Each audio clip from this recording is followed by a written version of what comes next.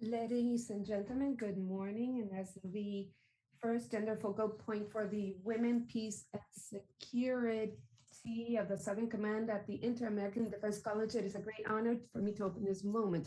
First of all, a warm greeting to our hosts, the members of the Inter-American Defense Board, the chairman of the Council of Delegates, and the Director General of the IADB Secretariat, and the director of the college. A special thanks to Colonel Wagner Araujo for his tireless work as coordinators of this event. Also, a wholehearted welcome to our special guests and our speakers who make this event possible with their dedication and collaboration. Finally, greetings to our moderator, my friend Major Karina Montoya, who also represents the Women, Peace, and Security Program of the U.S. Southern Command. Today, at the Inter-American Defense Board and the Inter-American Defense College, we seek, in partnership with the U.S. Southern Command, to strengthen the international agenda for women, peace, and security in the hemisphere. The scale of this event demonstrates the willingness of trusted partners such as Southern Command to work towards the promotion of professional development, the integration of gender perspectives, respect for human rights, and strengthening our joint work. The U.S. Southern Command has been a great ally in this endeavor. For this, we thank their leadership, and in particular, Lieutenant Colonel Julia Turner, Chief of Women, Peace and Security Program, who is with us. In the International Agenda on Women, Peace and Security of the United Nations, we have seen that over a little over 2 decades, the adoption of Resolution 1325, the role of women in the prevention, resolution of conflicts, peace building, and peacekeeping. It stresses the need to promote the equal participation of women in peace and security, as well as the insertion of gender perspectives at every level. That is why we work with our partners who share the conviction that the inclusion of women at all levels leads to a safer, more prosperous, and freer hemisphere. The inclusion of women in the security and defense sectors begins with listening to their perspectives of professionals who successfully apply a gender lens to their work. It is a concerted effort to elevate the voices of talented individuals in our region. In keeping with our commitment to elevate and amplify their voices, our seminar includes civilian and military personnel representing numerous organizations and nationalities. This seminar is composed of 3 themes, highlighting the role of women in military operations and command positions and in military training colleges. The partners represented at this table are committed to these specific actions. At Southcom, with their Women, Peace and Security program, which is part of the command strategy, and its WPS program, which is embedded in its operations, activities, and investments throughout its area of responsibility. At the IADC, WPS is implemented through its strategic plan and is disseminated in its strategic communications. It is also worth mentioning that last year we held the first elective course on gender integration and perspectives in the armed forces, taught with our Canadian partners in 4 languages of the members of the OAS languages, IADB and Southcom, among others. At the IADB, as we mark this important anniversary, we celebrate the contributions of women and men who have worked with our institutions to advance the dialogue around the role of women in defense and security throughout the Western Hemisphere. It is clear that defense forces, like all professional teams, are stronger and better when they are integrated. The IADB also leverages these technologies to provide us with equitable meetings through interpretation services. On this occasion, it disseminates the importance of gender equality for over 600 participants from 23 countries in 3 languages. Gender equality is key to achieve progress and overcome many of the region's structural and cultural challenges. However, we also know that much remains to be done. This event is testament to what institutions can achieve when they include women. It is testament to the tenacity of strong women who demonstrate every day that their contributions are extremely valuable to their institutions and societies. And it is testament to the importance of working together with our partners. Ladies and gentlemen, welcome everyone to the Inter-American Defense Board's Women, Peace and Security Seminar 2022. Thank you very much for being now. Now I give the floor to the chair of the Council of Delegates of the IADC, Vice Admiral Alexandra de Faria. Testament to the tenacity of strong women who demonstrate every day that their contributions are extremely valuable to their institutions and societies. Ambassador Baños to Mexico, Ladies and gentlemen, welcome uh, everyone to the Inter-American Dr. Lara Diaspora Women, Masson, Peace and Security Summit Gender 2022. Policy Thank Director you of very much for Argentinian being Defense now. Minister, I give on the floor behalf of to whom the I Council of Delegates of the compliment IADB. You guys everyone that already has been know invited to this Alexandra de seminar. Faria. A distinguished audience that has been virtually and in presence here on the name of the Council of Delegates and the leadership of the board, I would like to give you my warm welcomes and thank you for contributing and making this seminar of the IADB a very important event, both from the quality and relevance participant.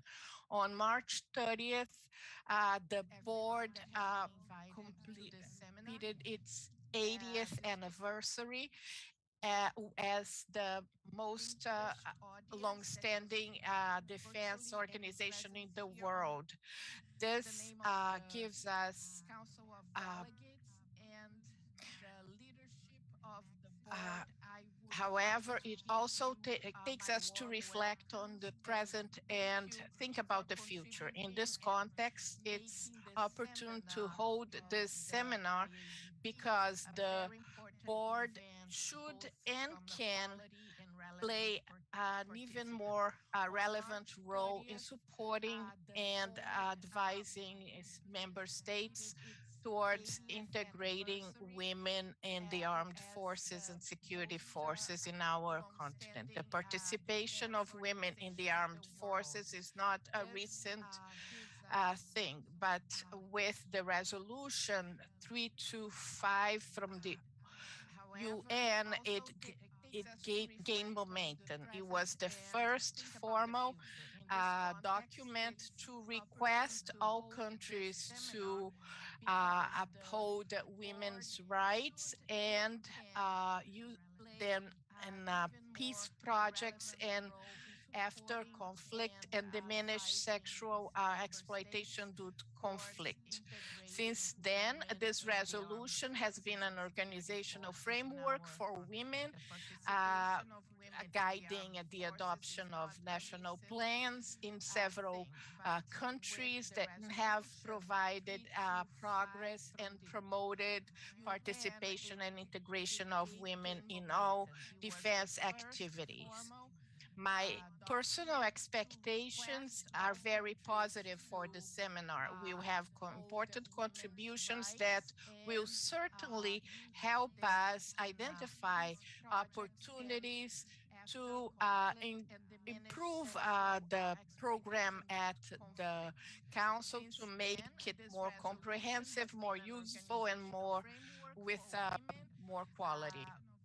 Now we should institutionalize the program of women, peace, and security as a continuity of the excellent work carried out by the Conference of Defense Ministers of the American on gender inclusion. I believe that these type of programs developed by countries as a program for NATO can serve us as reference.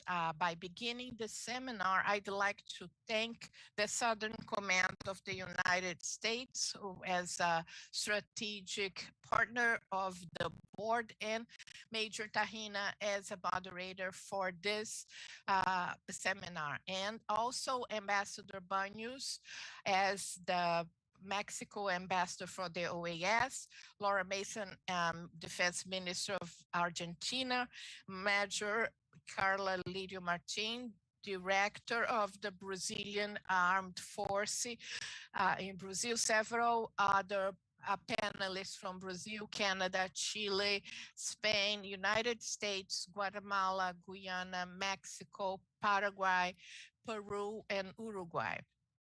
I also would like to thank everyone that are attending virtually and have helped us put this together for the seminar. It's a joy to have you on board. Good morning, everyone, and have a good seminar to everyone.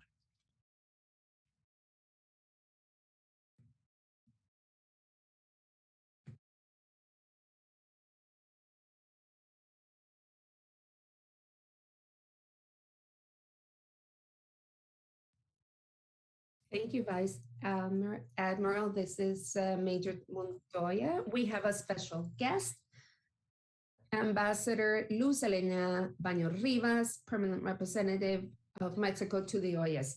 Thank you very much. Good morning, everyone. I thank the invitation by the Director General of the Inter-American Defense Board, General Porfirio Fontes Vélez, to welcome all of you in the opening of this Women, Peace and Security Seminar that the IADB has carried out since 2018. It is a pleasure to share this inauguration with Vice Admiral Alexander Ravelo de Faria, Chair of the Council of Delegates of the Board, as well as with Dr. Laura Mazon, Director of Gender Policy of the Ministry of Defense of Argentina, to whom I send warm greetings. This seminar is particularly important because it marks the anniversary of the establishment of the board and the 80th and the 70th anniversary of the Inter-American Defense College. As a result of a resolution of the Permanent Council of the OAS to contribute to the peace and security of the hemisphere. This is a timely moment for member states to reiterate their commitment of promoting gender equality at the highest levels of direction, and as a result of hemispheric cooperation in military, security, and defense affairs, and other agencies that can contribute to this effort. For this, the Permanent Councils encourage the board to continue adopting actions to incorporate the gender perspective in compliance of its mandate, as well as to promote the empowerment of women at the IADB itself and in the defense and security forces of the member states through its integration and full participation, equalitarian and significant participation at every level, in every level of specialty. Without a doubt, this seminar is a true effort by the IADB in this regard, in particular to promote the commitments by the OAS, which is a regional entity, and the United Nations and the Resolution 1325 of the UN on Women, Peace and Security approved in 2000, as well as the 9 other subsequent resolutions ensuring that women are involved in all initiatives involving peace and security as signed in the resolution for peace and security in the region by the OAS. The Declaration of on Security in the Americas, which is one of the pillars of the Inter-American system in security and defense. The states have recognized therein the need to strengthen the role of women in the adoption of decisions at every level regarding prevention, management, and resolution of conflicts, and committed to the integration of a gender perspective in all policies, programs, and activities of inter-American bodies, or agencies, entities, and conferences and seminars that deal with the security in the hemisphere. During the 13th Conference of Ministers of the Defense of the Americas held in Mexico in 2018, the Ministers of Defense declared the commitment to continue promoting the incorporation of the gender perspective as a cross-cutting pillar in the defense and security policies of the states of the hemisphere, in particular through training in the subject matter, with the purpose of eliminating any kind of discrimination, gender-based discrimination in the public defense forces in the region. The OAS carries out efforts for a long time in this regard for the full participation of women in the process of development in government, agencies and in the bodies of the Inter-American system, which has been a mandate of the Assembly General for at least the last 35 years. Surprisingly, it wasn't until 2022 that the Hemispheric Security Commission dedicated a specific session to address the leadership role of women in the safe security of the region. Without a doubt, the commission had considered the participation of women in defense and the in security in the Americas with a gender perspective, especially due to the differential way that violence affects women and girls in conflicts and for the pernicious effects in the fulfillment of their human rights. However, they had never dedicated a specific session to closely analyze the role of women in compliance of the difficult tasks of security and defense, which areas in which men have had a significant role. The chair has by the way, only has a one woman represented by Mexico, and we have tried to include them in the context of the celebration of the month of women in March 2022. We have distinguished women from all the hemisphere who have a highlighted trajectory in public security, justice, the fight against drugs, the fight against money laundering, uh, disaster response, fighting trafficking in persons, the fight against terrorism, and defense. We had the honor of having the participation of Rear Admiral Major of the Defense Forces of Jamaica, who was a trailblazer for women in military service at every level because when there's a need to face conflicts, women have the ability, the same capacity as men. And without a doubt, we will go ahead and lead to defend our people. We will continue working in compiling presentations given at the at the session, and we hope to publish them soon in the next few months. And this will be highlighting the role of women in peace and security, especially in forums like this one for Mexico, gender equality and empowerment of women and girls in all their diversity are essential conditions not only for the achievement of peace and international security, but also for sustainable development. In line with its feminist focus, Mexico is trying to seek leadership in the promotion of the women's in the agenda for women, peace, and security promoted by the UN. My country recognizes that full participation, equality, and significant participation of women and girls at every level in society and in public life is vital to guarantee security as well as to rebuild the social makeup and to keep the peace. Gender has a significant position in gender-based violence is usually engaged by violent groups that tends against the peace internationally by promoting traditional gender roles in its propaganda, but states that women and men should have different roles.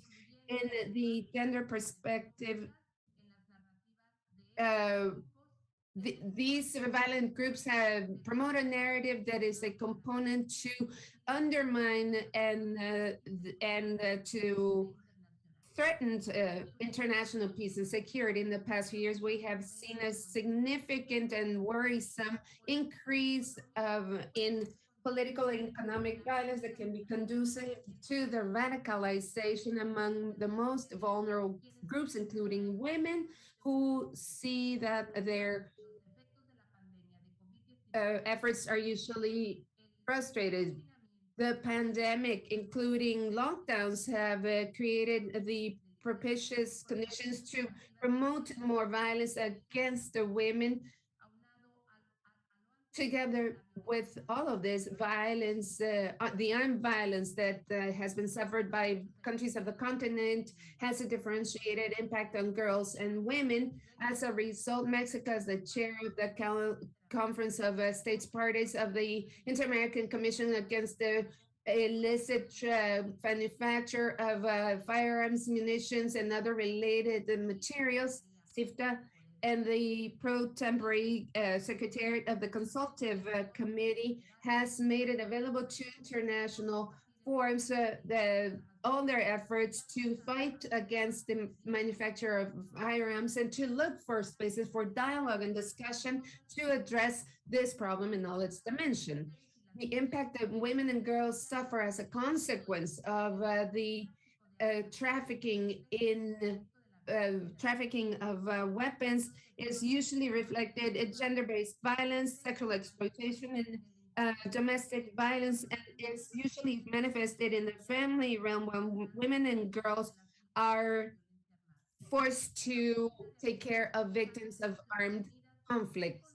The United Nations has found evidence that shows that the rate of feminicide increases in countries with a broad availability of firearms. My country, it has stated many times that the incorporation of the gender perspective in all the work that is done for prevention in public security, for fighting terrorism, the fight against transnational organized crimes, and defense requires concrete measures that respond to the structural causes that lead to inequality and violence against women and girls. Mexico highlights the importance of guaranteeing that these measures are using the different gender-based violence studies and bear in mind the needs and rights of women, gender equality, and the empowerment of women, remembering that the change and the creation of resilience comes with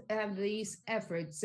As a member of the Security Council of the United Nations, my country has affirmed that it's fundamental to have comprehensive gender-based perspectives to evaluate the impact on the vulnerable communities.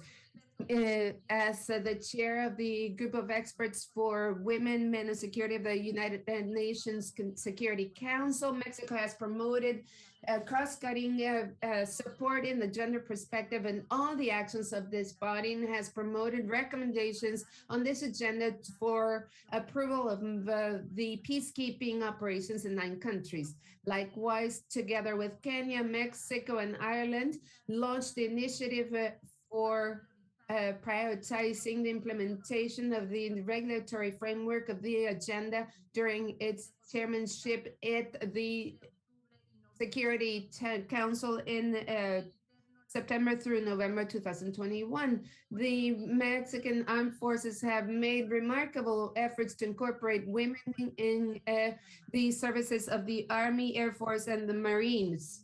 As of 1999, mandatory military service was exclusively for men, but thanks to the broad interpretation of the principles of equality established in our Constitution, this space was open for voluntary participation of women. The participation of women in the armed forces of Mexico has been ongoing throughout its history, although it has been limited. This history of the Mexican Revolution that began in 1910 records not only as colleagues, but also as participating in combat.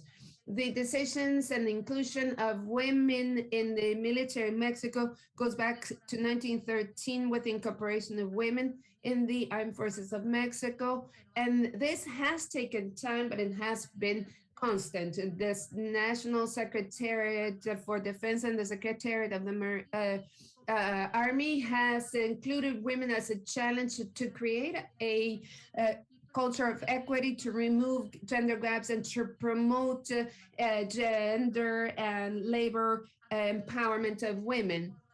Currently, women are about 12% of the personnel of the Mexican Army and 18% of the Secretariat of the Army. of the Navy, which is several thousand active women. The Secretariat of the Navy, about 18% of the staff are women. In this sense, since Mexico reinstated its operation and peacekeeping operations of the United Nations, our country has deployed 31 women from the armed forces of Mexico in 5 operations: Colombia, Mali, and Western Sahara, Central African Republic, and Kashmir. Currently, 35% of the personnel deployed by Mexico are women. And I'd like to share that as of 2021, Mexico adopted its first national plan of action and follow-up to Resolution 1325 of 2000 of the Security Council regarding women, peace, and security. And some of the objectives include: one, to promote and create awareness in personnel regarding the role of women in prevention and the promotion of peace. Two, to have the substantive participation in training and deployment of women in uniform in peacekeeping operations of the United Nations. And three, to incorporate the protection of human rights of women and girls and the gender perspective in institutions that participate in peacekeeping operations. I would like to close by highlighting the need to incorporate and reinforce the gender dimension in the work that the OA has does, of which the IADB is a part, as well as to promote a comprehensive gender policy that promotes uh, security and peace and the development, the professional development of women in an area that has been traditionally being held by women. I call on us to recognize the need to strengthen the equal participation, full participation, effective participation by women in all of the processes of adopting decision making and execution related to public security, the fight against transnational organized crime, and defense, bearing in mind always that it is important to incorporate gender perspectives in the efforts of execution to address the differentiated impact of these scourges on women and girls in our region. I trust that the work done today will reflect the Enfim, will os of the trabalhos do states dia of de the hoje OAS repetirão manifested in os objetivos da resolution OEA that nesta commemorates the resolução 80th comemorativa do anniversary of the 80º aniversário IADB da adopted GID, by the adotada pelo Permanent Conselho Council, so Permanente, that this seminar para can e que contribute to este the seminário strengthening of the contribua significant com a participation of participação women in significativa das defense mulheres de forces forças and de defesa e security segurança in no our nosso hemisphere. hemisfério. Thank Muito you very much. obrigada Have a e good day. ótimo dia. Muito grata, Thank you senhora very Luzelena much, Banhos Rivas. Muito Madam obrigada Lucelena por sua apresentação. Banhos Nossa Rivas. próxima Now we convidada, a have our doutora special Laura guest, Masson, Dr. Laura diretora de Masson, Políticas de who is the Gênero Director of Gender do Policy in the Ministério de Ministry of Defesa da Defense of Argentina. Argentina. Boa Good tarde. afternoon. Em primeiro First lugar, of all, quero I would like to agradecer o thank the convite para invitation to este this seminar seminário em on nome do behalf Ministério of de the Defesa da Ministry of Defense of Argentina. Argentina, and Saudar especially greet especialmente as the autoridades da authorities Junta of the Interamericana de Inter-American Defense Defesa Board and e all a of the todas as colleagues colegas que me who acompanharam will be nesse here painel, with us sobretudo in this a panel, senhora Luz especially Helena Ambassador Banhos Lucelena Rivas, que Banhos fez uma excelente Rivas, who has made an apresentação, excellent presentation onde where she gave us the context contextualizou and e she mostrou a showed importância do lugar the das mulheres na importance of agenda da mulher, women's paz e inclusion in the segurança. agenda for peace and security.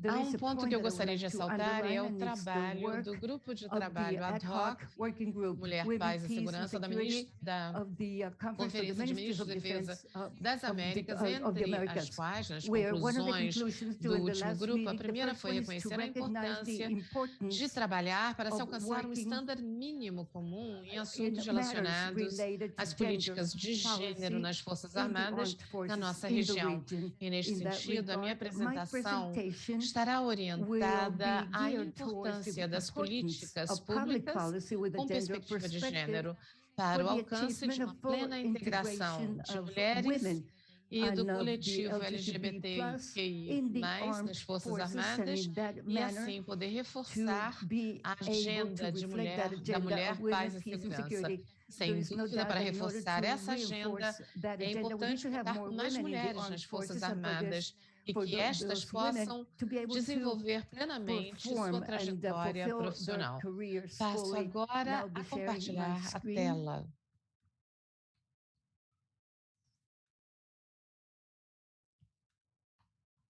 Perfecto, ¿pueden verlo ahí? Can you see my screen? Bien, entiendo que sí. Bueno, mi presentación será My presentation will be brief a conversar acerca de las políticas de género and it will be targeted towards talking about gender policy and institutional change.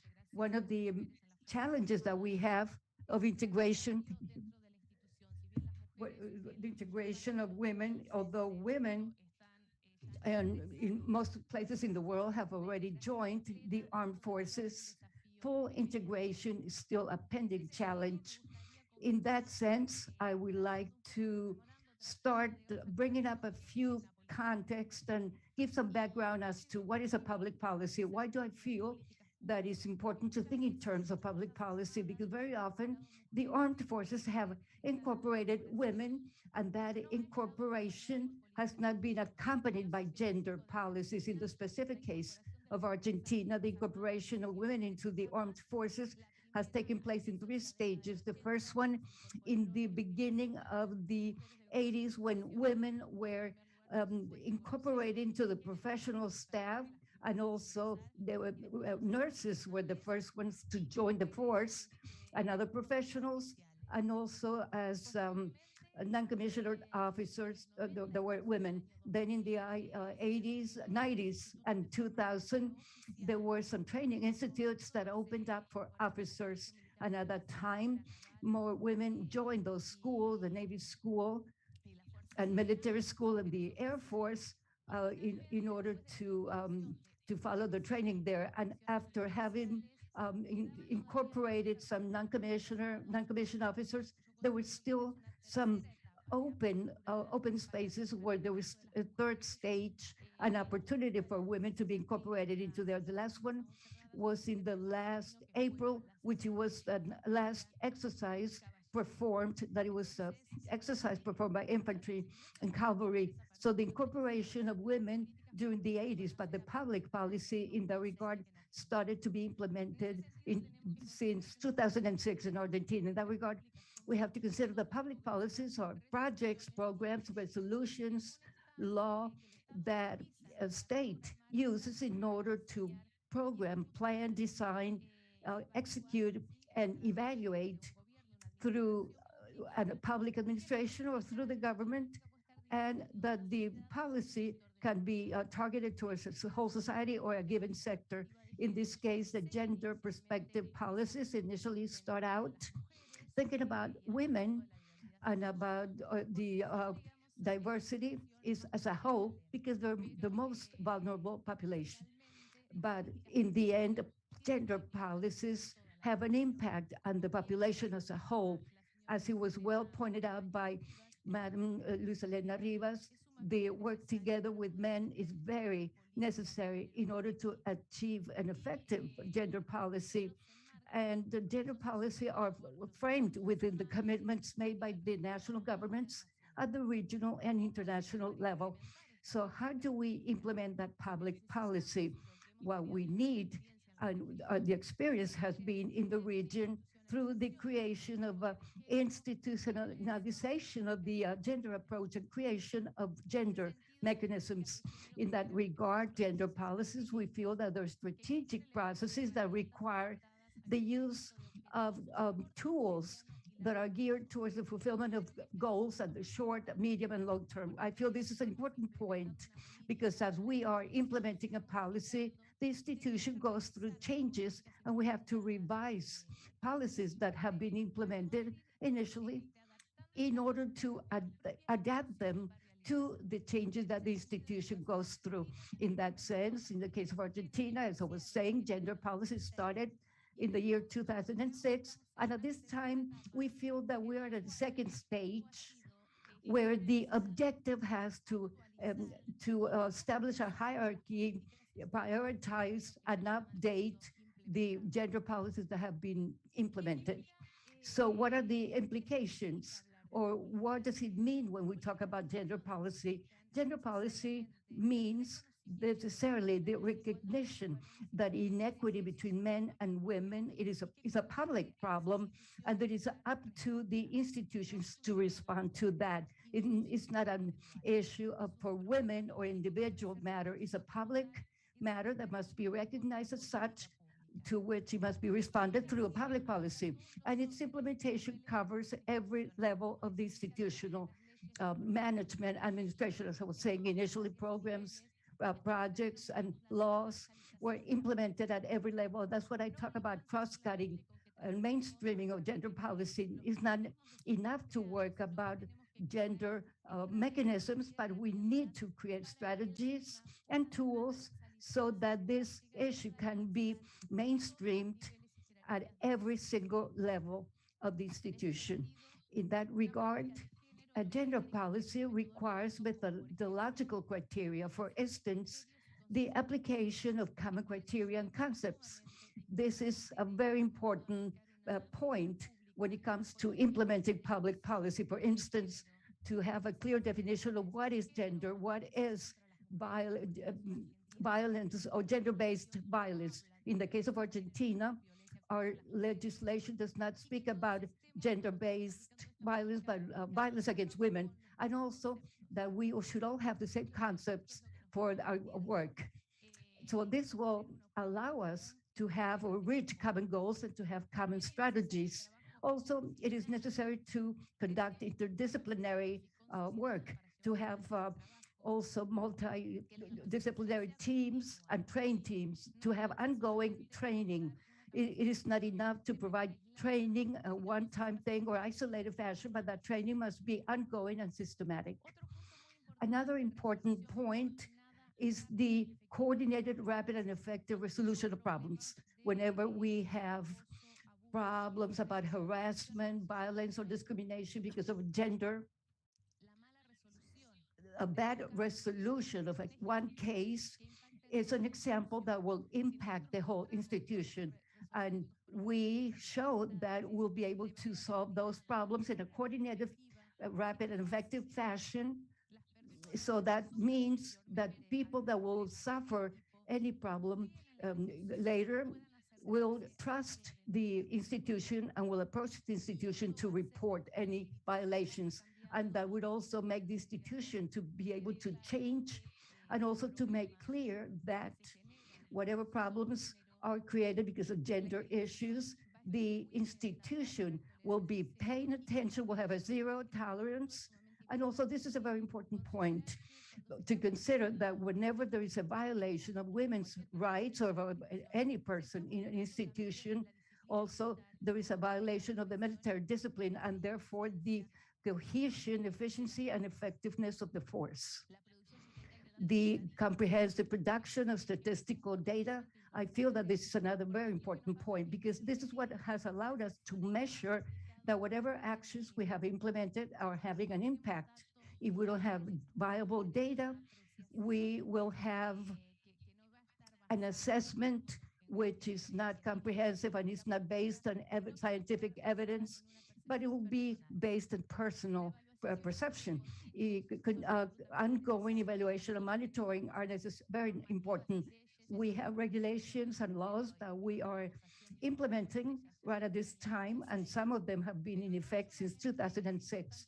But not only is it important to have a written law and to have that legal support, but it's necessary to monitor how that regulation and legislation is being implemented and what impact it's having, because sometimes you have to make adjustments or corrections along the way to something that maybe you thought it was effective. And finally, mainstreaming of gender perspective in every area, as I mentioned earlier. Now, I was talking about institutionalizing gender in the area of defense and creation of gender mechanisms. I would like to share with you the work that has been done in Argentina, and in particular in recent years.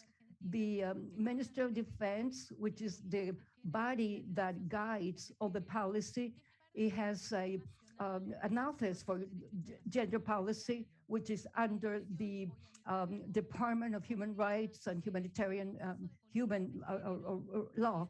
So this is the advisor or a council that provides advice to the defense minister. It is made up by women, military women, representatives of academia, gender specialists, representatives of non-governmental organizations who work in women's right issues, and other government bodies, agencies such as the Ministry of Women, which is one of the agencies with whom we continually connect to support policy or gender policy in the area of defense. Recently, well, in August of 2020, the Minister of Defense, Jorge Tayana, approved as soon as he came over into the in power. They approved a new public policy, and through that resolution 107750 approved in 2021, he created the different departments for gender in the armed forces. Up until that time, Argentina had 3 centralized gender offices, one for each one of the forces, and now they have been transformed into departments. In addition to that, we have gender offices that have been created at the different units and distributed throughout the national territory, which depend on the departments, and gender links or liaisons are focal points who are in charge of detecting any difficulties, or such as in the case of discrimination, abuse, violation because of gender. They will communicate it to the nearest gender office. Our main work themes or areas are as follows: implementation of a comprehensive policy for gender policy, implementation of Ministerial Resolution 1750 of 2021, which establishes a hierarchy for the gender offices and defines its functions, and the implementation of a mandatory training on gender issues that has been already enacted, and that I'll be talking about that, and also the roundtables that we have for mainstreaming gender perspective. I want you to keep in mind these 4 points that we'll be discussing next. The comprehensive plan for gender policies of the Ministry of Defense has 3 guidelines, and these guidelines are broken down in 46 specific actions. Each one of those actions has a verification mechanism, specifically to be able to show that it was conducted, and an indicator that will show us compliance. The first point is the unification of implementation criteria of gender policies in the 3 forces. The second is the recovery of the advisory role of the Gender Policy Council in the area of defense, and the incorporation of women into that command body. It is important that in order to understand that gender policy are not developed at one time and they're there forever. They have gone through some fluctuations in their functions, and recently that body had become more in a training body more than advisory body. So what we have done is to go back to establish the hierarchy of different roles and functions, and to provide the function of advisory role to that council, and also incorporating women into that command body, who they have been the last ones to join the force, and they are already advancing in their career, and we feel that it's vital to have their voice in the Gender Policy Council. When this council was created, we only had professional women. Now, design and implementation of a comprehensive statistical system, and also monitoring and evaluation of women throughout their military career in accordance to the challenges. So, as I said, not only is it important to have that enrollment, but also after that, it's important to have the constant training of those women. Item 5 is strengthening of prevention, assistance, and protection strategies in the cases of violence caused by gender at home. 6, mainstreaming of gender perspective into the educational programs, and development of joint and ongoing training. 7, a revision of the gender perspective and the human rights symbology in the area of defense. Also 8, development of care policies based on institutional responsibility, and share responsibility of care. Also, number 9, to promote necessary actions at the national level for compliance with those commitments. And number 10, inclusion of the gender perspective in humanitarian assistance tasks in the case of emergencies, catastrophes, and other situations. The ministerial resolution created the different departments for gender with 3 divisions: division for planning, monitoring, and advisory services, the division for training and update, and division of cases. Cases, that means all the submissions or reports filed whenever there has been a violation of military discipline and related to gender. From the departments, or the offices depend on the department, and also those offices work directly with the gender departments. For us, it's very important to have a hierarchy of these different levels, because the definition of new functions means that the offices that are distributed throughout the country will functionally depend on that department, and that will ensure the implementation of a policy that has a common objective, and also work that is based on common ground. So those uh, uh, those officers will qualify and approve the promotions of the personnel in those offices. Now we have the law 27499, the Micaela law, which creates a mandatory training in gender and violence for all of the people working in public function in the executive branch, legislative, and the judiciary. It's called Micaela, on behalf of Micaela Garcia, of a young woman that was sexually abused and murdered, and her family introduced a bill that was finally approved, so that training in gender issues becomes mandatory for all public officers. Nowadays, for the level of the Department of Gender Policy of the Ministry of Defense, and through the joint work with military department, we have been able to train about 8,000 members of the armed forces in Argentina. We started this training with the highest authorities. The first ones to be trained were the chiefs of the forces, and all brigadiers and generals and admirals. So all the high-ranking officers have already been trained in gender issues in the armed forces in Argentina. This is a course that lasts for 24 hours. It is done virtually, the 4 modules, and each module has an evaluation. In this process, we have 2,850 people in the process of being trained at this time. Very well. Now, I would like to talk about the roundtables that we have for mainstreaming the gender perspective. This is a strategy that we have implemented in March 2021, and therefore we have been already working on it for 1 year. And this is a mechanism that is outside of the gender mechanisms that we already had at the Defense Ministry. It is a mechanism that was designed, as its name says, in order to mainstream gender perspective. The objectives, or those roundtables, are made up by director generals of health, of personnel, juridical, and educational affairs, and the chief of the department. The objectives are to articulate and mainstream gender policies to strengthen gender institutionalization in the armed forces at every level, and to enhance the work of the different departments and offices through the articulation of the different areas. This is coordinated by the Coordination of Gender Policy Division. They have been involved in the meetings with the Minister of Defense, and they hold meetings every year in March, August, and November. This work has yielded excellent results.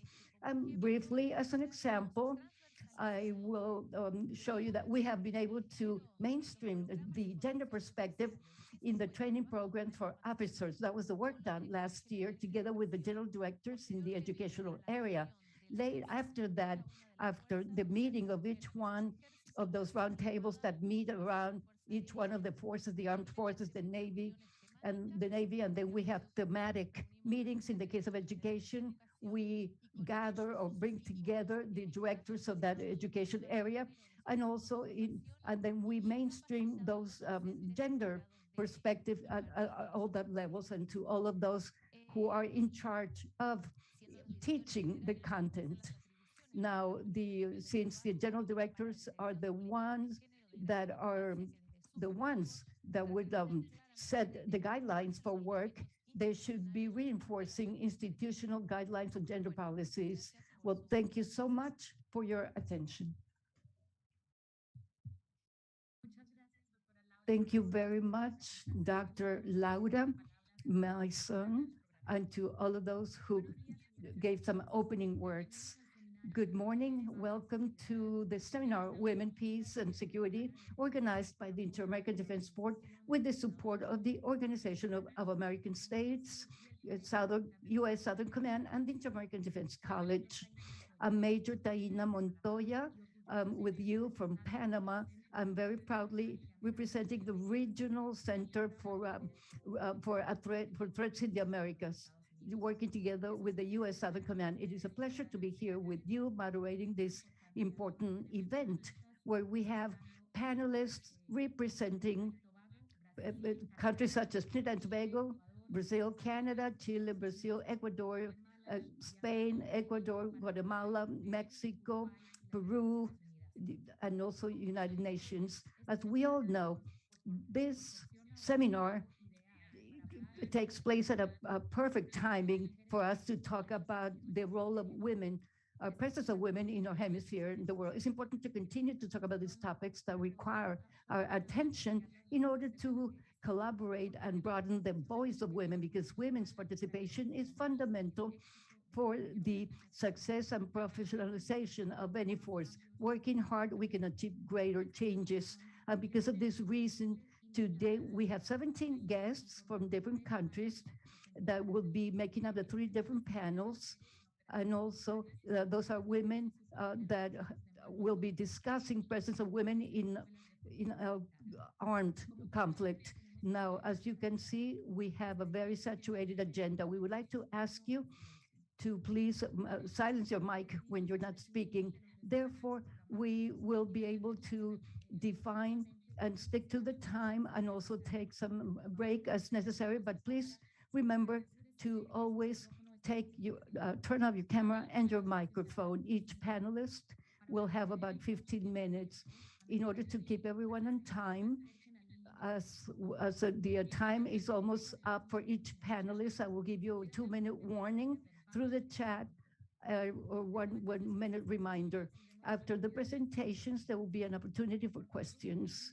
Please use the chat function in order to make your comments. I would like to start with a very important statistics for this.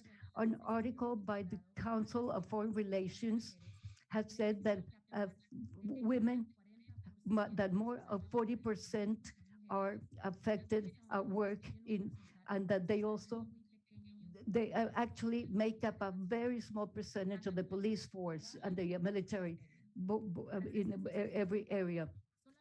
More specifically, there are only 5 countries in the region where women are more than 15% of the military. In the region, in Latin America, there are only 4% of women in the armed forces. It is easy to see or to say that even though we have a lot, we still have a lot to do. In order to deal with this topic, in the first panel, we have presentations by Commander Major General Marino Bryan and Commander Marcia Andrade, Lieutenant Commander Shelley and Marshall, and also Lieutenant Commander Eva Maria Aramontojo of Spain, and Mrs. Ana Vargas of Chile, who will be speaking from their perspective and experience of the presence and the importance of women in military operations and of the need to continue to work in the security so that we can increase the number of women that are represented. Major General Marina Bryan of the United Nations, you have the floor.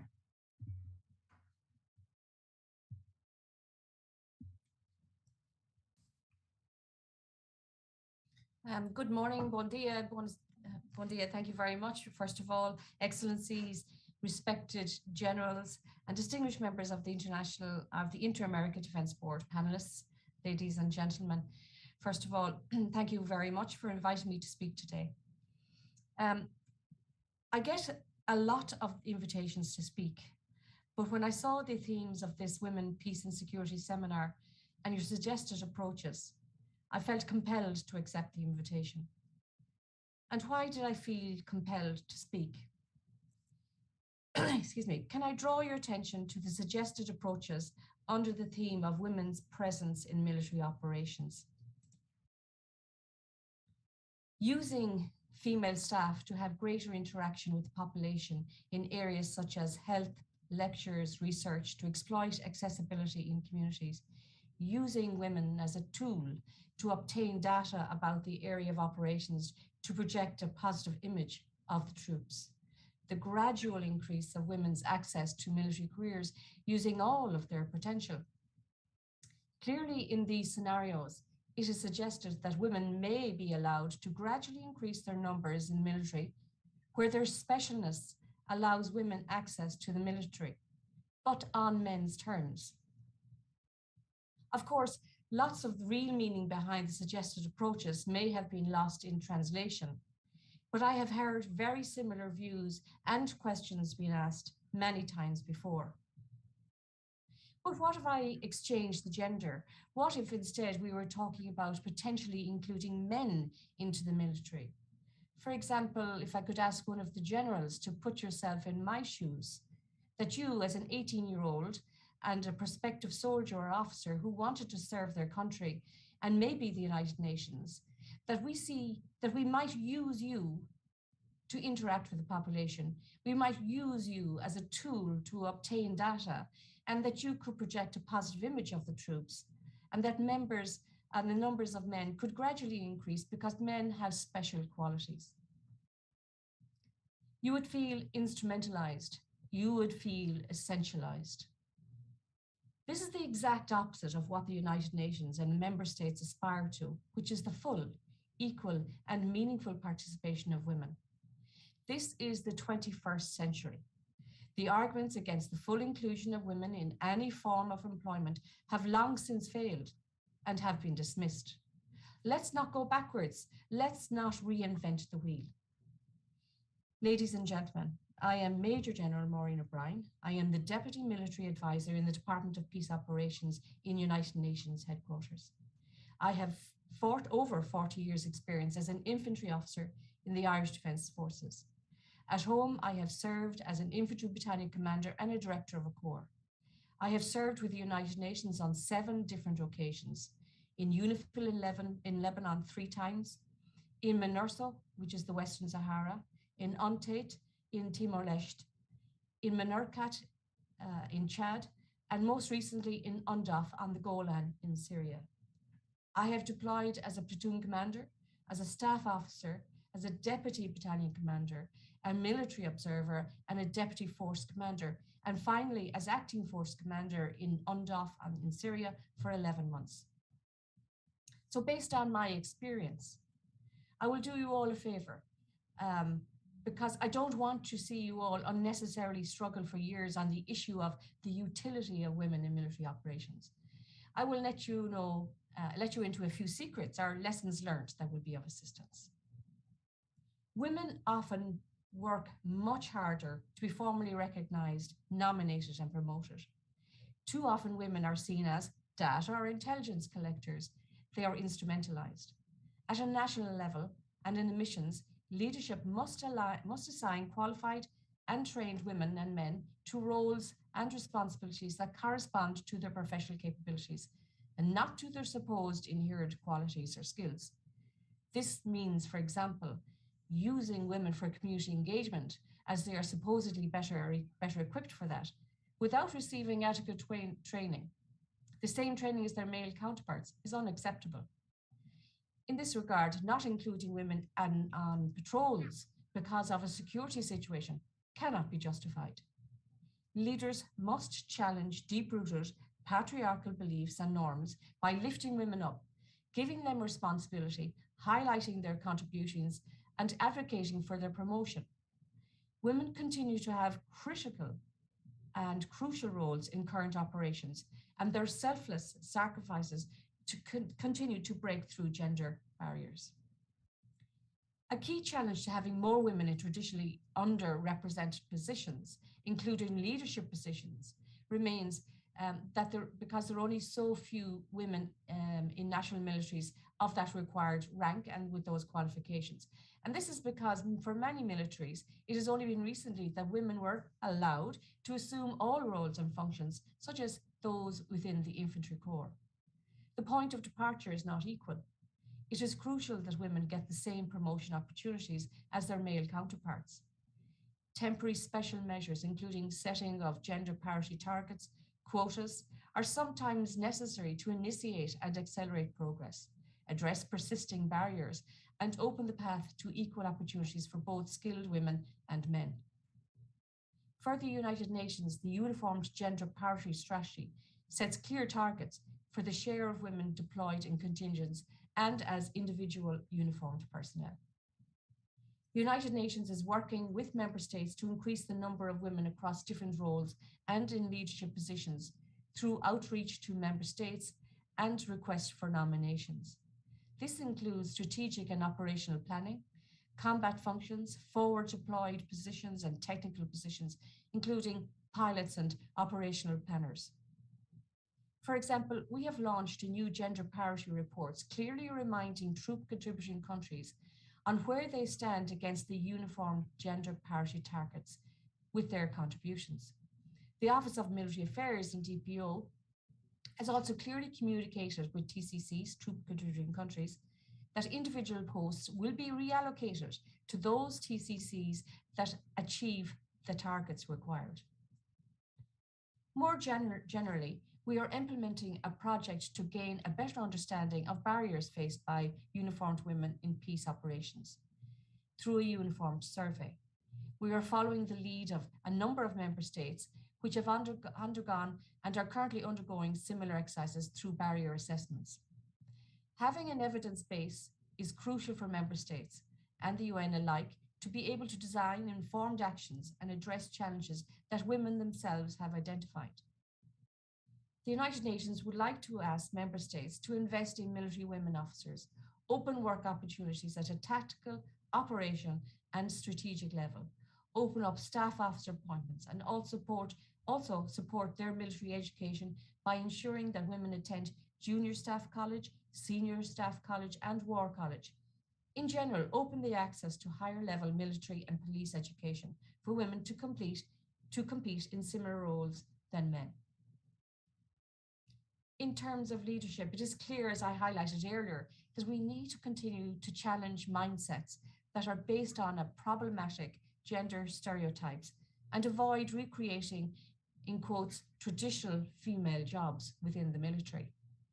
As mitigation measures, member states should ensure access for females to combat corps and not just support corps, and create opportunities for women to join as officer cadets within the mainstream officer cadre. Our aim in the Office of Military Affairs is to ensure the full, equal, and meaningful participation of female personnel in all ranks, functions, and areas of peacekeeping. Leadership is crucial to set the tone for the inclusion and enabling work environment. If leadership holds personnel accountable and clearly sets limits to underlying behaviour that is not tolerated, it will send a clear signal to all personnel in the mission. Leadership needs to act as an example to all personnel in the mission and treat everyone equally. A narrative on the importance of gender equality is one thing, but this narrative is not effective if it is not followed by concrete action.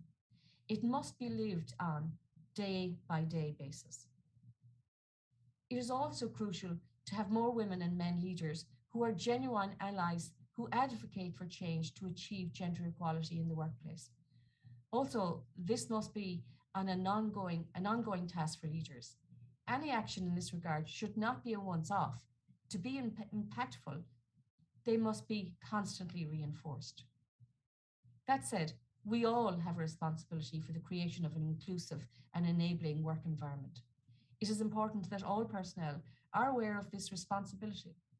Small actions, such as calling out colleagues who, when sexist jokes are made, can have a significant impact on the work environment. It needs to be clear to everybody that discrimination and sexual harassment is not a joke, but a serious misconduct with real disciplinary consequences. In terms of training and capacity building, member states need to create national career structures and develop long-term strategies to increase women's participation in national military service. The Department of Peace Operations conducts, for example, 50-50 women-men training courses, such as our UN Staff Officers course and the UN Military Observer course. Member states are encouraged to put forward female candidates for these and other UN leadership, military and police specific courses, and also to host 50-50 regional courses. Finally, the UN would like to work closely with the member states to learn from their good practices and experiences in addressing root causes of inequalities and promoting women's meaningful participation in national security sectors, and consequently in uniformed components of peace operations to ensure that we take concerted and coordinated actions to bring about change. In particular, we would like to call on your support to the first ever global report on the status of women in the defence sectors, which will identify good practices in increasing women's representation in the armed forces. So in conclusion, dear generals, put your mind at ease. Please do not continue to struggle and procrastinate with your inner conflict regarding women's role in military operations. That ship has sailed. Instead, I encourage you to be a female champion, to just get on with planning for the full, equal and meaningful participation of women in your national forces, in all corps and in all appointments. Thank you very much for listening. Muchas gracias, Mayor General O'Brien de las Naciones Unidas, por su presentación, y próximamente la comandante Marcia Andrade Brada de las Naciones Unidas.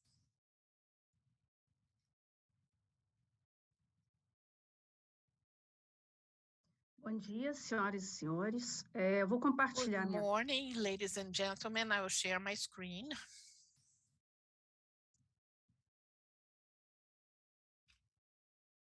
Todos podem ver?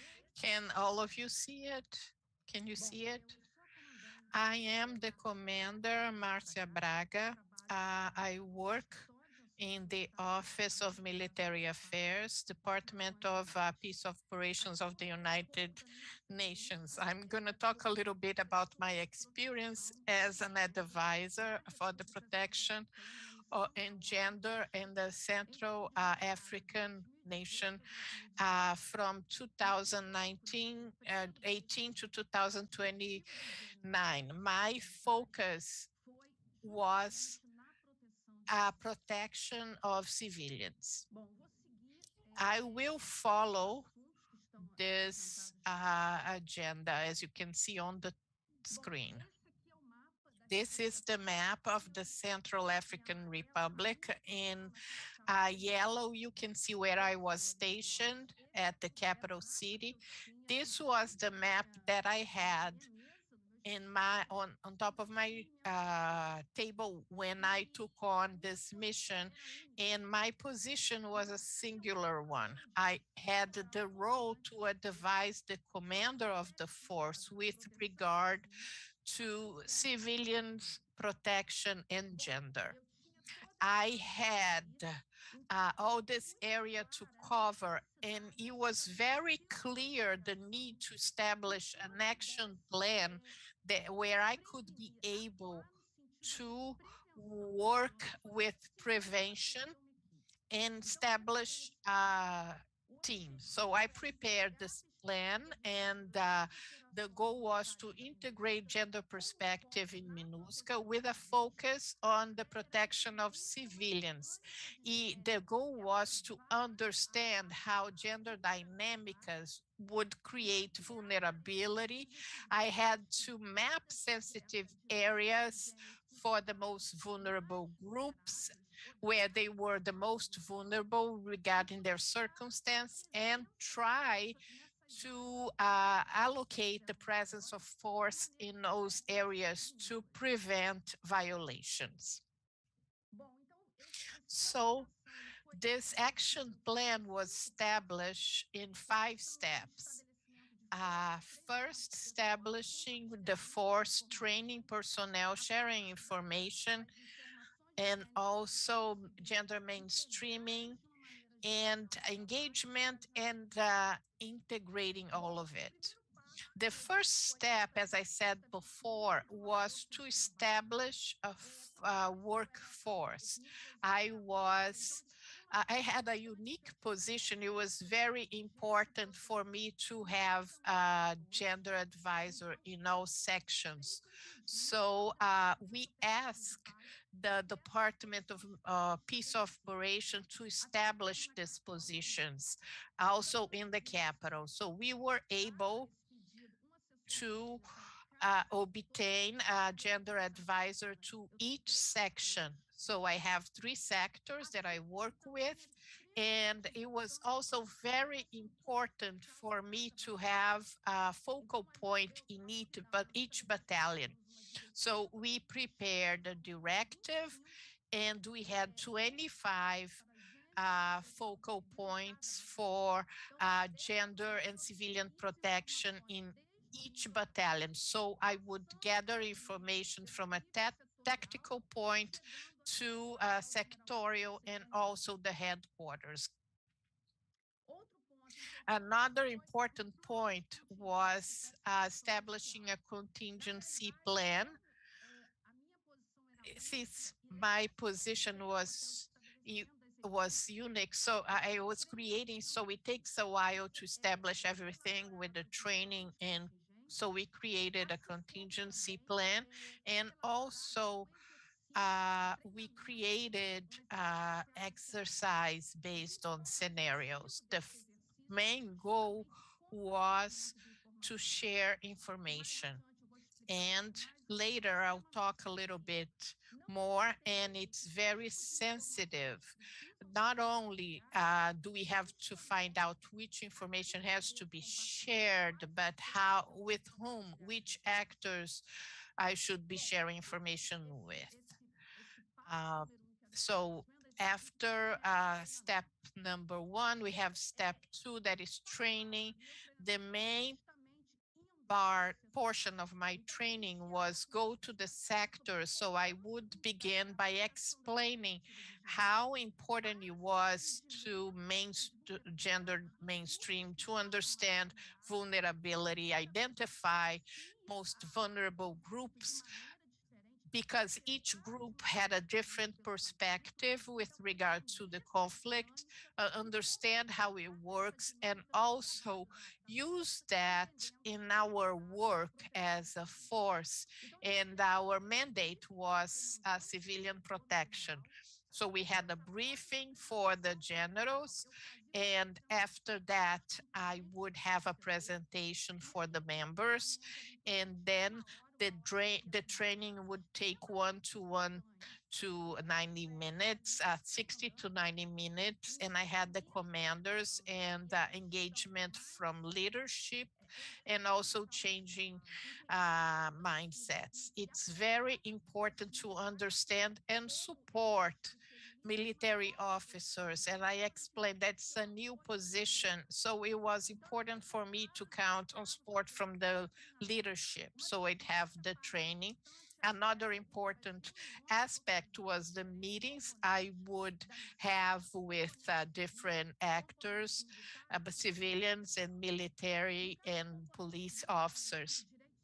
So I'll give you an example for the civilian protection: human rights, civilian protection, child protection, women, gender, and civilian affairs. And it was a time that I could understand the issue from a local perspective, because sometimes I had access to information, different information. Another important aspect, and I also would like to let you know that sometimes I would have a new gender advisor, and so I could work by mainstreaming all these aspects and include all of that.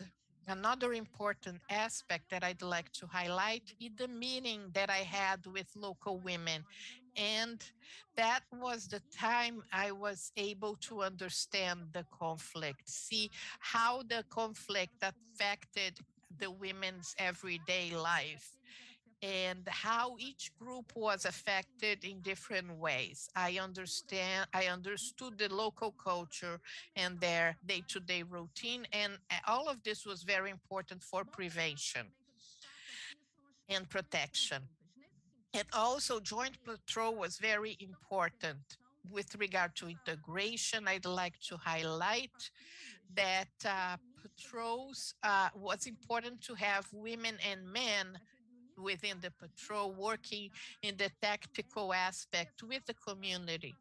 But this patrol was conducted during the day.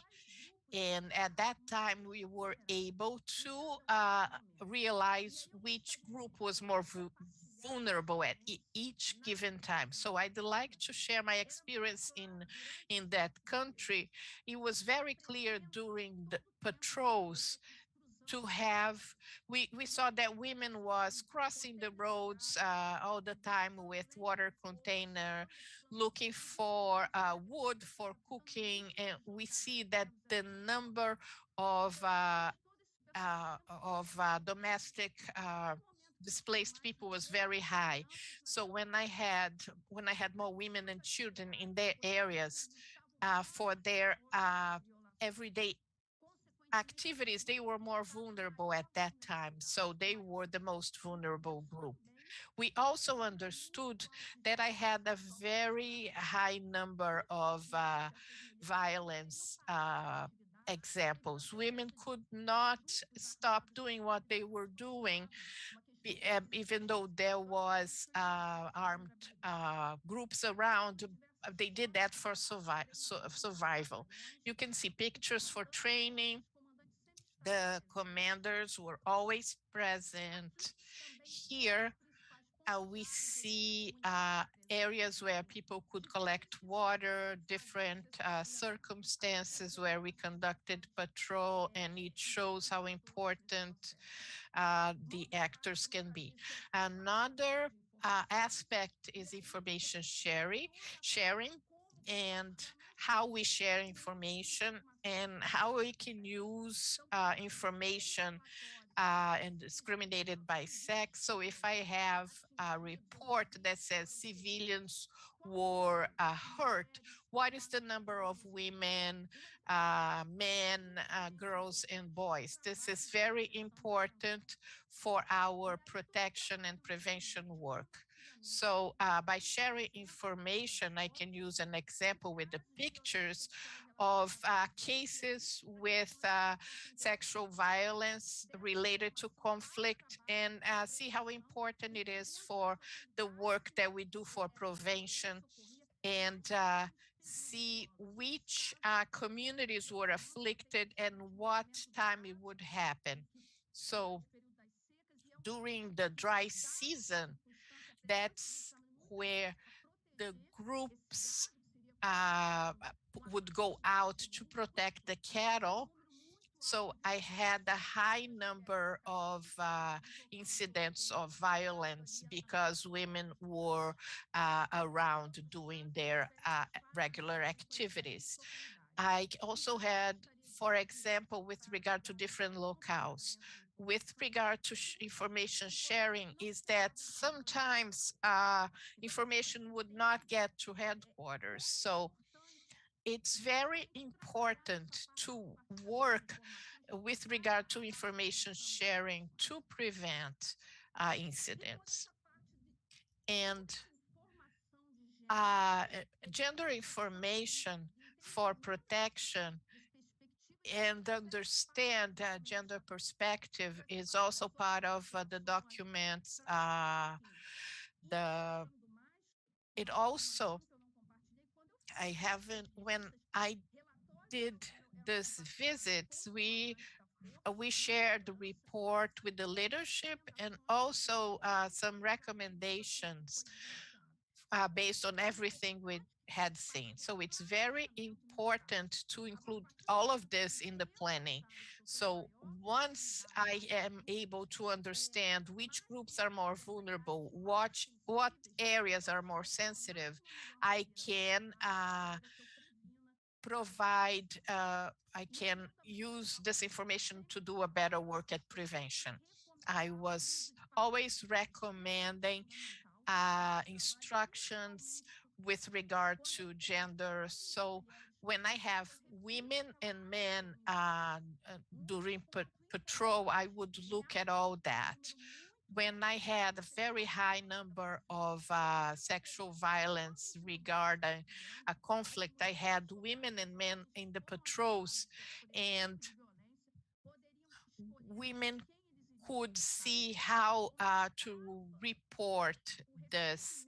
So there were more reports of incidents. So engagement is much better when we have both men and women working on the ground.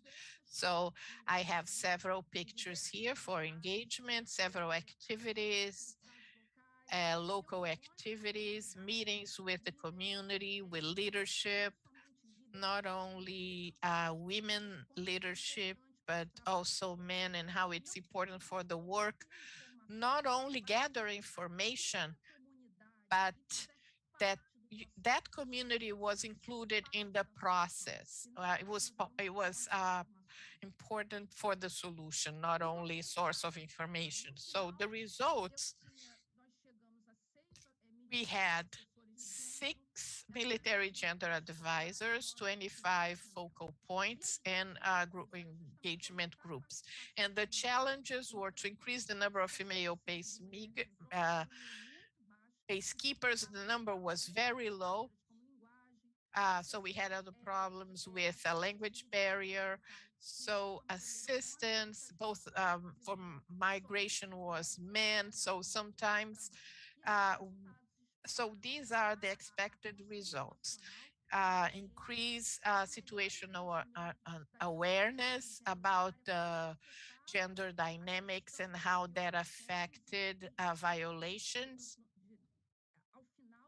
And at the end, how we can protect civilians by preventing violations. And to conclude, I have a statement from the resolution from MINUSCA mandate that highlights the importance of women in all aspects of the operation. That was very clear in my work, and it was part of the mandate, and it has to do with effectiveness. Thank you very much for allowing me to speak. Thank you, Commander Marcia Andrade Braga, especially for your very specific examples on how to incorporate gender. We are going to listen to Lieutenant Commander Shelley Ann Marshall, Commander of Marine Ship Safety and Port Facilities Security Units of Trinidad and Tobago. Please go ahead, you have the floor.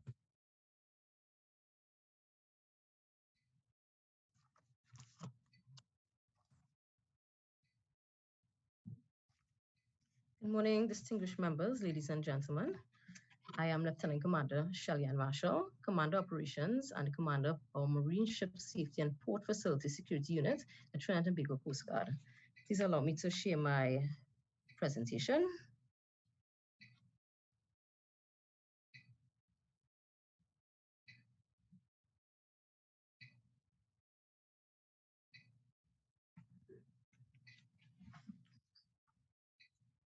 It is indeed a pleasure to participate in this seminar on behalf of the Trinidad and Tobago Defense Force, and my presentation this morning is on women's presence in military operations. The scope will include women in the Defense Force or Trinidad and Tobago Defense Force, operational priorities, women's presence in military operations, benefits of women's inclusion in military operations, and some of the challenges that women face with inclusion in operations. Trinidad and Tobago Defense Force was established in 1962 through the Defense Act, Chapter 1401, Number 7 of the Laws of Trinidad and Tobago. Our mission statement is to defend the sovereign good of the Republic of Trinidad and Tobago, and to contribute to the development of the national community and support the state in the fulfillment of its national and international objectives. The first batch of females were enlisted in the Defense Force on the 1st of July, 1980. Their functions as soldiers were primarily administrative, logistics, and ceremonial. In 1994, 3 females from our regiment were transferred to our Coast Guard. However, the first intake of females were enlisted in our Coast Guard in 1998. Our Air Guard was subsequently established in 2005, formerly known as Air Wing, a subunit in the Coast Guard. Upon inception, women were integrated in all roles within our Coast Guard, Air Guard, and reserves. Today, women are currently employed in every branch or unit of our Defense Force except our Special Forces unit.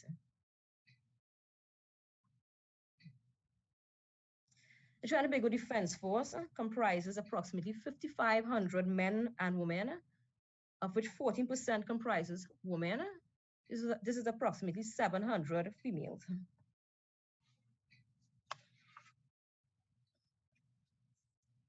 In 2018, the former Chief of Defense Staff acknowledged that military women face challenges and was committed to promoting the development and visibility of women within the Defense Force. As such, in February of 2019, the Chief of Defense Staff's Military Women's Initiative began. This initiative sought to examine gender equity in a framework of operational readiness by promoting institutional and individual accountability, gender balance, gender equity in all workplace policies, practices, and procedures, and effective employment of all members of our force. And of course, this entails how genders are represented within leadership groups in strategic decision-making processes and policy development. The final events for 2021 focused on policy review and development, as well as taking a first look at a national action plan for the implementation of UNSCR 1325, Women, Peace and Security, in partnership with the High Commission of Canada and the Institute for Gender and Development Studies for our University of the West Indies. The Trinidad and Tobago Defense Force operational priorities center around activities of HADR, border and port security, counterterrorism, military aid to civil power, and youth development. In no specific order of priority, that is. Our Defense Force actively assists in HADR operations, and over the years, the Defense Force has rendered humanitarian aid to our regional partners. Women have played an integral role in this responsibility. There has been an increase in women's capacity to conduct HADR operations by assisting in the transportation and distribution of food supplies via sea, land, and air. We've also provided counseling for survivors of disasters and assisted in identifying gender-based issues and counseling for victims of gender-based violence and persons who were affected during this pandemic. And this is primarily through our welfare departments.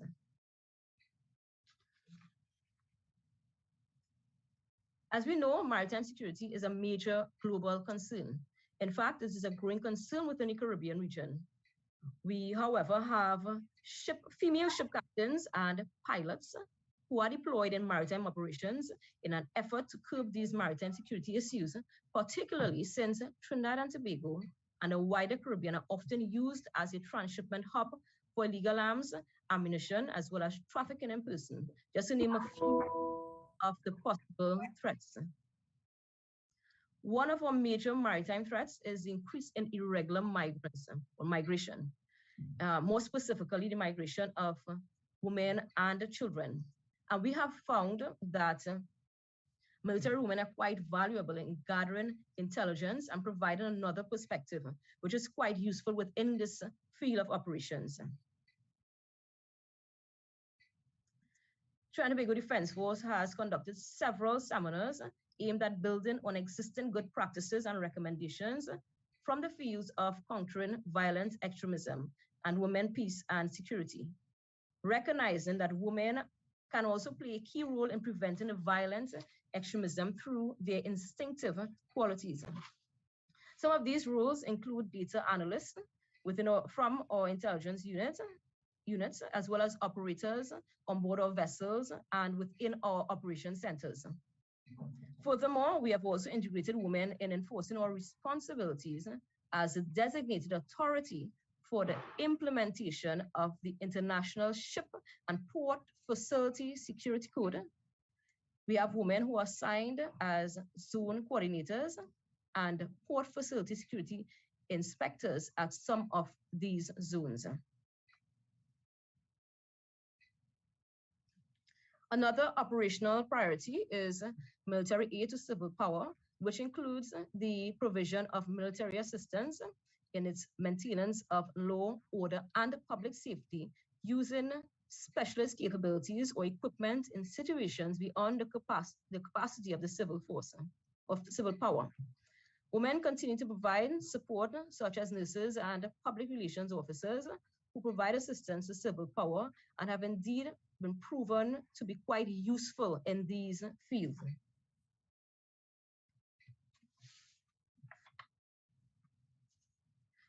Youth development is another major operational priority of the Defense Force, and there are a number of programs implemented to foster societal change and bridge the gaps, empower young adults, both male and female as well. Some of the graduates of these schools are today members of the Defense Force, and research has found that the input of the women within these programs have been quite beneficial since they have a unique understanding for the societal needs and were able to and continue to be able to positively impact the development of these programs.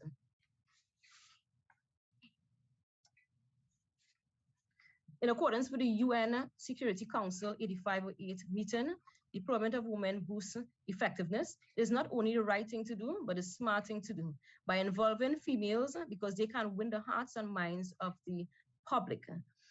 The UN Security Council also cited evidence that a greater number of women leads to more credible protection responses that meet the needs of all members of the community and public.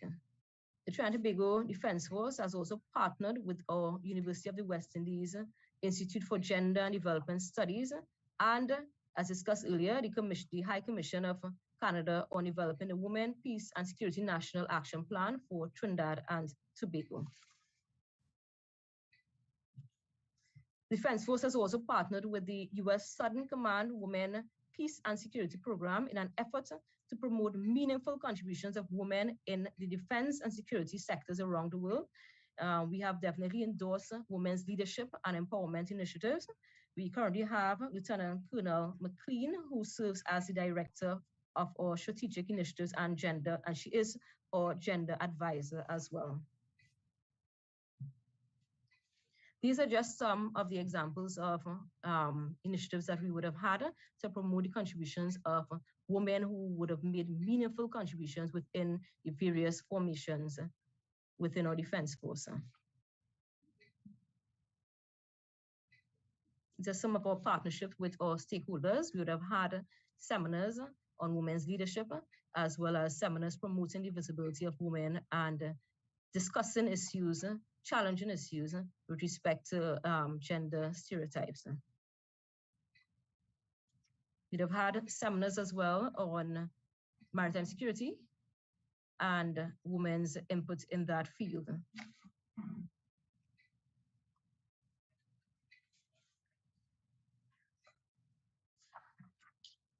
Women are quite crucial for success in peacekeeping and intelligence gathering, and have been used to obtain sensitive information and analyze data throughout the different formations within the Defense Force. We have to date battalion commanding officers a battalion command officer would have been assigned to the TTR or regiment, female that is, would have had several branch commanders within our Coast Guard, as well as deputy commanding officer within our Air Guard, as well as the incorporation of women within our intelligence units, within our operations centers, within our medical departments, as well as our marine ship safety port facility security unit, or squadron departments, which will entail female captains, as well as coxswains of smaller craft, women within our engineering field, as well as support systems. We would have also had women, and we do have women within our welfare department and our public relations department, just to name a few of the critical areas. Despite institutional and cultural barriers, women are achieving greater seniority and leadership across the services, and this is definitely seen within our Defense Force. The experiences and representation and recognition of women in the military have transformed, and women are no less suited to braving such austere conditions and have proven that in combat. And we definitely have lots of examples within our Defense Force. It's just a summarized operational approach for our National Action Plan. Our major project to influence women's safety and security is the development of a National Action Plan for the UN SCR 1325. This resolution aims to empower women as equal partners for preventing conflict and building peace. And this resolution recognizes that conflict has a unique impact on women and children. Women are a powerful force for peace, and through ensuring our roles in peace and security are valued, we can improve operational effectiveness through a human-centered approach to security. The Women, Peace and Security Agenda comprise 4 main pillars: participation, conflict prevention, protection, and relief and recovery, and can provide an overarching strategy for women and peace efforts. Women can bridge divides between groups, have a unique understanding of societal needs, and can access areas and information to increase the operational effectiveness of security forces and inspire a culture of inclusion for the next generation. Of course, there are challenges that we still encounter. So there is that transition phase that is indeed a challenge for us. There is that cultural change as well, and there still exists gender discrimination in some aspects. As we attempt to bridge that gap across the hierarchy, we sustained funding and allocation of resources are essential for us to promote the development of women and the inclusion of women within military operations. Thank you very much. Muchas gracias, Teniente Comandante Shelley. Thank you very much, Lieutenant Commander Shelley and Marshal of Trinidad and Tobago. I appreciate all your comments, especially regarding how gender takes place at the leadership levels and the processes that are taking place at the institutions. We will be having Lieutenant Commander Eva Maria Ara Montojo of Spain. Welcome. Good afternoon, everyone. I'll be sharing my screen.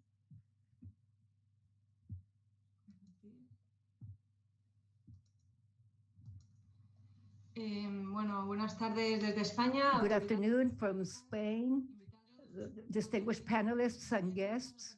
I thank you for this invitation to this seminar.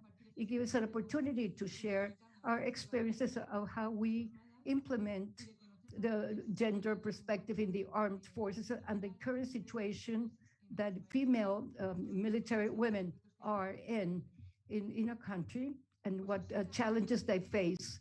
First of all, I would like to talk about our experience regarding the presence of women in military operations, and I'll be talking about the importance of knowing the context that we are operating in.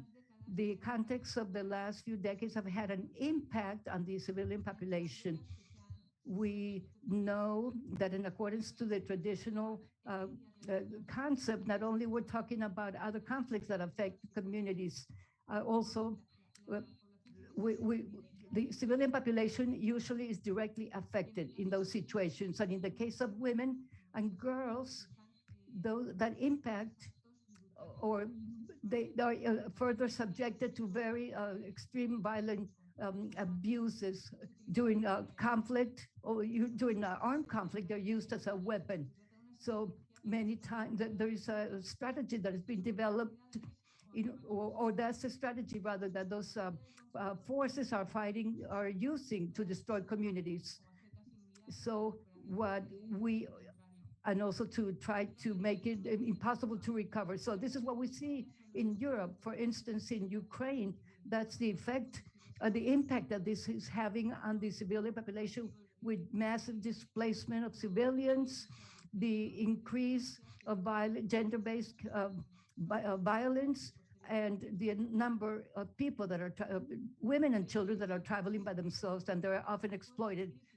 The implementation of this operation is critical for our operation. This means that there should be an awareness of the local, a situational awareness of the culture, because these will help us to guide, to develop indicators for, so for instance, if there is a crisis that takes place, so for instance, there is if we have a case of a patrol that is going through a certain area, and if they go by a marketplace where only women are there, or the same thing about the schools, because the men are out there working in the fields. So if you don't have them working together, so we have all this operation in order to create that culture and create that awareness, participation of both men and women. So we know what's the role being played in society, or the area where we work in, what's been role played by women, or role played by men, who are the children, who are the leaders in the community, who are the influential people in the population, who is working in the area. And so we need to have all that data, who has access to resources, who determines or allots resources, allocates resources. So all that information is important for us to study. So it will provide us with what we need, important information. So only when we have adequate information can we provide adequate protection and security to women. As far as the area of operations, we realize that women not only victims, they can also be actors, such as you can see here in the armed forces and security forces. They can be members of illegal armed forces, or part of terrorist groups. The pictures you can see under the Black Widow terror suspects, there are women who had murdered their husbands. So they were either recruited or they were used to conduct terrorist attacks in the population. So women can also be involved in kidnapping or trafficking in persons for sexual trafficking. So women, usually those recruiters are women in those areas. Also, there's some male activists who also fight for the countries, but also we have a female fighting for the countries such as Liberia. So they joined in those forces. Also, we need to keep in mind for this analysis that men not only are actors, but also they can be victims. And talking about sexual violence, this is not only limited to women and girls, even though that's majority of the cases, but also it affects men and boys. And in this case, there is also a great stigma that takes place because of that. So it is very relevant for our mission to be successful, to know how the local population can be affected and how can that determine and affect, impact the performance of our mission. This is how our guidelines or action can affect them too. For instance, we have a case there was a case that went before the sex violence advisory council case.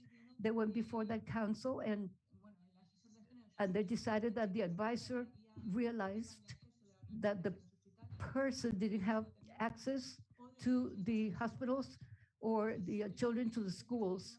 So that information is necessary to know. Um, so how to work around those areas without disrupting the operations in that area of schools or hospitals. All that information has made us see that the benefits and the benefit of having teams available um, also show us a benefit of having mixed or co-ed teams in military operations. Also important to have also important operational units made up of both men and women. In Spain, women for the first time joined the Air Forces in 1958, but it was only in 1998, when women were allowed to join all the different agencies at every level and different positions, even operational areas. Currently, the number of female personnel and military personnel is about 15,800 women, out of which 12,000 um, are are working in those units. There are women, there are also helicopter pilots, also fighter plane pilots. They're part of the also different teams or the infantry or Navy teams. In the 17 operations that we have had with Spain, currently we have more than 3,240 women who are deployed. Out of this, 228 are women, or 7.04%. When we talk about the importance of having military officers that are available, um, I'm not talking about that they're necessarily going to have the same equal status as their male partners, but what we're talking about that we see the need to have them participate as well. Experience has taught us the military women that, of course, perform the same work as their male partners, also in some cases provide special capabilities. For instance, they have greater access to some information provided by the local women, better intelligence, because they have a better understanding and knowledge of the local environment. Also, there is greater acceptance by women and the civilians accepting a work. Also, they work as liaison to work with other women, women working in the area, also with families, and otherwise that it would not be possible to have access to them, and to see how we can provide health care to all those people by respecting the tradition and culture of those local communities. Also, something else, there are specific special needs of women that are former combatants, uh, so that go back to civilian life, so they can do so, and they go on to positions to become advisors or instructors at military academies. So in general, in our armed forces, we try to have the equal numbers for men and women. So especially for those populations where female are not very well respected and there are not a lot of women working. So when we have women involved in the armed forces, that serves as an example for those communities. So that's a greater, if this contributes to the efficiency of the mission, and that's why it's important to have both women and men. And our experience is that female Spanish military have participated as part of the important teams that came out of the armed forces in, in order to fill some important needs in the cases of Afghanistan and other missions. So also working together with other women in combat areas. So here I can say that we didn't have women in the beginning because they were not involved originally, but something very simple for instance, to take women to a place where they can be interrogated in case they had to interrogate people in the local community. So there were many of those women suffered violence. Be, be, be, so because there was a problem there with communities, women working in those areas. So women became instrumental. So whenever teams, efforts have been made in order to avoid confrontation by respecting the local culture. So it is possible to approach civilian women, but in many cases, insurgents take advantage of that situation. They dress up as military women and they can pose as other actors. So also for the in our brigades, women have an experience working with the peace building teams, which are female support teams for evaluation and analysis. So part of that mission of the UN mission in Lebanon. So they're also part of the patrol, and through the different objectives, they set up different objectives working together with community and community-based projects, also to help develop and stabilize the zone. And so somehow we end up becoming a model, a role model for those women in this community. Also, women also get involved in also to help to detect cases of sexual violence, or they also provide advice as how to provide health care. Now, moving on to the legislative framework that we have in Spain. Well, Spain has been one of the first 10 countries in approving a national action plan. So this shows its political will and commitment to promote effective participation of women. So this is based at the same time, is based on fundamental criteria. First of all, to see gender equity at the institutional level, and also to have perspective equal gender equity in all the operations. This is not only seen from the high level, from in order to implement this resolution at the level of the chief of staff.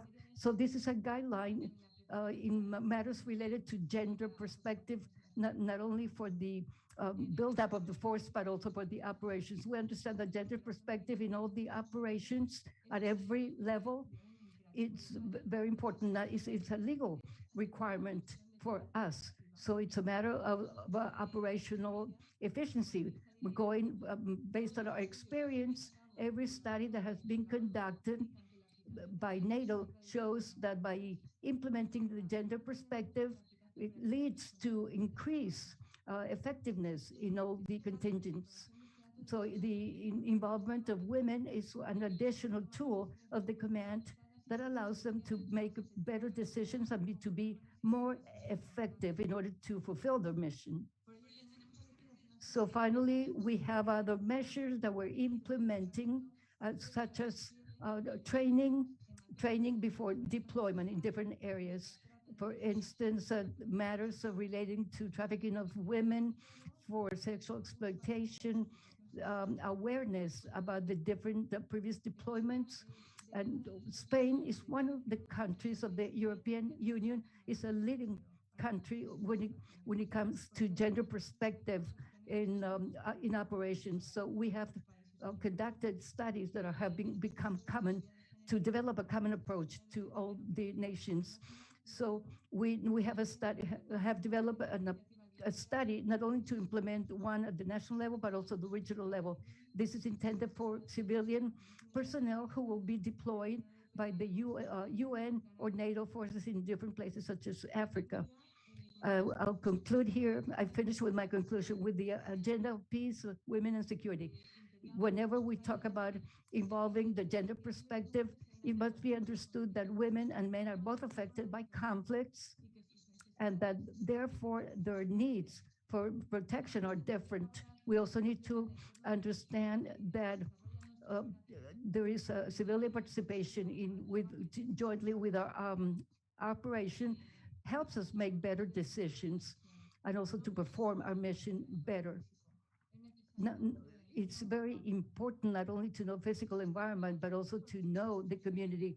There are some important other reasons why it is felt that women's participation is very important in also in military operations. So because women, they clearly have the potential to compile and analyze data, and they have also better access to local women, which not only makes it possible for the different units to be aware and respect the local traditions and culture, but have a better relations with the local community. And that improves also the protection of the force operating in that area.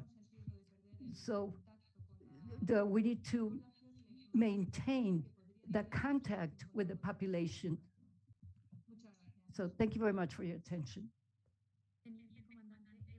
Thank you so much, Lieutenant Commander from Spain.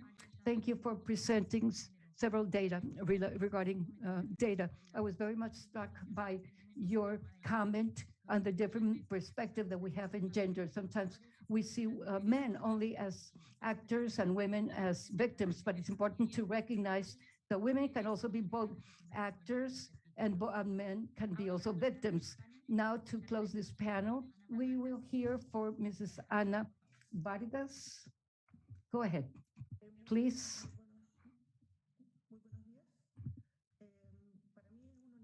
Good morning. For me, it is a pleasure to participate in this panel.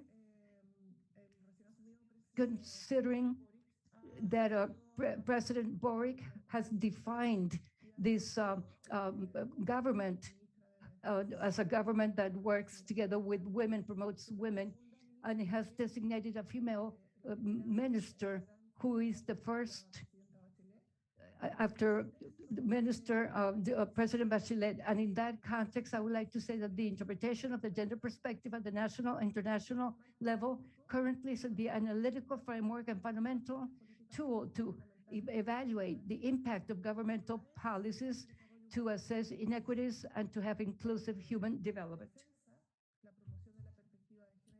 In defense, the promotion of the gender perspective is an essential element to contribute to international peace and security, which has the inflection point of Resolution 1325 of the United Nations, approved in October 2000. And as of 2002, as you know, the Security Council accepted or challenged members to develop national plans that should be implemented by the member states. The President Bachelet, in her first administration in 2009, headed the signing of the first national plan of action for the implementation of Resolution 1325 on the basis of objectives and committed actions by the institutions of the state, with the focus on four pillars: gender, participation, cooperation, and implementation. In her second administration, President Bachelet promoted a second national plan with the implementation of the resolution and with the participation of different sectors of society, civil society, and the government. As stated in our reports, for prevention, participation, and search and rescue were the contingents that the women participated in. What is the most important issue? Since 2016, the following measures have been adopted. First, the possibility for women to have a possibility to use different types of weapons and participate in combat in the army. Before 2016, when women were not accepted to infantry and combat. In 2016, the commitment was created to incorporate women in professional military service. In 2017, the Air Force of Chile accepted conscripted women, because before that, women were only accepted on a voluntary basis. In 2019, the armed forces And then in 2019, the armed forces adopted the 13 protocols to prevent harassment, sexual abuse and harassment, the participation of women in peacekeeping operations. Women have participated in peacekeeping operations under the direction of the United Nations, like in crisis prevention under the European Union, and participated in different operations such as positions such as joint chiefs of staff, combat nurses, and many other specialties. It's important to highlight also that the participation of women in peacekeeping operation has been significant. In Haiti, in their country, there was a significant participation of women, 248 women in the peacekeeping operations in Haiti. You can see that there was the significant participation by women. And then it went down at the beginning of the pandemic.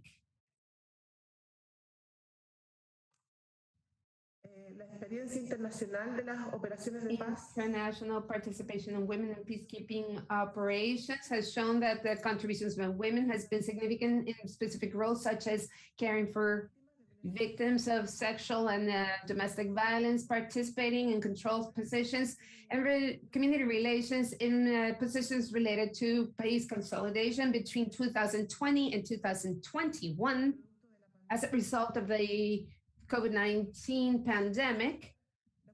According to studies performed by ECLAC and the World Bank, there was a backward trend of over a decade in the participation levels in the labor force by women in the region. Additionally, women and girls are mostly affected, disproportionately affected, especially in terms of economic, race, geographic location, age, disability status, migration status, and health status reasons. UN Women has summarized in its data and research about the effects of gender by COVID-19 and created recommendations for building back better. Finally, I would like to talk about the gender agenda as an imperative in the current administration. First of all, there has been strengthening of the inclusion policies from a gender perspective for sexual diversity, ethnic and socioeconomic diversity, not only in the armed forces, but also in the Ministry of Defense.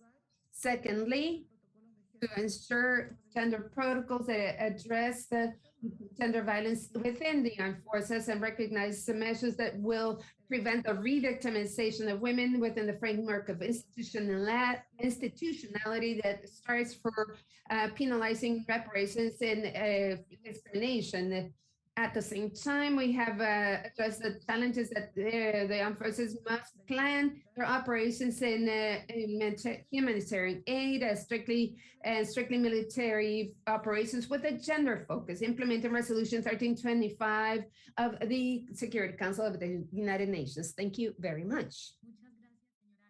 Thank you, Ana Vargas. I'd like to congratulate Chile for being the first country of the region to develop the first national plan of action in 2019. And I'm also interested in learning more about how Chile has addressed sexual violence in the armed forces. Today, the team of Southcom on peace, women, peace and security is in Chile, working with Chilean colleagues, colleagues from Chile, Paraguay, and Uruguay. Unfortunately, we're out of time for this panel and we'll need to adapt a little. We'll close this panel without questions and answers, but we thank your questions and comments in the chat box.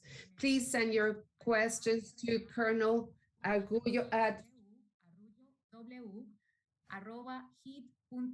the IADB. We'll place it on the chat box. You'll be able to send your questions there and we will answer them as soon as we can.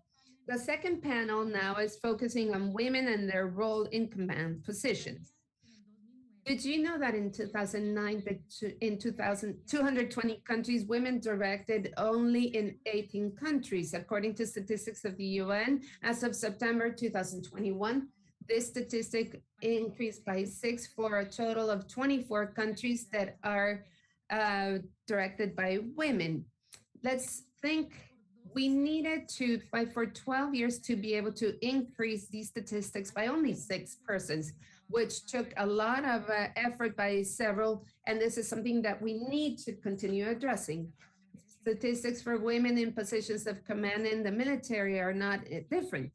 In September 2021, the Organization of the North and Atlantic, NATO, reported then that the active service of uniformed personnel who are women is 0.3%, which is a varying figure.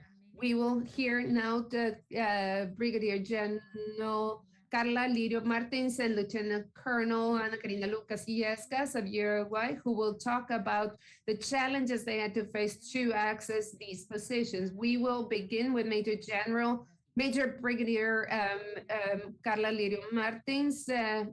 Brigadier Major, you have the floor.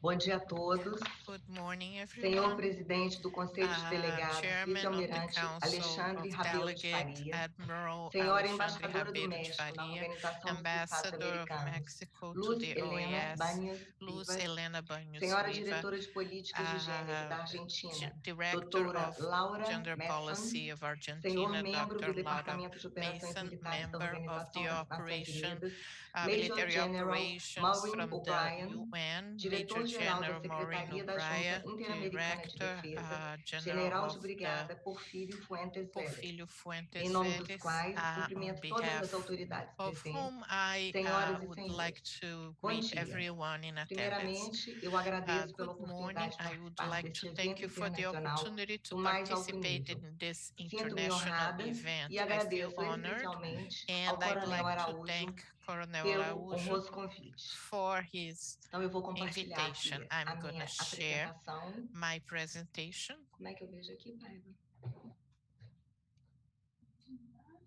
Compartilhar.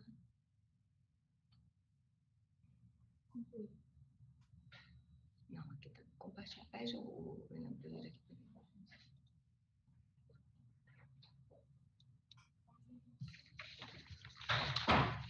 Um instante, por favor. Tive aqui problema. Please, 1 second. I'm trying to share.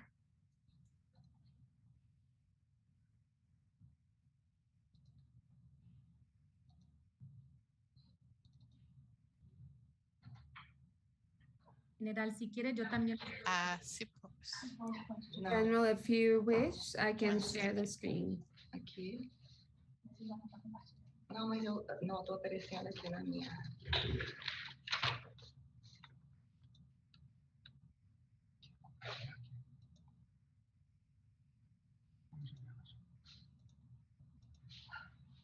Por que ele não está aparecendo ali na janelinha? Bom, tá bom, eu me vendo aqui do lado. Now I can see.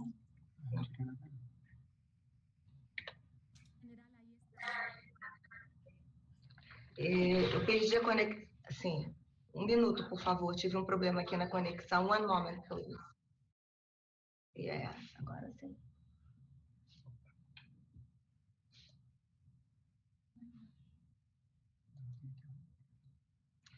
Just 1 second, please.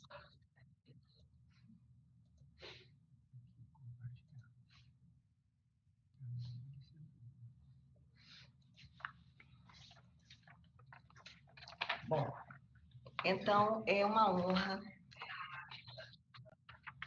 poder realmente compartilhar com os senhores a minha experiência como mulher no papel de comando, numa posição de comando. Doctora, general, está... Portanto, eu pretendo perpassar pelo caminho que eu percorri So I would até like então, to tanto na esfera talk to you pessoal about quanto na esfera my path profissional, discorrer personally and pouco sobre os professionally, and desafios talk e a sobre little bit as about all the oportunidades challenges and the que me tornaram a opportunities pessoa que sou that made me agora who I e que me am today habilitaram a and exercer as enabled funções que me eu exerço. to have the position that I have now. Em 1982, a mulher ingressou na Força 1982, Aérea Brasileira women began por meio her de career integração. in armed Foram elas as forces by pioneiras, integration. They ingressaram were no quadro pioneers. feminino They de oficiais entered e as de graduados, officials, podendo, as portanto, atingir o graduate posto officials. de So they could tenente-coronel be ou de lieutenant suboficial. colonel A or primeira petty turma officer. The mista, first com igualdade de group, the oportunidades para first homens e class mulheres for women a and serem men incluídas na that Força was Aérea Brasileira included in foi the a turma de Brazilian Armed 1990, Forces da qual was eu in faço parte. 1990. E desde o início And desse meu that's my ingresso na class. Força And Aérea, since the eu sou beginning, médica, vim I do am a mundo civil doctor, a e por meio de physician, concurso fui and incluída as na Força Aérea Brasileira. E pude but as an perceber armed que os valores forces. ali But que I eu can encontrei na see caserna eram that fortes what e I positivos saw were e very me positive, and propiciaram they uma allowed me adaptação to muito have favorável. to adapt pretty easily. Os meus primeiros anos de carreira, eu me In dediquei à the parte first tática e years, operacional. I Aqui no worked with Brasil, eu fui a primeira tactical mulher and operational. I aeronavegante. was the E eu first transitei por organizações militares. airplane Meu women, país é and I país worked continental, in do my sul country ao is very nordeste, big, tendo so assim I inúmeras worked from oportunidades the e north and experiências south, having a lot of tático-operacionais experience in nos primeiros anos operations de and carreira e tactical que me aspects habilitaram in my a partir de first 2015 years, and a then ingressar after também no seio 2015 I estratégico da was força. able Foi to enter quando the eu, em strategic 2015, aspect assumi o of the cargo de fourth. comandante That's da when Casa I became Gerontológica de Aeronáutica aqui a no Rio de Janeiro. commander of the Air A Force partir here daí, in Rio de foram 5 Janeiro. comandos, Then I had 5 tanto commands, na both parte mais estratégica da in saúde, the na diretoria de strategic saúde, como aspect no of the Hospital Central health da Aeronáutica, o department and berço da also saúde da the aeronáutica. central Isso em hospital 2020, no in ápice da pandemia da 2020 at Covid-19. the height of the Posteriormente, à minha escolha pandemic, para oficial and then general, I eu voltei was ao seio estratégico na chosen diretoria de to this, saúde be e em in the 2021 health eu tive a directorship, oportunidade de ser and then in nomeada para dirigir 2021 o I Hospital de Força was Aérea do Galeão, é appointed onde eu to estou be atualmente. the commanding officer at the É Galeão claro que a Airport. gente percebe ao We longo da evolução da notice história throughout our que a inclusão da mulher no history that espaço de trabalho, women no meio de trabalho, ela inclusion in vem ocorrendo work cada vez com maior has been representatividade.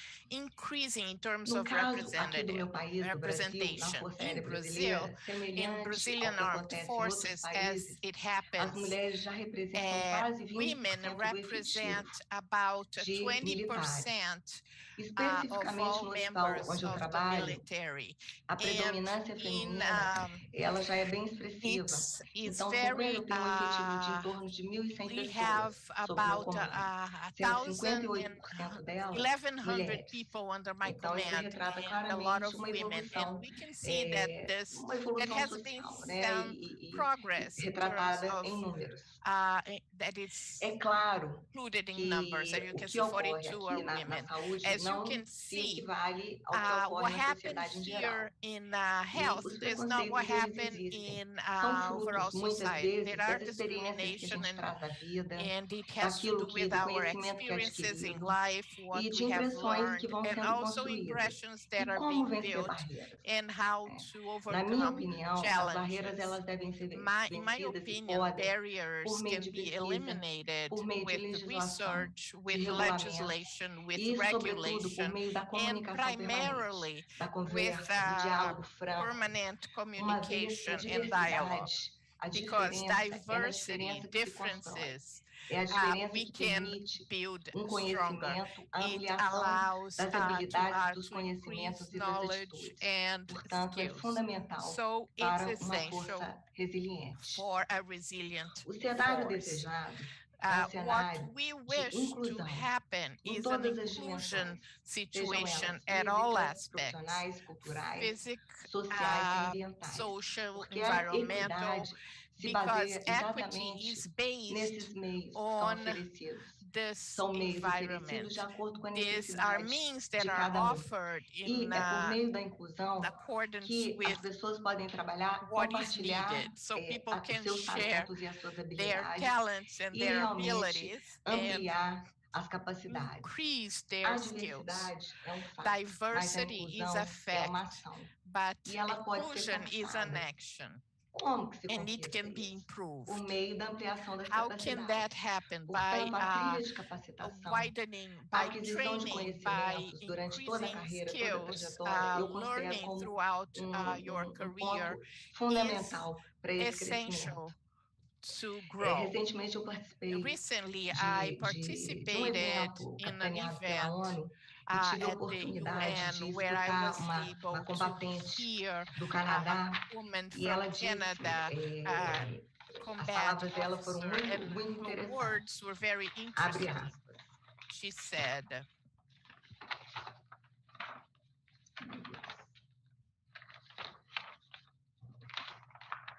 You belong where you are. Então, é exatamente isso. so Se that's what it capacitando is. fisicamente, We intelectualmente, participate compartilhando os by conhecimentos, sharing aí sim os espaços vão sendo our garantidos. knowledge, and that's how we E can os atributos de occupy different liderança, spaces. eles And leadership são independentes de gênero. A has capacidade de nothing to liderar, do with ela gender. inclui The uma série de capacity to be habilidades a leader técnicas e includes several administrativas, skills, inteligência technical and emocional, humildade e administrative, disciplina, uh, concentração, comunicação, concentration, autoconfiança, communication, emotional determinação, intelligence, entusiasmo e eu determination, digo mais, a capacidade de and orientar as also the diretrizes, capacity a to capacidade guide, de comunicar, to de communicate, monitorar to e monitor, principalmente and de liderar pelo exemplo, primarily compartilhando leading by example, as sharing vitórias, our as responsabilidades e victories, our caminhando junto da responsibilities, sua and tropa. walking Isso é together independente de with gênero your e eu group. sei disso And por this experiência própria. does not depend on gender, and I know É that based fundamental on também que experience. It's planos e also políticas essential nacionais e that institucionais, além do national orçamento, plans sejam and garantidos, policies para que sejam, are ensured, ensured so escolhidas that os melhores the soldados para as best melhores posições, ou seja, com individuals base em are critérios chosen for the objetivos de for the escolha, best que seja positions realmente that selecionado o melhor and so candidato the best para candidate aquele can be cargo selected específico. for that specific position. E o que eu posso, assim, da minha experiência What I can say de bem positivo, that is que a very equidade positive de in gênero, my ela é criada e experience, mantida gender equity onde as decisões can são be tomadas. maintained where Porque decisions are os made, recursos, because sejam eles de qualquer natureza, resources based on humanos, all financeiros, aspects, são garantidos financial, e human, viabilizados. are Os padrões são ensured and estabelecidos e os planos become são viable. desenhados. Portanto, um processo top-down que propicia o patterns are comprometimento da established, and organização. this can ensure A that the mulher na posição organization de is liderança, committed to inclusion. ela Women comunica a in direção, leadership propicia o ambiente e communicates her monitora a direction execução. and monitors execution. Por favor, a mesa pode acionar o vídeo para mim? Can put on the video. Eu acho que eu perdi a conexão aqui. I think I lost connection now. We never cease to dream.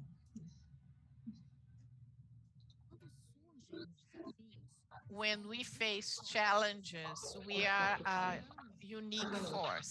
We push for victory. Brazilian Armed Force is a pioneer of the first women began in FAB in 2082 when women officers and graduates were included. Today, we have more than 10,000 women in several actions, a promising career that involves recognition.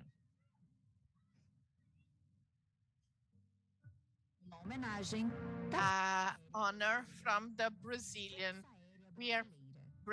Armed Force, wings that protect Brazil.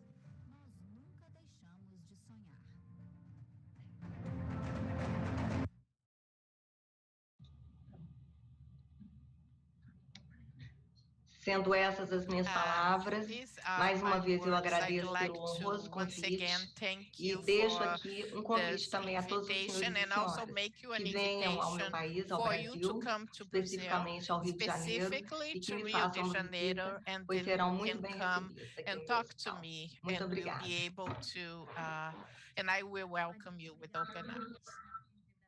Muchas gracias por hablar. Brigadier Major from Brazil, thank you for talking to us about conscious and unconscious preconceived notions that we have that affect inclusion. It's important to recognize our prejudice so that we can overcome them. We will now listen to Lieutenant Colonel Ana Karina Lucas Illescas from Uruguay. Lieutenant Colonel, you have the floor. Good morning. Everyone. There is a microphone open. I apologize. The interpreter apologizes. There's too much background noise.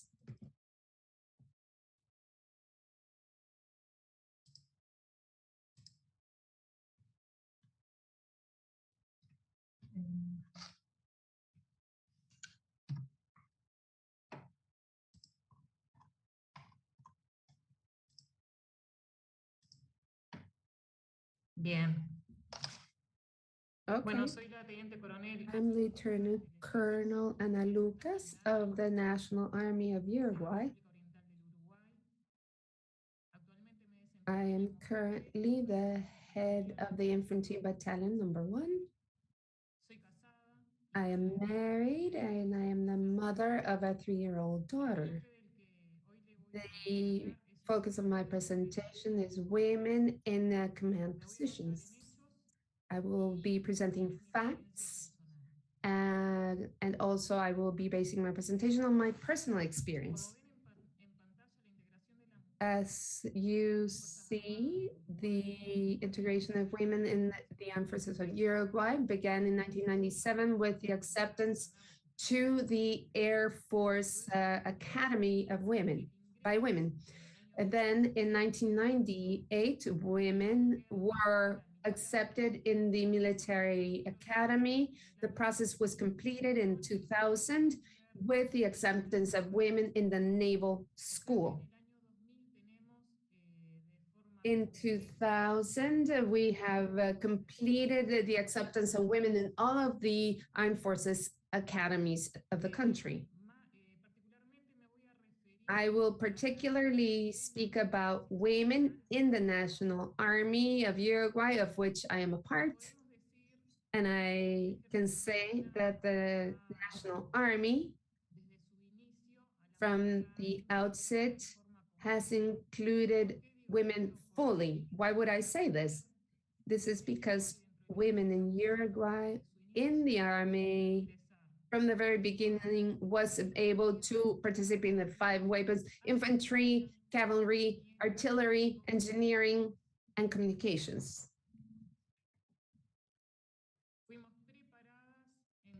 We were trained and educated just as men were in the officer academy in technical, tactical, emotional, and physical development. That is why today we have equal opportunities, because we were trained just like men. Women in the National Army are able to obtain the highest hierarchy, just as a men, which is general of the army, and we can also become part of the hierarchy through all the command levels through Commander General of the Army. In 2000 in Uruguay, the first women officers graduated from the military academies. In 2000, we had the first Air Force officer. In 2001, we had 2 Army officials graduated out of 15, of which only 2 women graduated in the Naval School. women started graduated as of 2002. That means that in 2002, in Uruguay, since 2002, Uruguay has women graduates of from officer school. In 2002, 15 of us, including me, was the class of which 8 graduated as officers, including me.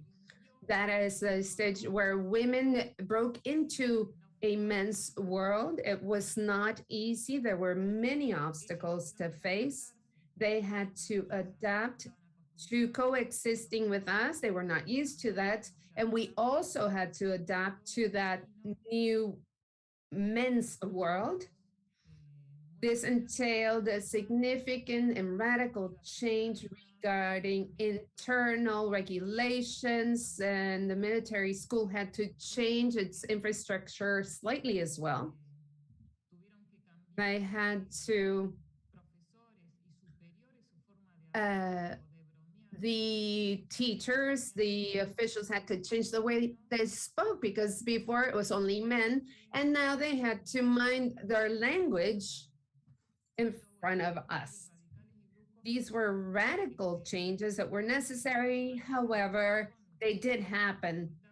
Obviously, there were some hurdles to overcome in coexistence, and also, for example, physical coexistence. That while we did have to engage in tests at different times, we did have to go through the same tests. This was a time period is that all these problems were overcome, and now it's not the case. And over time, we see that we have been able to reach the highest decision-making levels, like the position that I currently hold. As you see in the first picture, to my left, you see the first Lieutenant Colonel Andrea de los Santos, who was the first woman in 2016 to be assigned to a decision-making position. She is the second commander of the General Command of the Army in 2016. In the Army, we have Lieutenant Colonel Cardoso, who in 2017 was the first woman to become the second head chief of a cavalry regiment. And 6 years later, she became the head of that cavalry regiment. In order for us to reach this point, there has been a lot of experience behind, a lot of anecdotes that I will talk to you about from my experience. I graduated in December of 2002. This picture is a picture of my first destination in the city of Mercedes, a battalion, infantry battalion number 5, where I served for 4 years with that unit. And just to let you know that reaching that unit, or once I made it to that unit, I had mixed feelings, because even though I felt secure with the training that I had received at the officers' school, at the same time, I felt insecure as far as my leadership, as whether the staff was going to respect my orders, whether they will be following me as any other of the male leaders. So I had all these questions in my mind. So when I graduated, then what happens? The staff, the personnel from all the units had never had a woman in charge. They never had a female leader. So that was also my fear of how they were going to react to my leadership, or to any orders that I would give them. So those were my feelings. And with the passing of time, And with the knowledge that I acquired from the personnel and through the training and experience that I gained on my day-to-day work, this dispelled all my fears. And really, there were 4 years that I spent in that unit where I took care of a lot of the personnel needs and vice versa. Then in 2007 and 2010, I was deployed to the Congo. In 2006, that was my first tour. Uruguay had never sent women to a peacekeeping operation. So what I was told is that, well, Luca, you're gonna go, and depending on how you perform, we will see whether Uruguay will continue to send female officers to the Congo. And well, thank God. And luckily, everything turned out well. So as of that moment, female officers were able to participate in peacekeeping missions. The experience that I had was very rich. It consolidated my leadership skills. I was able to get to know people closer, get to know myself better, because when you're faced with danger situations which I didn't have to deal with in Uruguay, I was able to get to know things about myself, that I was able to face it, that I could continue to do my work and give orders, that I wouldn't freeze in place. And that's very nice when you find that out about yourself. And when you have a good response from your personnel, that's very gratifying as well. And also at the same time, that's very encouraging for you as an officer when they tell you, Lieutenant, I will come back to serve under you. That was very, very nice. And well, the current participation in peacekeeping operations by Uruguay, currently there are 44 women who are deployed out of a force of 1,200. We are 4.3% of the force that Uruguay is deploying right now in the different mission areas in different regions. We are number 18 out of the 124 countries that the UN has deployed in different mission areas. So Uruguay is number 18. Well, and then in 2008, continuing on with my story, I conducted the basic paratrooper course. I spent 5 years trying to request to attend that course. It was not authorized.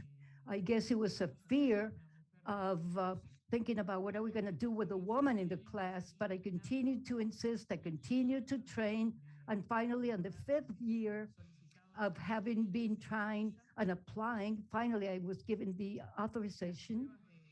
The tests, admission tests were the same, the time allotted was the same as to men. There were no differentiated tests, which I totally agree with, because I believe that as part of these specialties, combat specialties, we need to train the same, both men and women, because the specialty are voluntary.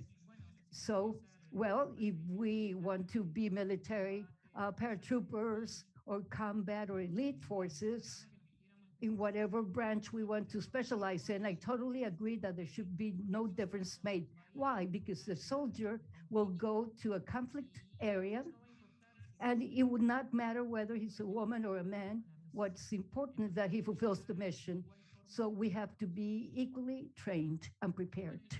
And then, well, after having reviewed and gone through different courses, different combat courses, staff courses, and after having been chief of staff of one of the brigades, then I was nominated as a chief of the battalion #1. Well, what can I tell you about how I felt? it was like reaching up to heaven because I just love my profession. I really enjoy it. And commanding a battalion is something that honestly didn't even know if I was qualified to perform the mission, I but I did not expect what was ahead of me. So sincerely, I feel so proud and honored to say, and I continue to feel that way, commanding that battalion. That day, as you can see on the picture, I was very nervous, completely nervous. I was thinking right at that time, I was thinking about everything I had been through in order to reach that point. I was thinking about my parents, all the sacrifice they've made. I was thinking about my husband, my daughter, and all the support that they had provided me. And I was also thinking about what would that personnel in training be thinking about, because as of today they will have a female leader in command. So in reality, you also think about all the challenges that you have ahead of you, how you have to deal with your unit. So a lot of thoughts that cross your mind that really lead you finally to enjoy each day as it comes, and there no day is the same. And also to think about that in life, we have to enjoy what we are doing. And I really, really enjoyed it every single day. I enjoy going to my battalion and commanding and leading all the unit. And well, if I'm asked what challenges as a commander I have faced, well, many, many. All the way from that I am responsible for the daily activities, whatever has to be done under my chief and people under me, and the 200 and some soldiers under me. That's a major challenge. And also from to providing them with the with good conditions, work conditions in the unit. That's also a challenge to get to know everybody, because it takes time to get to know 249 soldiers and 16 officers, and to get to know everyone well, to know how to motivate them, to know what position to place them in for them to perform the best. All of that is a challenge. Also to get to know them in that way is part of the leadership of how to motivate people, how to meet their needs. Also, it's a challenge when I go out to do my rounds around the unit and I run into each person to know their name and their function or job that they're doing. So talking with them to make them feel that they are an important part of my battalion. So if I'm asked what challenges I'm facing, well, every day I'm facing new challenges. And fortunately, no day is the same as another day. Also, I would tell you that about a month later, I took over the position as chief on February the 5th and March 8th, which was a Women's Day, and that was last year. I I went to attend a breakfast with her, and I had a conversation in order to get to know the women in my unit to see how they felt. And the question that I asked them is, in what area do you don't feel that you are integrated in what area of the battalion? Well, sincerely, they were very surprised with the question, but they had an answer. And they told me in the hairdresser. And I say, what do you mean the hairdresser? Well, yes, there is not a hairdresser, hair salon for women. Well, 2 months later, after that conversation, we opened up a hair salon for women at the unit where women go, and so they're very happy with that. So I also believe that that's part of the challenge as a commander, to be available, to make time to get to know your people, and also to know how to meet their needs and also to motivate them. Because very often that doesn't really mean or imply major work or resources. Another challenge is the fact that the unit, my unit, which is a protocol unit here in Uruguay, that means that the chief has closer connection with the political power. So that's also a challenge for me, having to go to the presidential palace, to go before the vice president, or and well, to have discussions with all of them. That's a challenge.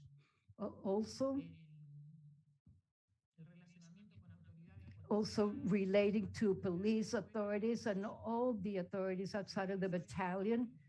That's also is a challenge as well.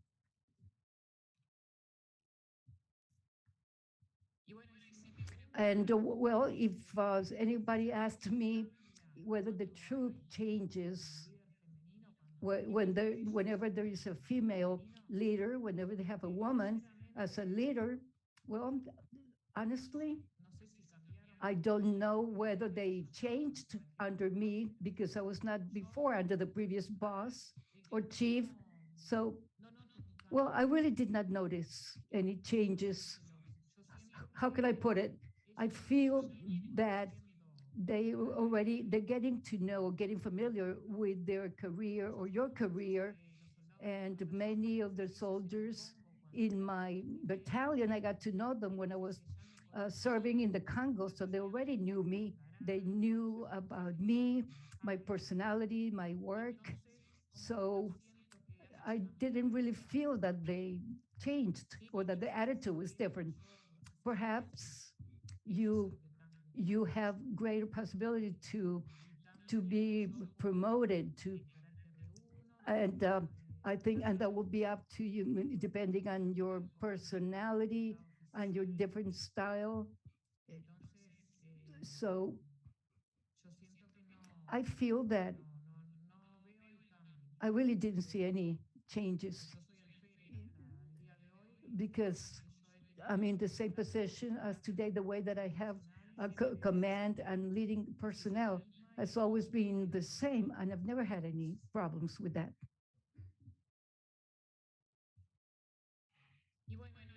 And well, in Uruguay, there is a perspective of equity and equality of women in charge and in command. Why do I say that? Because in Uruguay, I don't know whether you know, but in the officer school, in the military school, there is a woman who is a chief of that unit, of that school. And it's the first time that there is a woman in that position.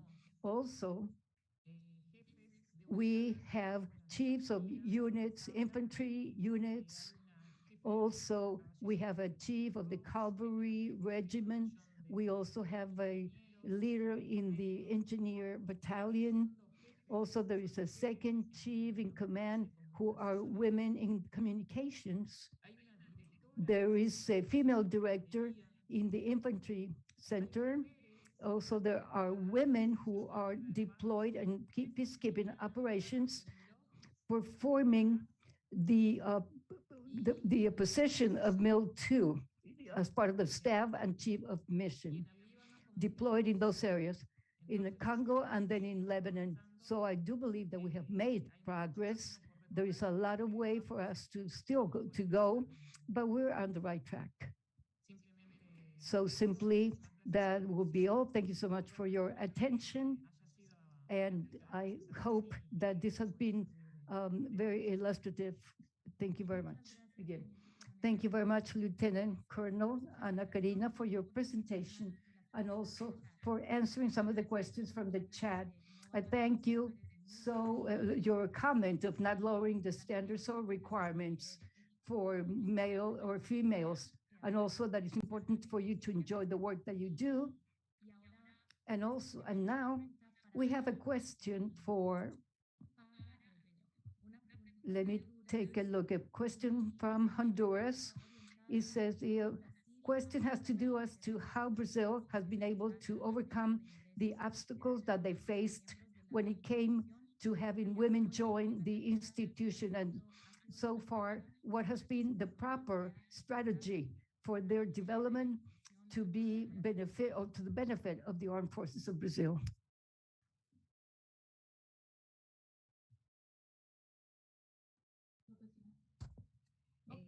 Repetir a pergunta, por favor? Could you be kind? I had audio problems. Could you be so kind and repeat the question? Yes, how has Brazil been able to overcome the challenges that they had to face when it came to having women join the institution? And so far, what has been the proper strategy for their development to take place in the benefit of the armed institution of Brazil? Bom, é uma questão bastante interessante. This is a very interesting question. As I stated in my presentation, it's been 40 years that we have women in the Air Force. This year we celebrated 40 years. Women got into a specific area where there was no man occupying those positions. But from the 90s on, the requirements and the entrance requirements were offered with equal opportunity for all. And this has been happening now in all the spheres of the Brazilian Air Force. So we have aviators, we have women who are air traffic controllers, airplane mechanics, but this has been happening in a gradual way as a reflection of the society as a whole with no major difficulties. As I stated earlier, we have almost 20% of women in active service, and this has been growing each and every day. The key point to ensure this space by women, it's actually in the professional training, in the self-confidence, and in the establishment of criteria, technical criteria that will enable the entrance of people would happen regardless of gender.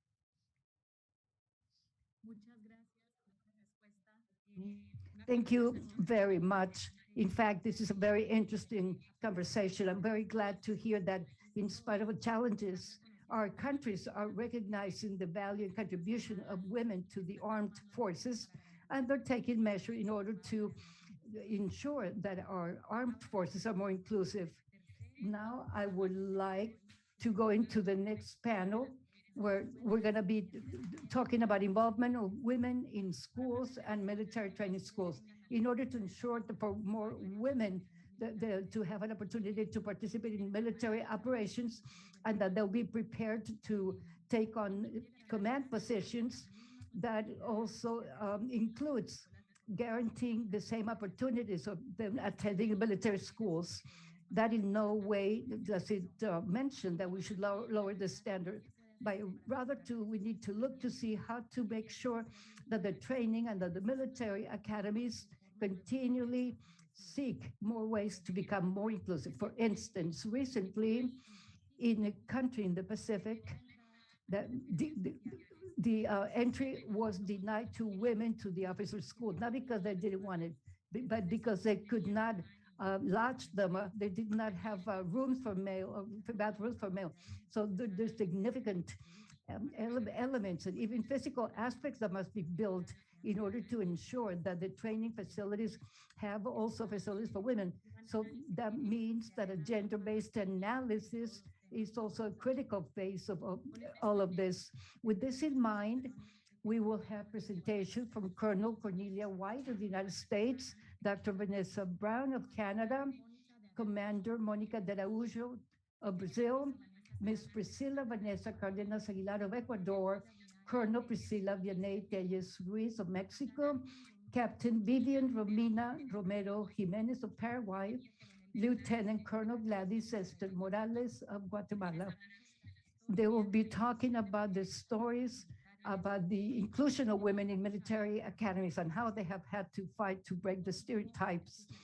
And finally, we will hear from Lieutenant Colonel Lovain of Guyana and Captain Patricia Osorio of Spain. Colonel Cornelia Weiss of the United States, you have the floor. Gracias. I thank all of you. All right, they want this mask off. Okay, I'm happy to do that. As a graduate of the Inter-American Defense College, a senior service school, I am delighted to be here today, and I'm actually physically at the Inter-American Defense Board, and I'm delighted that the two top leaders of the Inter-American Defense Board are here, as well as the second in command at the Inter-American Defense College. And in part today, my address is directed to you all. So thank you very much. And as I stated earlier, I am a graduate of the Inter-American Defense College, one of the very rare women to be a graduate of the Inter-American Defense College. And as you know, graduates of the Inter-American Defense College include people like Michelle Bachelet. She went on to become Minister of Defense for Chile, then President of Chile, then head of UN Women, then President of Chile again, and possibly in the future, Secretary General of the UN. And it was under the leadership of Michelle Bachelet, an Inter-American Defense College graduate, that Chile created the first Women, Peace, and Security National Action Plan in the Western Hemisphere. And as we all know, military education and training are vital functions of our militaries, creating the abilities of our militaries to carry out missions. And military education and training are also, on a professional level, vital to career progression. So how many generals and admirals do you know who became a general or an admiral without being a student at a senior service school? I see a lot of head shaking here. So let's look, for example, around the room at the generals and admirals at the Inter-American Defense Board. How many of them are not graduates of senior service schools? I see a 0 sign. Okay, is it important? So as some of you know, a 2020 UN Security Council resolution started to address the barrier against women created by unequal access to military education and training. So how do we eliminate these barriers against women? How do we transform unequal access to equal access? I suggest the Inter-American Defense Board, as part of its undertakings in 2022, create a plan for how to transform unequal access into equal access. And if the Inter-American Defense Board fails to plan, I fear that the Inter-American Defense Board will be remembered as planning to fail. Now, while the Inter-American Defense Board might not have the ability to directly influence the unequal access to education and training within their respective states, individual members of the Inter-American Defense Board do have the power to reach out to their educational institutions to ask for data. The mere asking of data may serve as a means of influencing a deeper look into practices of unequal access. As you know, the starting point for officers in many militaries is being accepted into a military academy. And as you know, military academies excluded women for many years. So the first question, are they continuing to substantially exclude women? Is there a disparate selection rate between female and male applicants? That is, do military academies, in choosing who to accept and who to reject, continue to discriminate against women? So let's look, for example, at Chile, 2016. The acceptance rate shows Chile's Army Military Academy accepting almost 13% of all male applicants, but only a little more than 6% of all female applicants. Does this disparity in acceptance rates create, at minimum, an appearance of discrimination? An appearance of unequal access? My challenge to the Inter-American Defense Board, ask.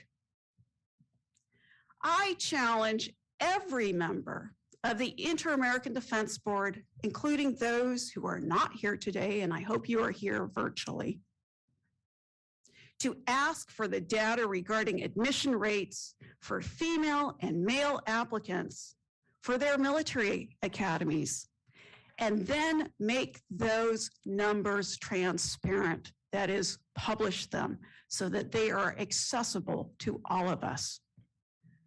And what will be the findings? And as you know, creating plans only on assumptions, just like only on stereotypes, because of the failure to ask for existing data, is planning to fail.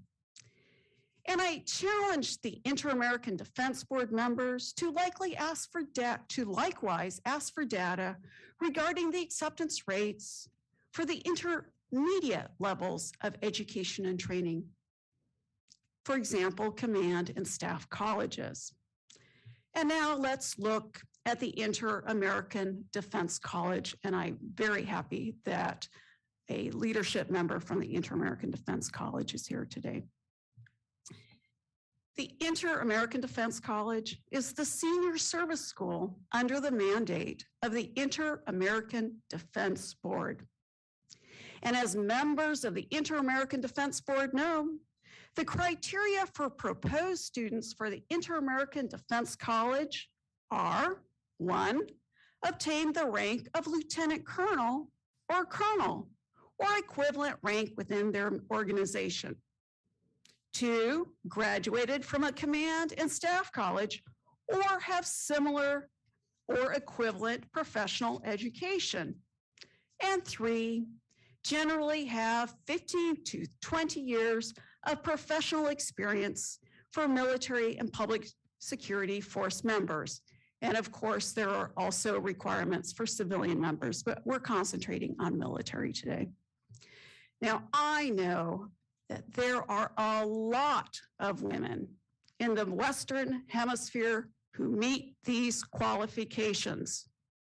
So why, for example, were there only 2 women in the class of 2020-2021? That makes no sense.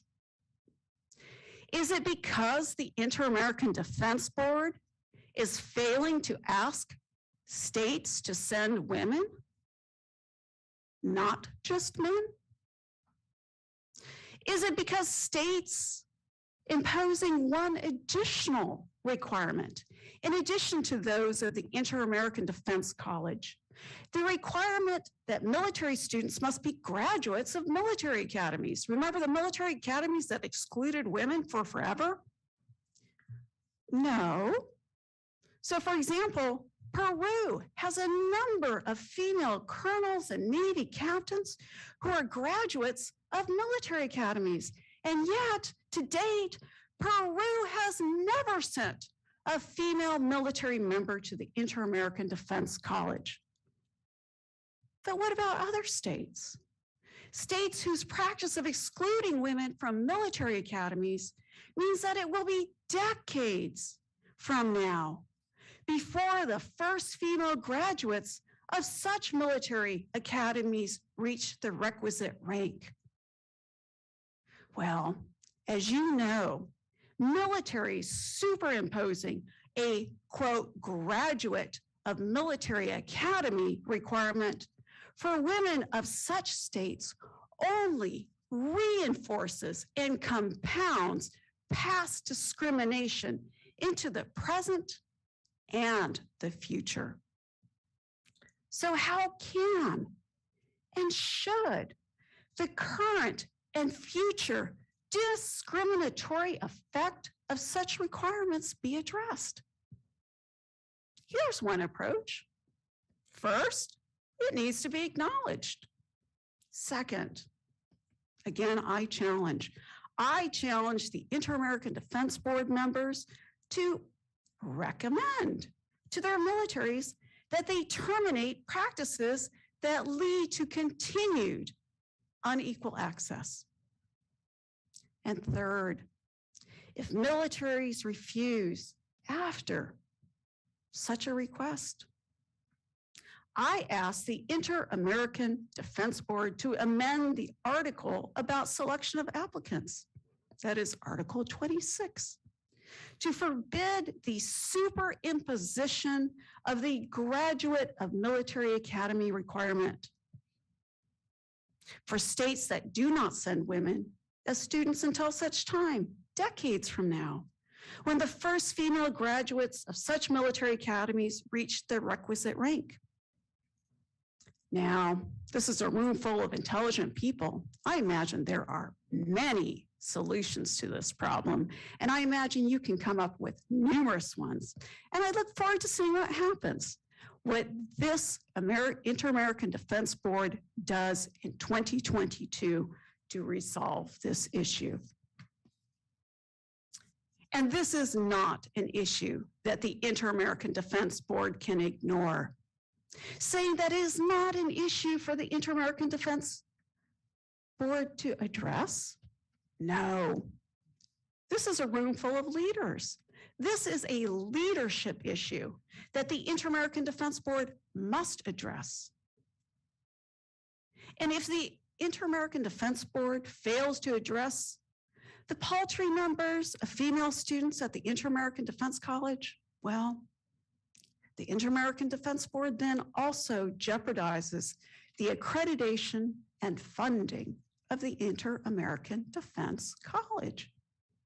Now, the Inter-American Defense College, the last time I looked, was accredited by the Office of Education Licensure of the District of Columbia, and therefore the Inter-American Defense Board and the Inter-American Defense College must comply with the laws of the District of Columbia.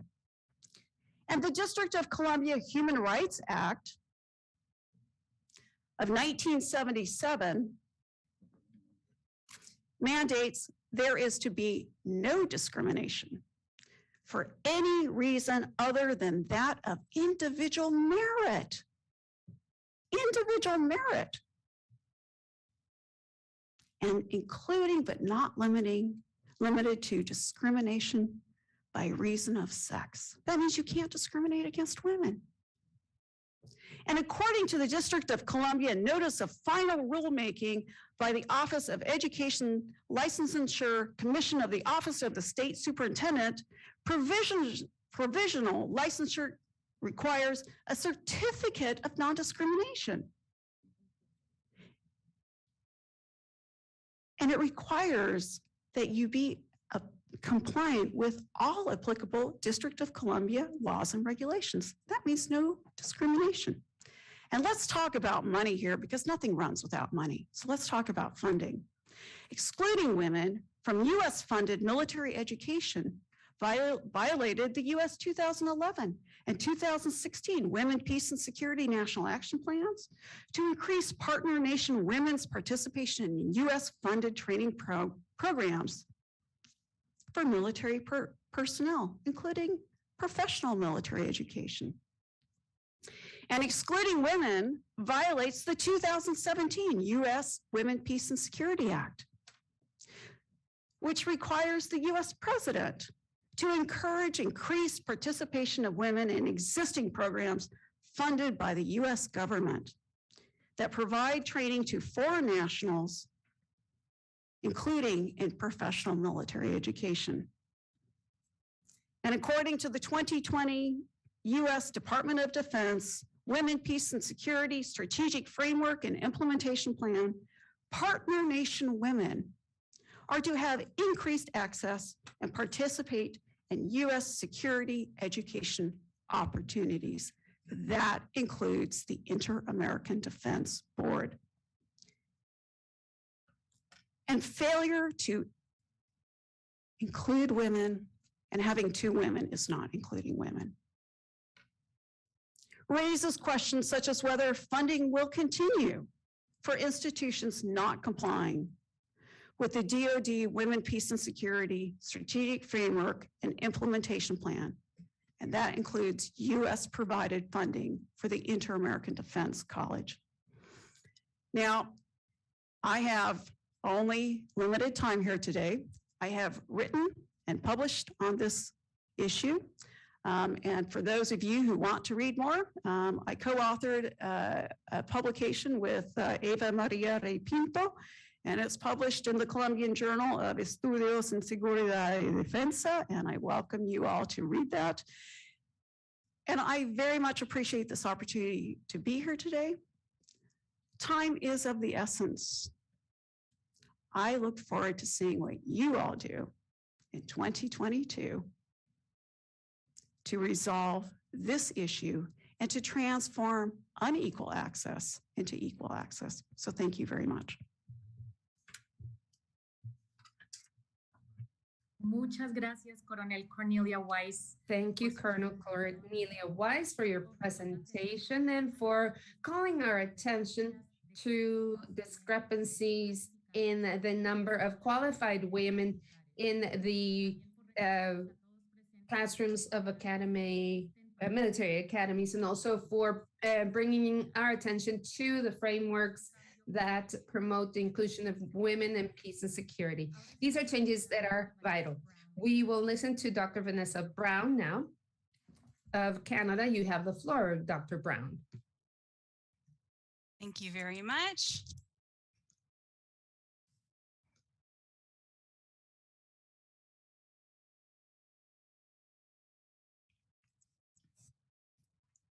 All right. Thank you very much for your kind introduction, Major Montoya. I'm delighted to learn from the esteemed panelists here today and to share additional experiences in this forum. I will speak to women's meaningful participation in the context of their roles in Canadian military colleges. Today, I present my views as an individual academic. The opinions I offer do not represent the views of the Canadian Forces College, Canadian Armed Forces, or the Government of Canada. I'm joining you today from Toronto, the traditional territory of many Indigenous nations, including the Mississaugas of the Credit, the Anishinaabe, and the Haudenosaunee. Toronto is covered by the Dish with One Spoon Wampum Belt Covenant. The dish represents the land, and the covenant is that we all eat out of the dish, but only with one spoon. We must make sure that the dish is never empty by caring for the land and its creatures. Importantly, there are no knives at the table, meaning that we must keep the peace. This covenant offers an important way to frame how diverse perspectives matter when thinking about security and peace. I'll speak today about women's history and present in the Canadian military colleges, but I'm reminded that women is a broad category and one that can be refined to examine what women. When thinking about what women come to experience disproportionate inequalities, we are enabled to better understand contemporary challenges, not only in the armed forces, but internationally. It is my hope that together we can set conditions for diverse women to make meaningful contributions to peace and security, including through military education. I'll share some of the policy and direction that has been helpful for advancing women's participation in the Canadian military, some of the challenges our colleges currently face, and how they are rising to these challenges. I'll close with the importance of creating collaborative networks to develop best practices.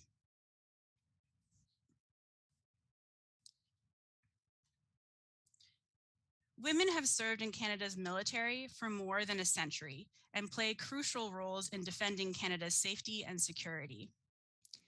Women represent 16% of Canada's total forces and have been able to serve in all occupations and environments since 2001.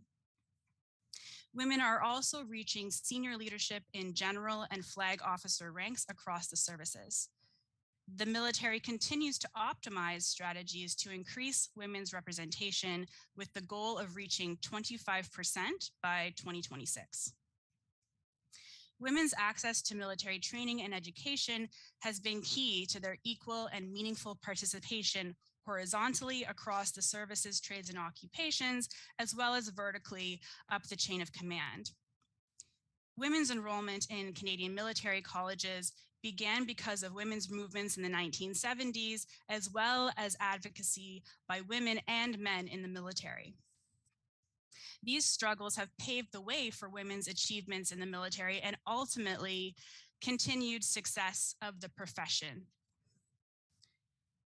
Canadian military colleges opened up to women in 1979, and currently women have access to all military training and education. Women's access to military education has been a central component of their competence, capability, and wisdom in junior to senior leadership positions. Canada supports international and legal and normative frameworks related to gender equality and the improvement of the status of women, such as the Convention on the Elimination of All Forms of Discrimination Against Women, the Beijing Declaration and Platform for Action, as well as United Nations Security Council resolutions on women, peace, and security. These international instruments have influenced Canada's defense policy, as well as the policy and actions of its defense organizations. Institutionally, the momentum of change has grown since the 2016 Chief of the Defense Staff Directive, which mandates and explains how to incorporate the women, peace, and security agenda and gender perspectives operationally and institutionally. The military's diversity strategy was also released in 2016. It incorporates commitments to women, peace, and security in relation to women's recruitment, retention, and inclusion. Canada's 2017 defense policy includes commitments to identifying and addressing barriers for women's participation in the military, including in leadership and decision-making roles. The 2017 ELSI initiative also advances women's participation in defense organizations.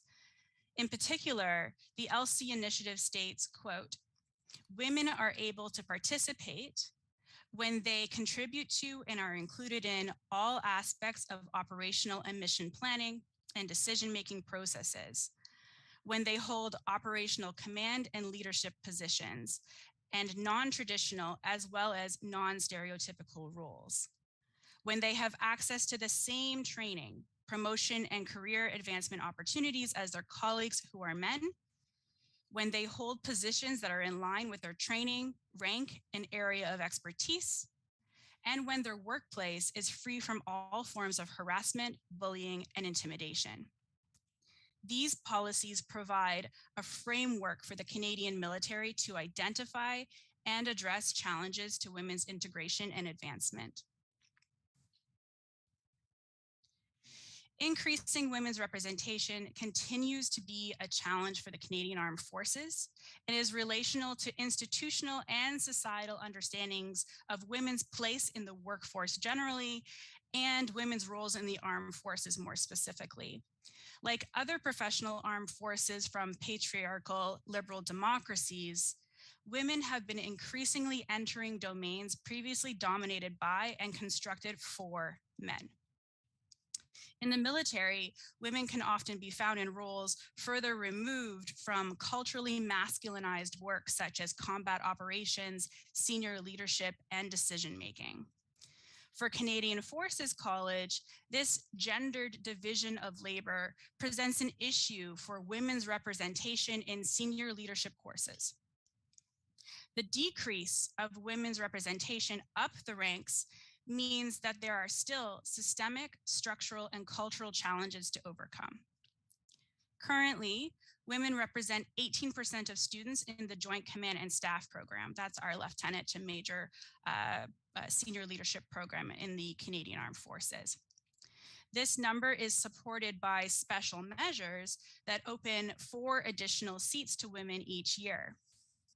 These seats are intended to correct for systemic barriers impeding women's greater numbers into senior leadership.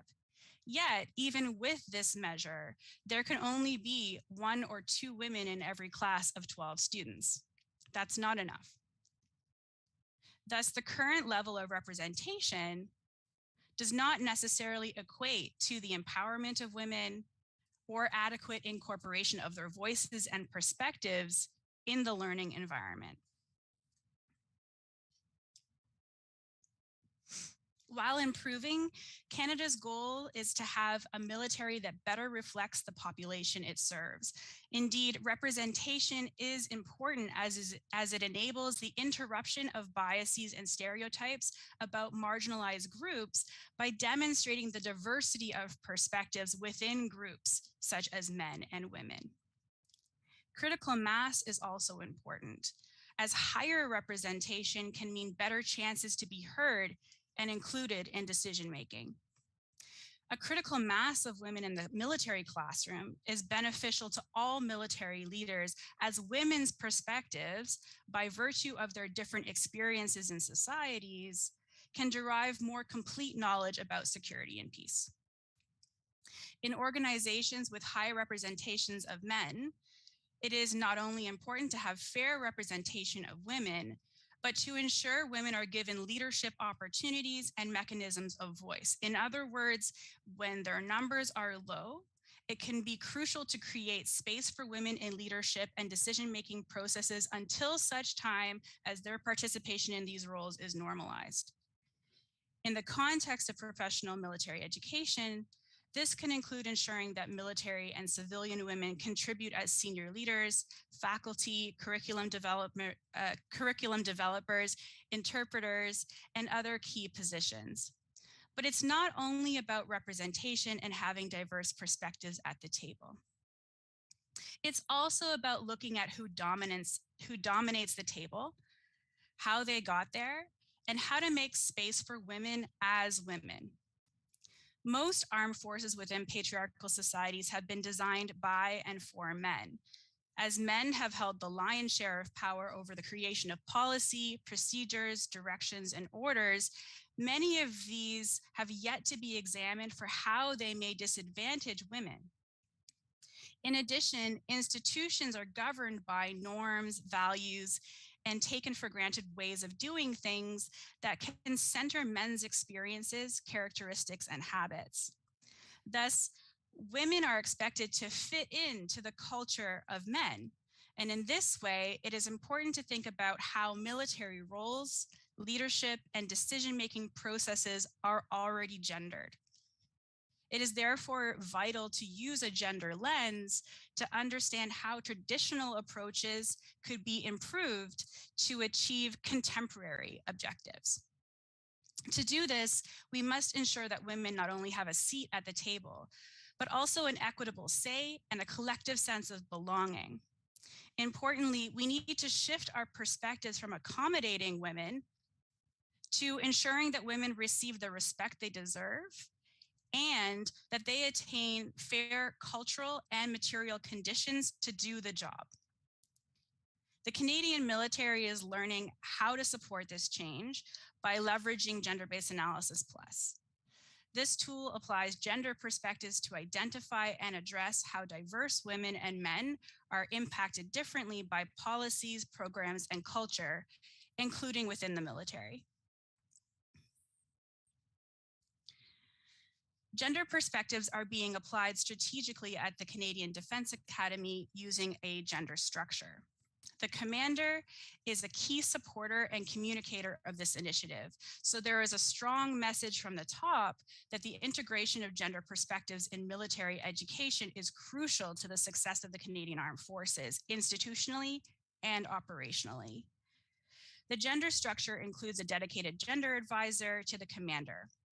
The commander oversees Canadian military colleges as well as military professional development and doctrine, and the gender advisor reviews policy, processes, and initiatives, providing advice on behalf of or to the commander. The gender advisor reports directly to the commander, and the commander is responsible for ensuring the integration of gender perspectives, including the application of gender-based analysis plus, to everything that Canadian military colleges do. The second part of the gender structure is a network of distributed gender focal points across each of the military colleges. Gender focal points conduct environmental scans of their organizations to ensure equity for women in diverse groups. Gender focal points support the integration of gender perspectives in curriculum, infrastructure, business planning, and resource management, as well as equity and inclusion in the learning and work environment. This gender structure has enabled each college to identify areas for change. Through the gender structure, opportunities and challenges are communicated across colleges and also up the chain of command for oversight and support. Initiatives are documented and shared organizationally, as well as collaborated on using international networks with focus on advancing gender perspectives in military training and education. It's important to celebrate success, so in my last few minutes with you, I'll provide some examples. Canadian Forces College is hiring and showcasing the talent of women civilian professors. Recent competitions for professor positions have been intentionally considered using gender perspectives to ensure equitable hiring processes. Canadian Forces College military leadership and faculty continue to diversify, with women occupying key roles such as military directing staff and curriculum development officers. Women are also succeeding in highly visible leadership roles as commandants of Canadian military colleges. These successes are situated in a process of organizational change to integrate gender perspectives in policy, procedures, and programs, as well as within norms and culture. In 2017, the Canadian Forces College commissioned a report to assess the integration of gender and cultural perspectives within the Joint Command and Staff Program and social dynamics in the learning environment. In commissioning this report, Canadian Forces College looked for opportunities to improve not only its representation of women, but also gender equity in its programs, as well as work and learning environments. Currently, gender perspectives are being integrated throughout the Joint Command and Staff Program. Canadian Forces College has hired additional curriculum development officers and faculty to assist with this work. And women, peace, and security, as well as gender perspectives, are being woven through core and elective courses. And there is also an elective course specifically on gender perspectives in defense and security. The college is also reviewing aspects of its culture, including norms, social activities, sports, visual imagery, and events to ensure that it creates an inclusive learning and work environment.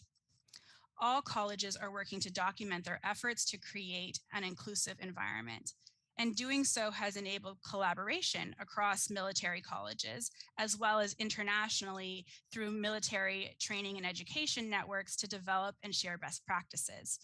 So I hope that this presentation has been useful in describing some of the successes and challenges to strengthening women's meaningful participation in military education. Thank you so much. Doctora Vanessa Brown de Canadá, Gracias. Dr. Vanessa Brown from Canada. Thank you for mentioning the challenges that Canada faces in this regard. I think that after all the presentations we have seen today, we see that the challenges of each country are unique, but talking as a group, we can all figure out how we can overcome these problems. We will hear from Priscila Vanessa Aguilar from Ecuador. Please go ahead.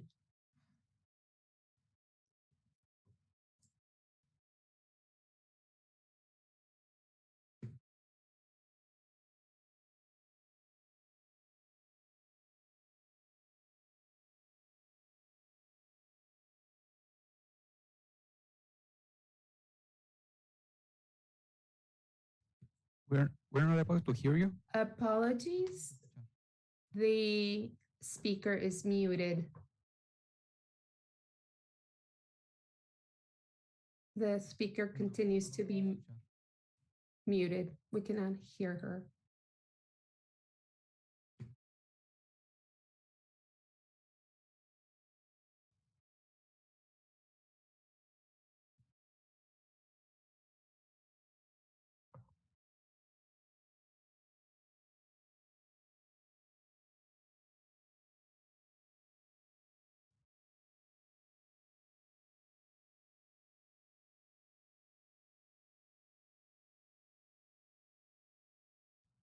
Apologies, the speaker is still muted.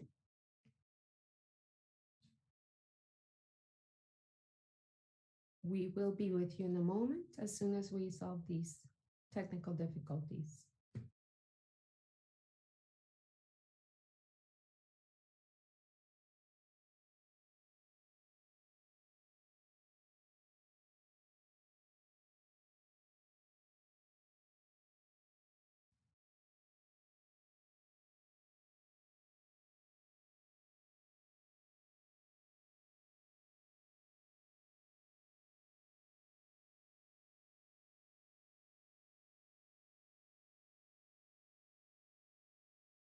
Hola, buenas tardes. Mientras que la Good señora afternoon. While Ms. Vanessa Aguilar is trying to fix her audio connection, we will continue with the following presentation by Colonel Priscila Vianey Tellez Ruiz from Mexico. Please, Colonel, you have the floor.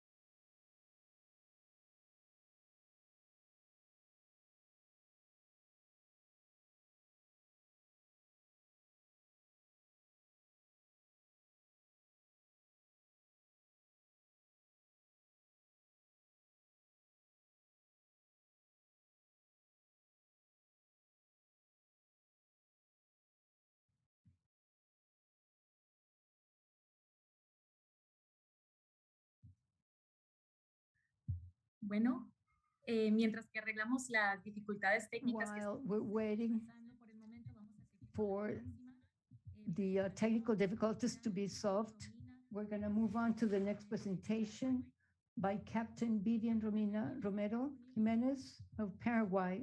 Vivian, are you available?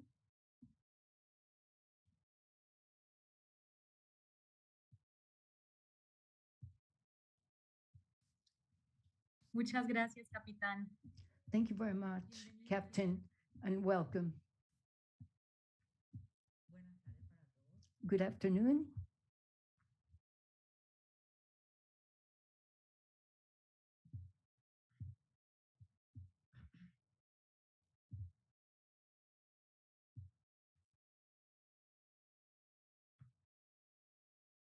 Les saluda la capitán Vivian Romina Romero de Captain Romina Romero of Paraguay.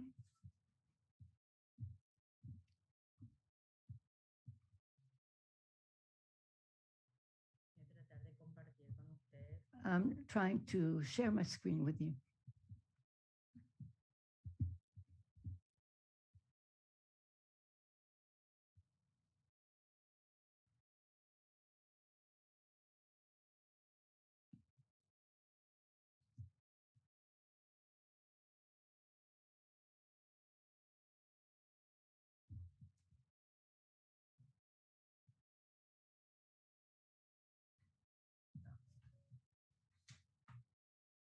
¿Quiere que yo comparte su presentación? Would you like me to share your presentation? Well, I had some changes, but it's not working.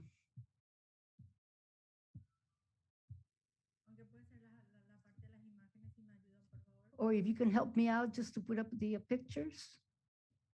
La parte de las imágenes, sí, señora. You saying the pictures? Yes.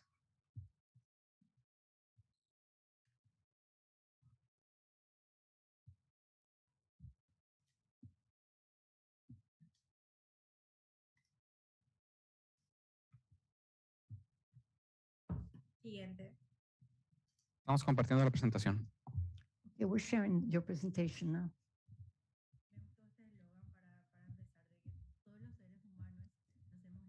Yes, all of human beings are born free and equal in dignity and rights. Next, please. Yes, right there.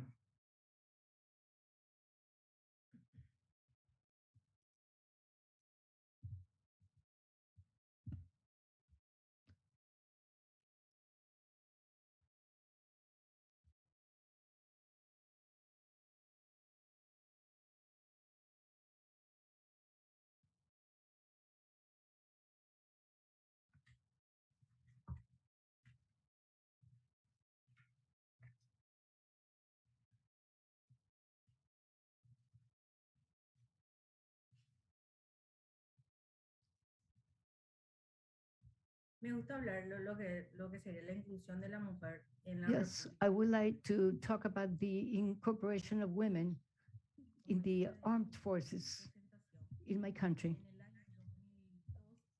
But in the year 2002, there was a general order that was signed and by the commander-in-chief of the armed forces, whereby women were accepted into the armed forces and the military academy in Paraguay.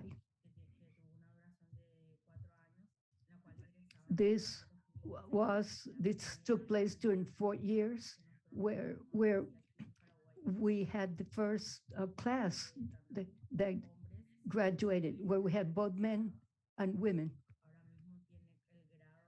Right now, they have achieved the degree of captain, and they're about to get to the level of chief of staff. I was incorporated.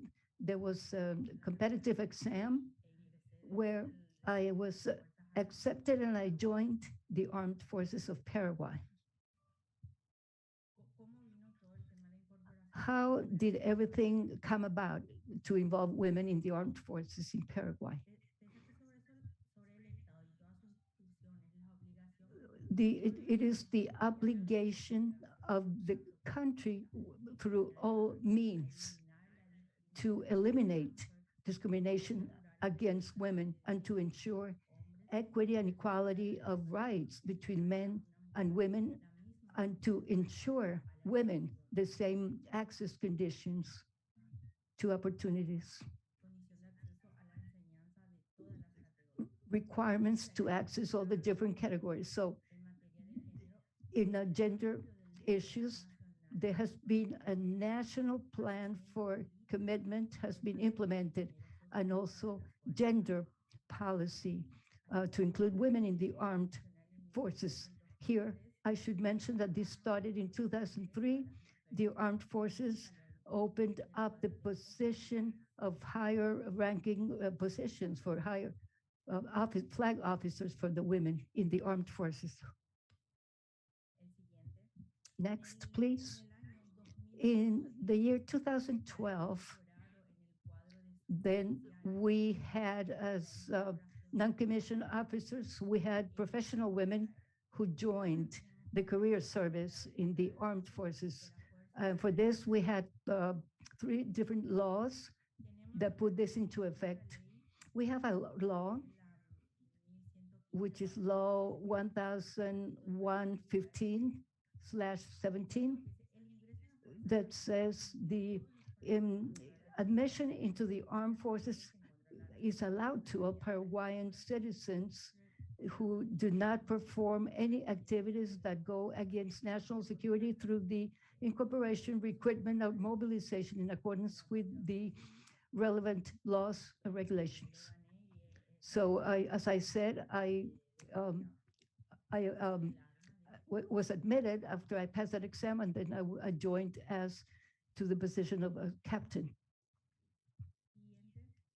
Next, please. Well, our experience ever since women have been included in the military academy and in the cadre of military officers in the Air Force, there has been equity in rights, there have been more responsibilities and opportunities given. For instance, we have a course where women are trained, where whenever they are being deployed for peacekeeping missions in different parts of the world. So we already have the first woman who has been deployed for 1 year representing Paraguay in one of those missions. And we had many others who have been deployed to the Haiti mission, which also where we also have women participating. Now we have several women who are being sent to peacekeeping missions. So participation of women in the military life is also expected to take place at every level, thus eliminating those stereotypes that affect the full enjoyment of human rights in the armed forces.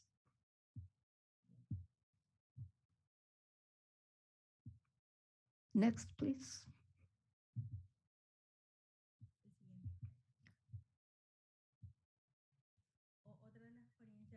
No, another experience, successful experience of the inclusion of women is that by promoting a culture of gender equity in the armed forces through the elimination of cultural barriers. For instance, there is a naval combatant woman that was given special presentation in May. So we're also implementing the promotion and protection of motherhood and support for nursing mothers in Paraguay and within the armed forces. We have seen the need to make adjustments to legal provisions in order for leave, maternity leave, and also some measures have been taken in order to provide for that.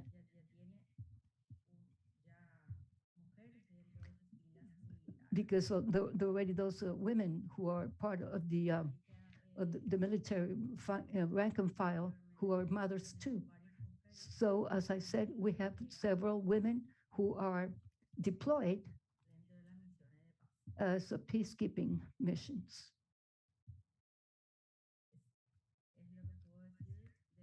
That's what I can tell you about Paraguay. These are very recent developments.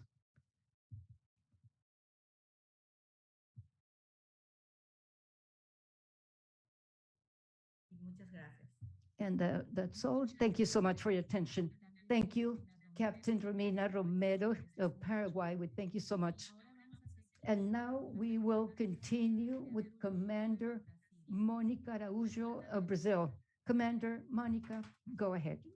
You are recognized.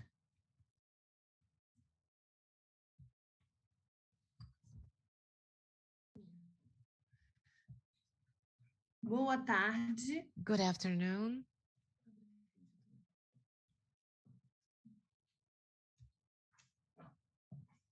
Boa tarde. Good afternoon. A todos. Eu sou a Capitã de Marinha. I'm Captain Tuller, Monica Tuller from the Brazilian Navy.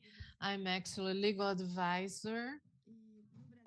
And in Brazil, The Marine Corps is actually part of the Navy institution. I am quite happy to be here with you, and it's an honor, a personal honor for me to be part of this seminar. I hope you can all hear me. Le escuchamos bien. Ok. Yes. Minha apresentação é sobre My presentation inserção. will address the incorporation of women. I beg your indulgence. 1 minute, please, asks the speaker.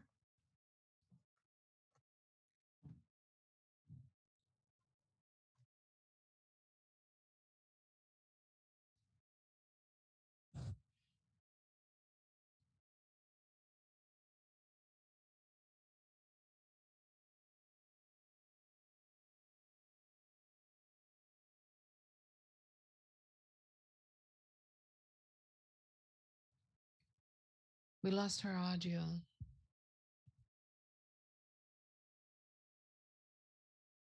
Si pudiera habilitar su micrófono, por favor. Ok. Can you please open up your microphone? Perdão.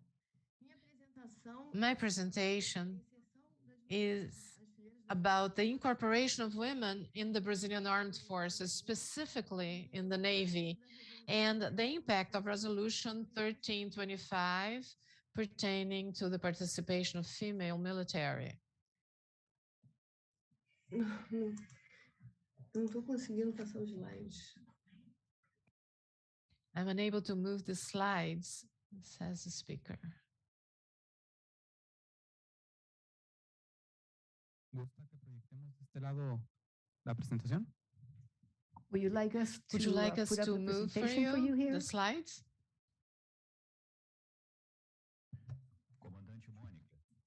Commander Monica, do you want us to actually show your presentations, your slides? For some reason, my keyboard is not responding. Apresentado aqui, ok? Okay, we'll do it from here. But I changed it's gonna be slightly different. I beg your indulgence, 1 more minute.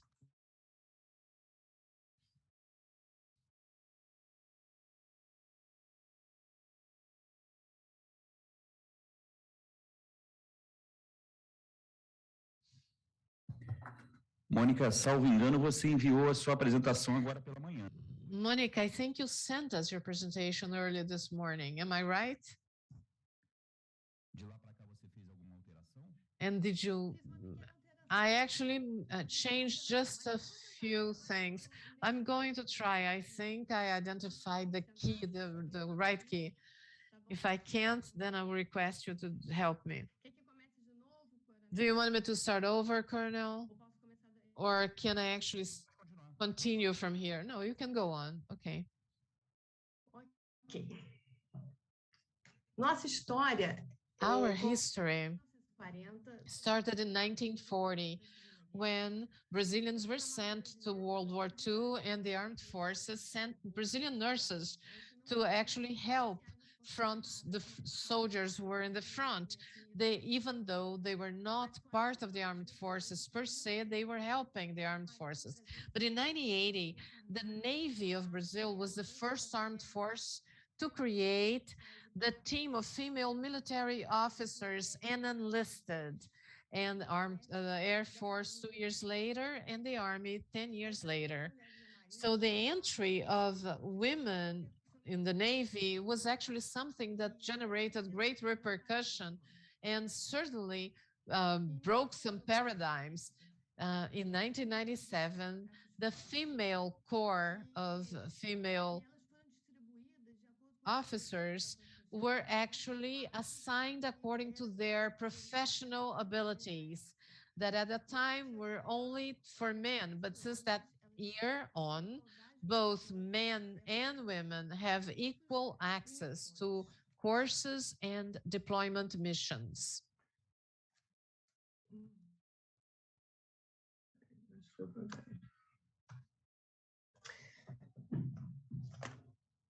Então, eu vou destacar aqui, vou mostrar. So I'm going to actually highlight a few situations that were actually historical participation. In 2001, we had the entry or the admission of musicians in the Marine Corps. In 2013, we had admission of aspirants to naval school to the quartermaster corps.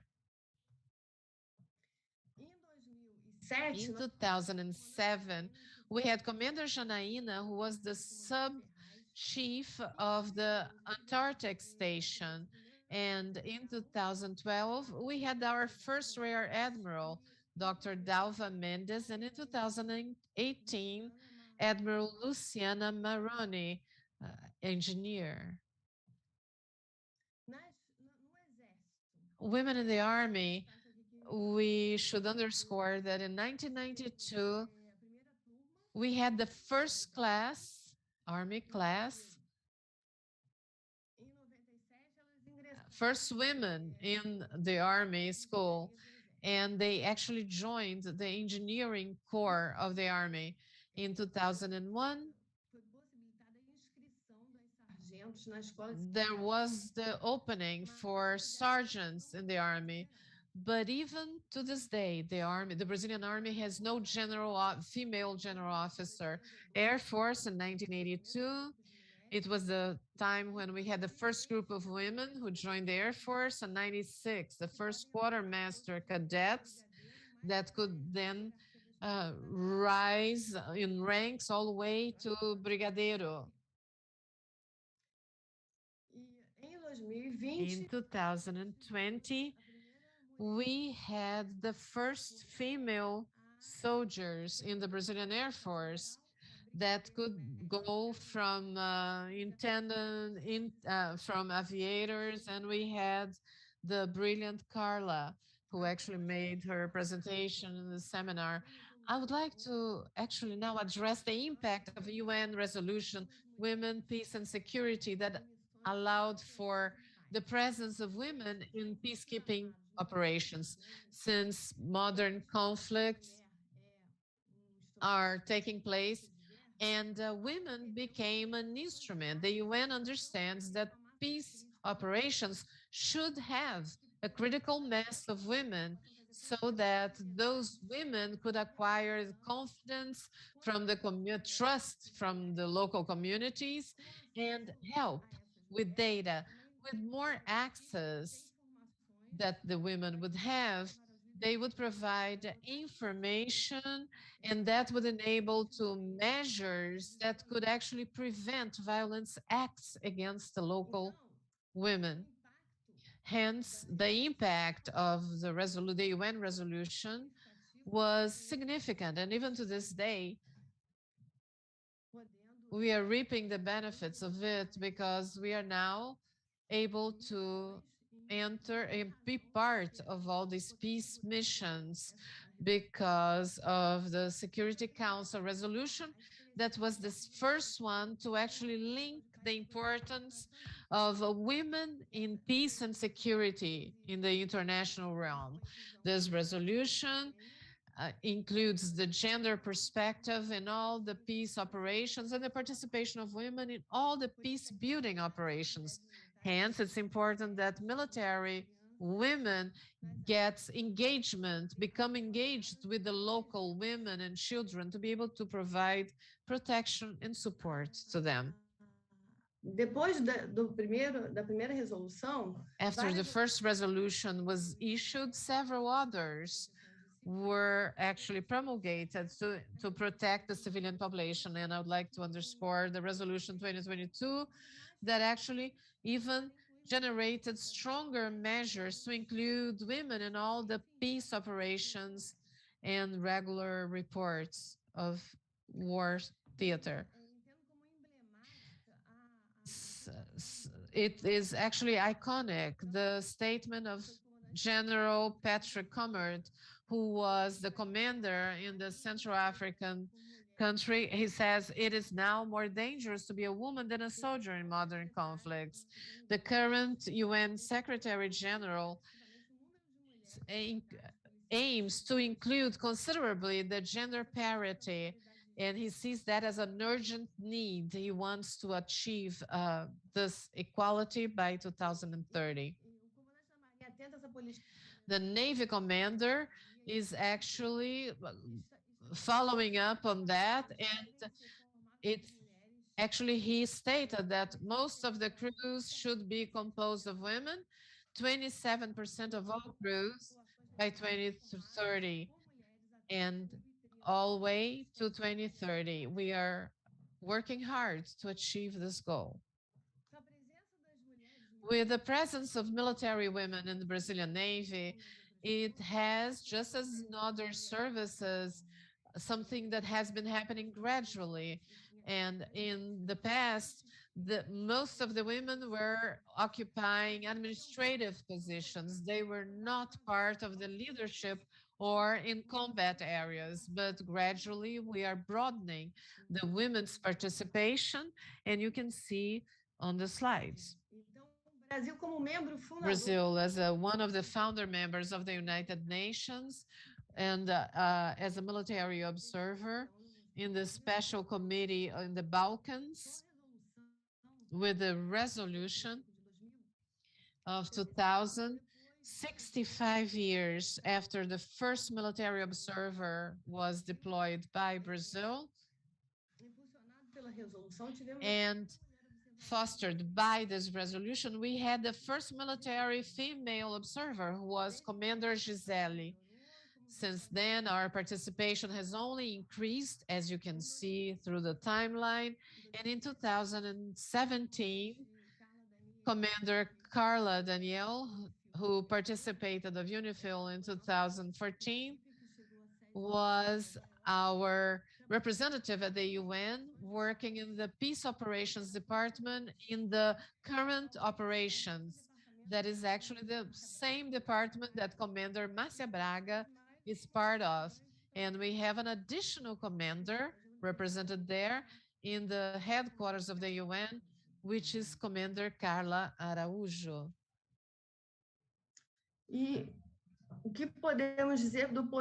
What could we share about women in combat power? The inclusion of female soldiers cannot diminish the naval power. They have to have the same efficacy and effectiveness given the different characteristics and the adaptations of the facilities. We have two different important training centers, and we have the one that qualifies peace operation people, which is the Brazilian Peace Operations Joint Training Center. And this particular center was created in 2005, and the idea was to prepare people to serve in Haiti and to include civilians also deployed in friendly nations in peace operations. And cognizant of the different specificities of different peace operations and already aiming to achieve in the context of international peace operations. In 2008, the Naval Peace Operations Center was established exactly to prepare civilian personnel, military, civilian police to participate of peace operations, as well as to prepare military personnel and civilian police from friendly nations. That center was actually a pioneer in creating courses aiming to recruit women to participate of peace operations, offering different courses regardless of gender. I thank you for your attention, and you all have my contact.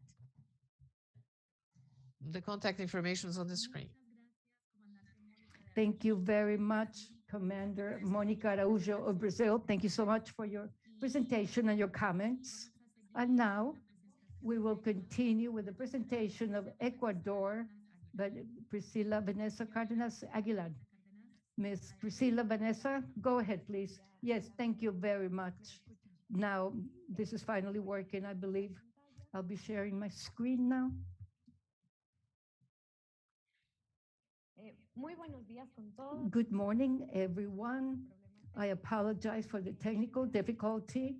First of all, I would like to thank for this opportunity to participate at this seminar of the Inter-American Defense Board with this presentation and with the mechanism that we have where we can share our experiences as armed forces of Ecuador.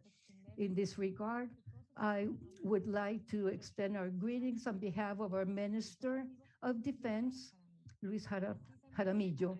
Also, I would like to thank the Educational Command of PRINA of the Air Force and the technical team of the National Defense Ministry who have been providing support to us in order for us to make this presentation.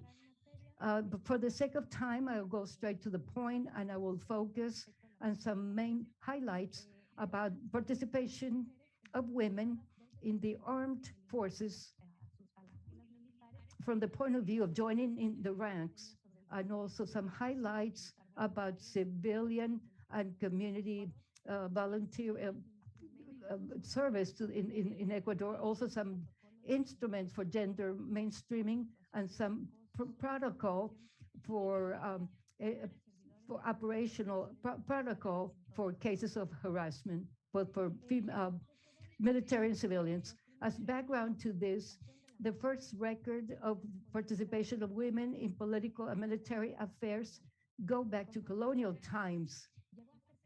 We have a chieftain who was working so women could be included. Also during the independence wars, it was almost impossible to leave women behind. Historically, women wanted to be left behind, but then there was a new approach in order to start building a country where women would be included and involved in the armed forces. And this really started during the 50s and then in the 70s.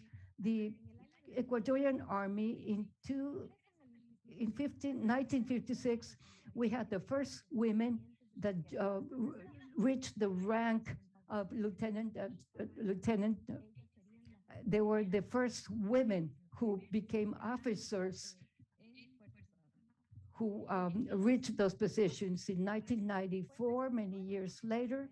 Once again, there were more women, professional women that joined in order to attend military courses, of which we had lieutenant for health matters. And the next year after that, there were medical professionals that graduated, also lawyers that became specialists.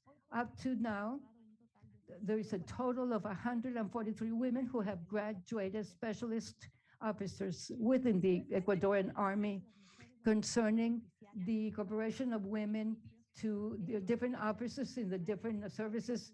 In 1999, we had the first women that joined as students and candidates for the different positions, thus fulfilling a process, military process. Out of this class in August of 2003, there were 7 lieutenants that graduated.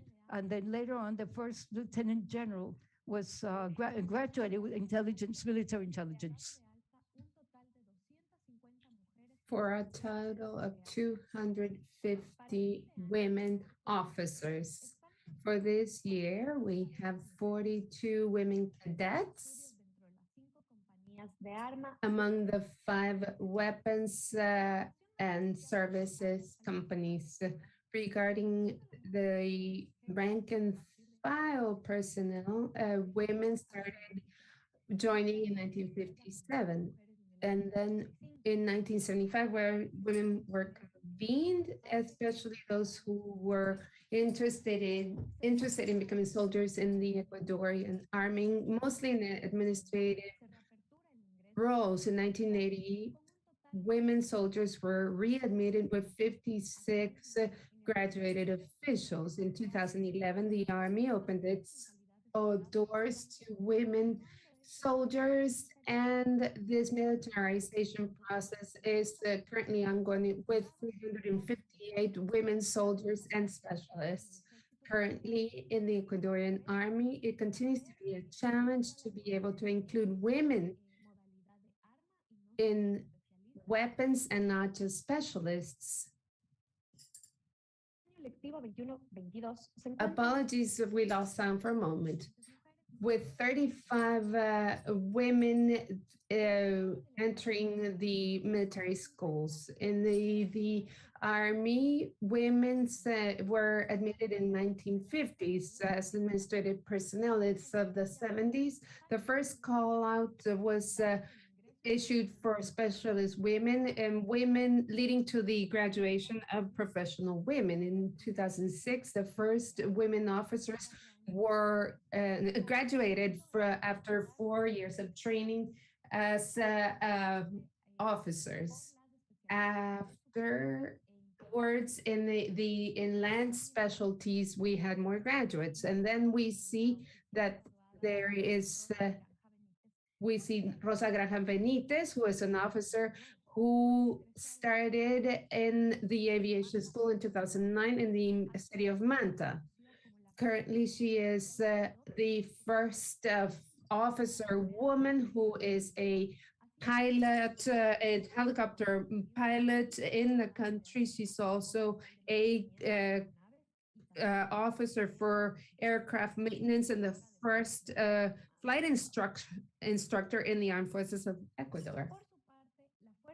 Additionally, the Ecuadorian Air Force included the first military women in 1966.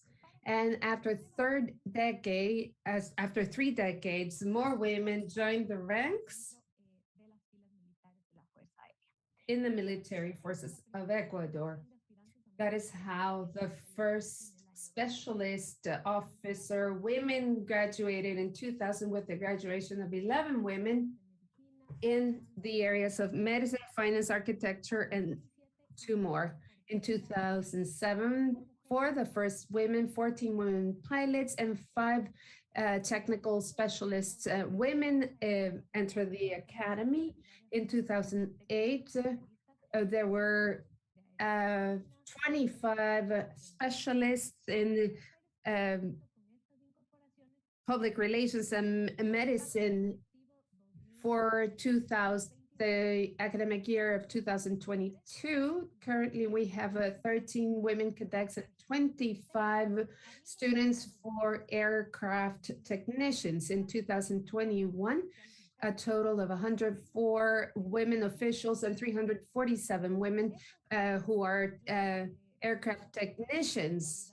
And they are, so this is the total of officials, or rather officer women and women who have graduated. In 2022, there is a 4.7% of the military forces are women, and there is a commitment on having new professionals in the future classes. I want to mention also voluntary civic military service, and since 2008, our Constitution contemplates non-mandatory military service. However, in the defense sector, we have been able to promote gender balance and providing alternative training in different training areas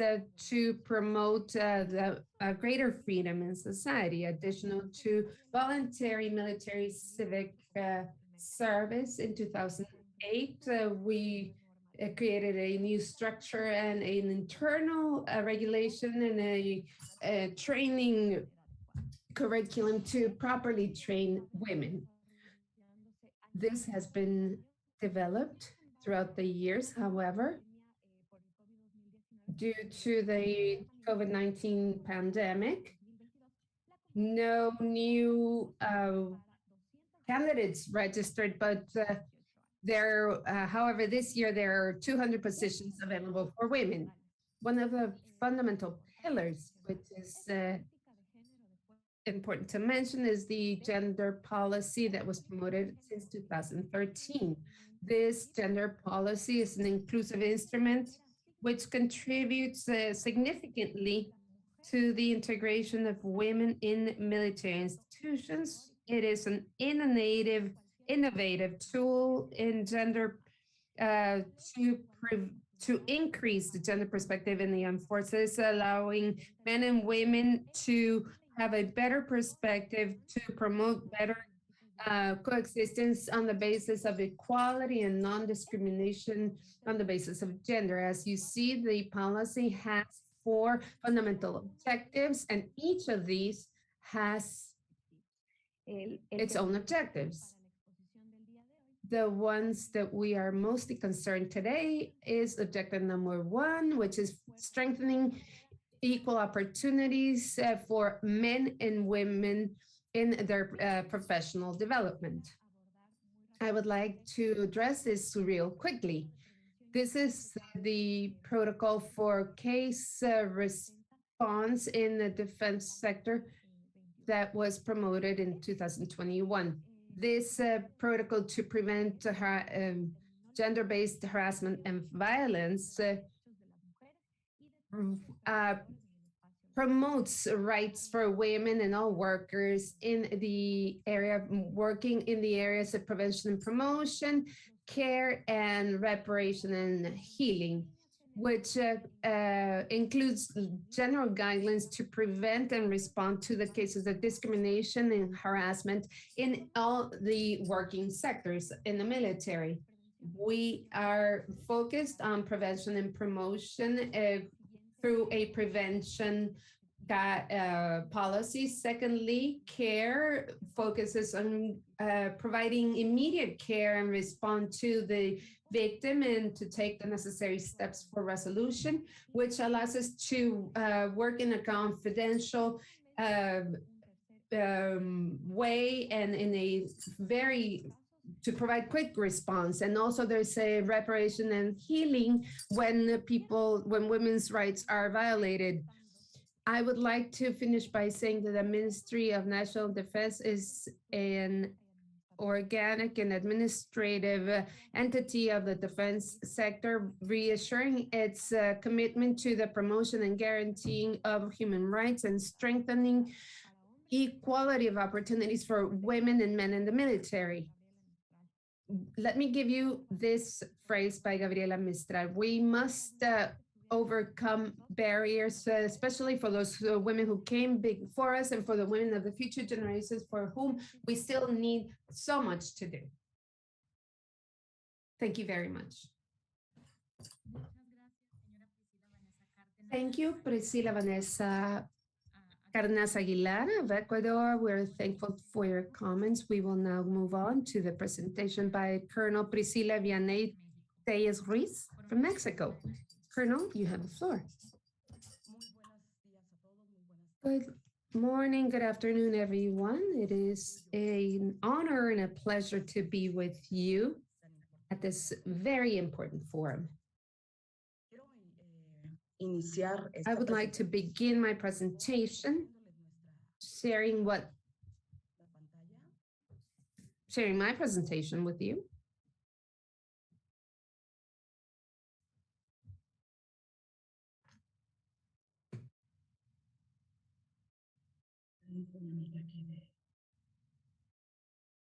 One moment.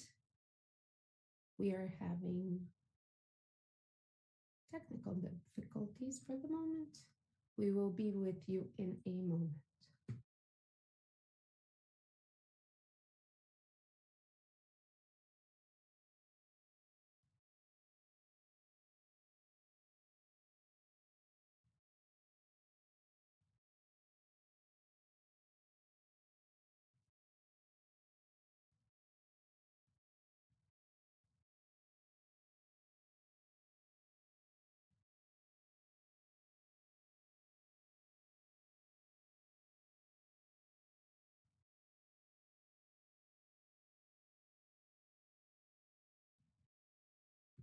Apologies, the interpreter cannot hear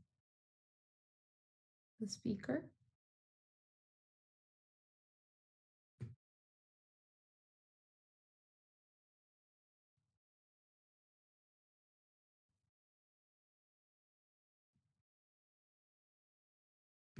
Coronel, no estamos escuchando el audio.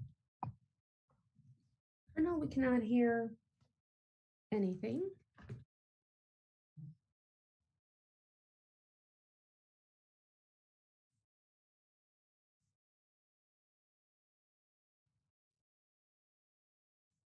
Mi coronel, no se está escuchando. Ahí está, le estamos escuchando. Colonel, we're unable to hear you.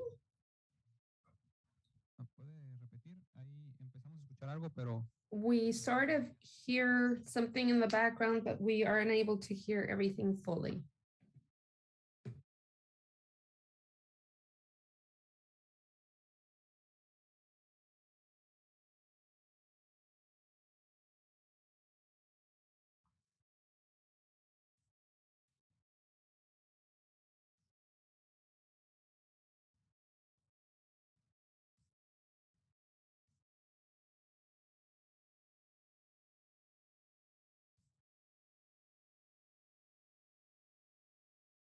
mi coronel, ¿podría empezar nuevamente? No conseguimos Colonel, we are unable to hear the audio to your video. I will restart it.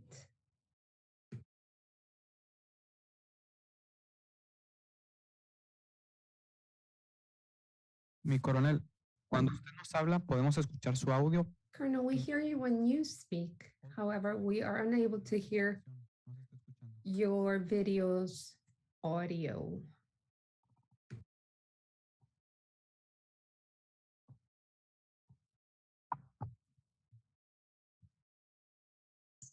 Voy a hacer un intento nuevamente. Voy a dejarme en silencio. Let me try once again. I will mute my microphone so I can share my screen.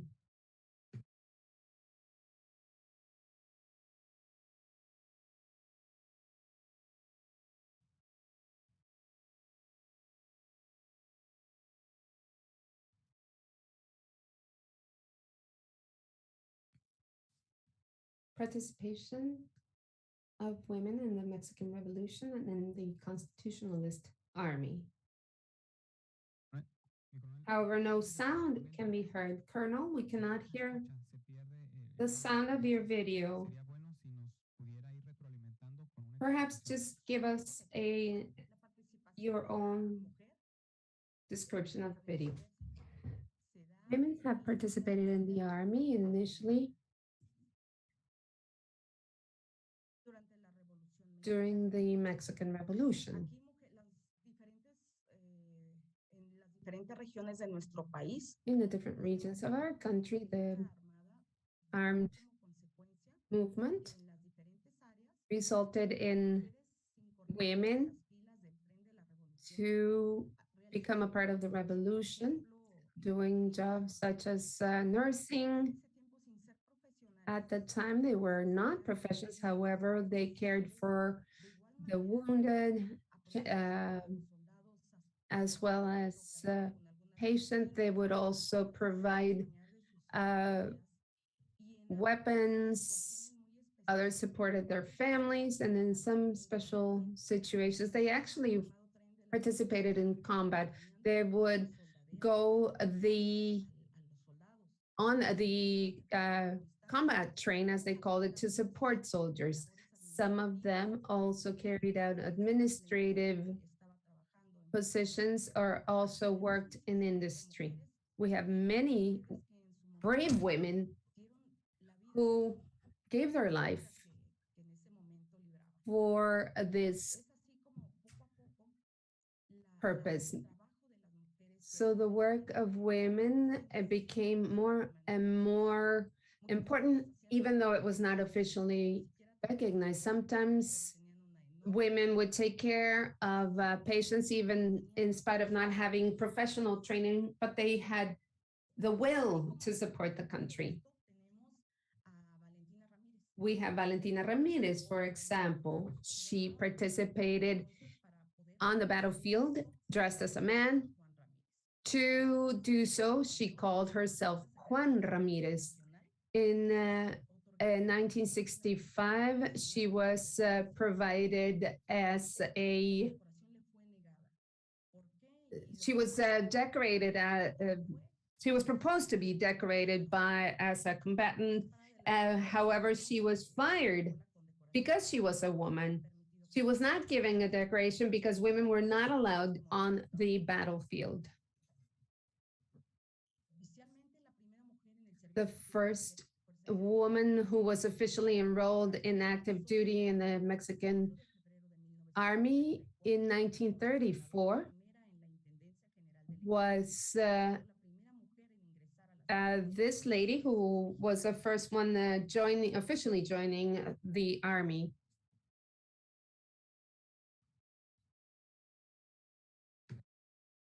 Por lo que respecta a la educación, regarding education, the military educational system is a space where women have been professionalized in the system thanks to opportunities where the military knowledge is shared with women on the basis of a philosophy, doctrine, and infrastructure that is provided by the Military University of Mexico to promote the military culture, contributing to the comprehensive military professional development of women who are in service of the country.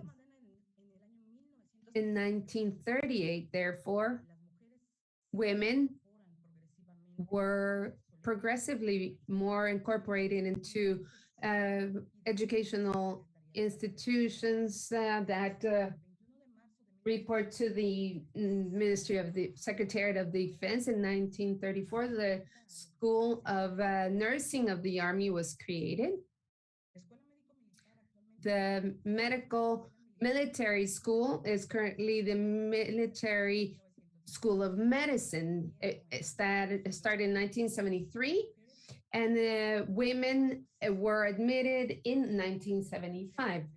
It was the first professional school in the Air Force and Army of Mexico. In 1975, women were admitted in transmissions classes to become communications experts. In 1976, the Military Odontology School was founded, which was the first school that was considered to be co-ed since its inception. In 1983, the first class of women was allowed to take the parachuting class with 71 cadets and one officer from the School of Nursing. In 1994, it was the first time when a woman was granted the title of Brigadier General, and the first woman officer graduated from a military school. In 1998, women were allowed in the National Defense College for master's studies in national security and defense, allowing them to efficiently analyze and solve national defense and security problems.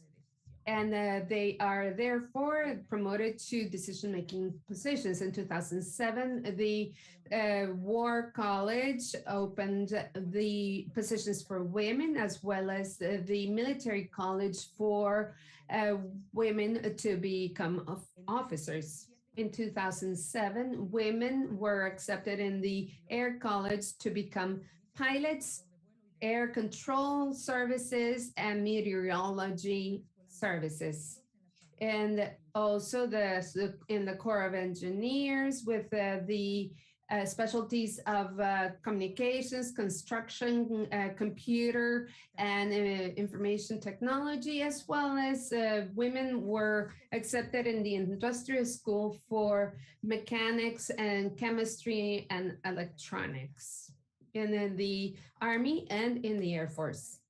In 2009, the first women graduated after passing the first and second training courses in archiving, and also the same year, women were admitted to the first and second sergeant levels for information technology services. In 2013, women were accepted in the officer school for artillery and zapadores in the military college. In 2017, women were admitted into the school, officer school for health. It was created in 1939, but only men were admitted. And then the School of Nursing turned into the Military School of Nursing to allow men to be admitted. So in 2021, the first co-ed class of men and women graduated as nurses. In 2019, the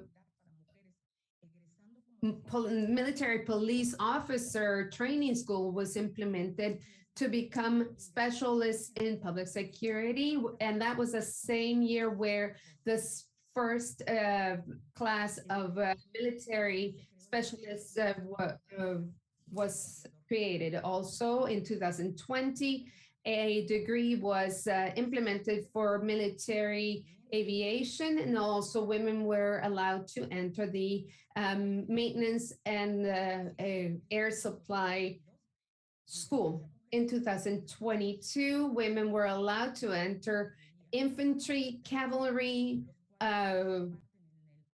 armored weapons courses were provided for women in the military college. And in 2021, this was extended to all military schools, and women were allowed in all of them. Currently, the Army and the Air Force of Mexico has a total of 27,000 members, of which 11% are women, with the highest military degree as brigadier generals.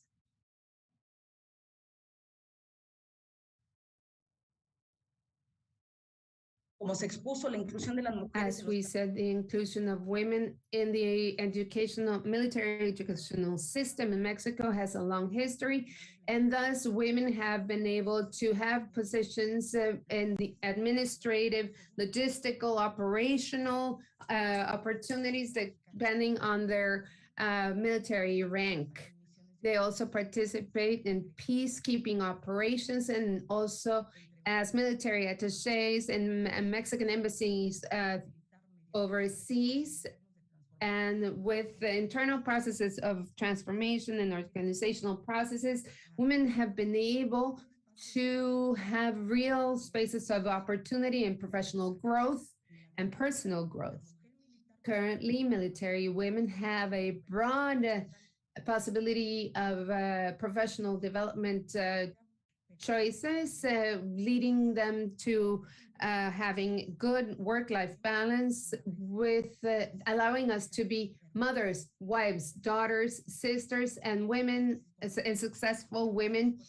And therefore, the Air Force and Army of Mexico is reinforcing substantial equality where men and women coexist, always in service of the Mexican society. Thank you very much. Colonel Priscila Ruiz from Mexico, thank you so much for your detailed description of the history of the inclusion of women in military schools. It was so interesting to see the figures and the numbers of women in each of the ranks. And we will now hear from Lieutenant Colonel Gladys Esther Morales Valenzuela from Guatemala. Lieutenant Colonel, you have the floor. Please go ahead. Good morning, and thank you very much for inviting me to participate. Allow me to share my presentation now. Muy buen día. De antemano quiero agradecer a la Junta Good morning. I'd like to thank the Inter-American Defense Board for allowing me to participate and share with you the issue of inclusion of women in the Polytechnic School of Guatemala, and to give you some history. I'm Lieutenant Colonel Gladys Esther Morales Valenzuela, and I'm currently the Chief of the Peace Operations School of the Army of Guatemala. On December 29, 1996, going back in history, the peace accords were signed here in the country as a result of a series of peace accords leading to changes in the army with the need to have a renewed army with a different vision and image, which entailed having a different image vis-a-vis the Guatemalan society after over 30 years of armed conflict. That led to the need to bring about change, as I said, and in fact, the Proyecto Minerva was planned. This is something that was planned for a while, but that was the first year for this project. What was Proyecto Minerva? This project included women in different military schools in the country, mainly including women in the military academy. Women were included in the army, and let me tell you how we did it. In the 70s, the army saw the need to have female officers and personnel, especially in the field of medical services. This led to the creation of the program for the participation of women in foreign schools in the field of medicine to contribute to the medical services in the Army of Guatemala. Women became in charge of this responsibility for a while. In 1971, the first officer was graduated with this specialty. She came back to the country and she started working and training in the academies. Currently, we still have colonels in our armed forces that have studied and graduated in other countries. In the 80s, we saw the need that there was a need vis-a-vis the situation in the country, which led to military reserves, including women, and also to include women in parachuting units and military police, and also in civilian affairs units. Women participating in these units, mainly in civilian affairs units, were a key were key actors in the operations for the signing the peace. In 1996, with the Proyecto Minerva, female personnel were admitted in training institutions, adolescent women who had access to other military training facilities, including women. In 1970, the first class graduated and they already had cadets. And then in the year 2020, then after the first ladies joined that technical school, then there were first cadets, women cadets that joined the Air Force School, military school here in Guatemala in order to become a specialist in the Navy or the Air Force. You first have to go through the military school, and then later you will be transferred to the other schools. That's why this change only takes place in the year 2000. Now, this is how the Minerva project on June 23rd, 1997, it takes place with the inclusion of 24 cadets to the military school, out of which also had 75 men participating. So the academy had to undergo a lot of changes, and one of them was the change in infrastructure, because there were some aspects that were not contemplated to in order to accommodate women. So there had to be some plans and adjustments made in the facilities, mainly also within the school. of the military cadets. So before the women joined, the first class that I'm very proud to be a part of. So just before that, also male personnel was prepared so that we'll become aware of what would be the challenge they will be facing, because the challenge was not only for women coming in, but also the challenge was for men to change the mindset of all of the personnel. And then in the year 2001, we graduated. We had 11 officers, female officers graduate with specializing in war material. That was still very new to contemplate that women will be part of that different service besides the army. So also to include that combat support operations. And now, so what can we say though have been the main challenges of the incorporation into the military academy? First of all, to break with more than 124 years of male-dominated tradition. As I said earlier, because before we came in, they also underwent many different trainings, and they were prepared for to welcome us in the academy. So, however, it was not easy for them or for us. So, because we disrupted their routine, as well as we all know, there are certain traditions or activities that are very are just for the cadets, and it used to be only for the male, and then they had to uh, change that as soon as they had women coming in. Also, that meant that we had to break through a lot of cultural stereotypes because of the culture we have in my country. Up until then, it was possible to think that in the military academy, there was, or it was not possible to think that there would be women in the military academy, because that was a profession that was considered mainly for men. So with the involvement of the first women cadets, that was a novelty in the country.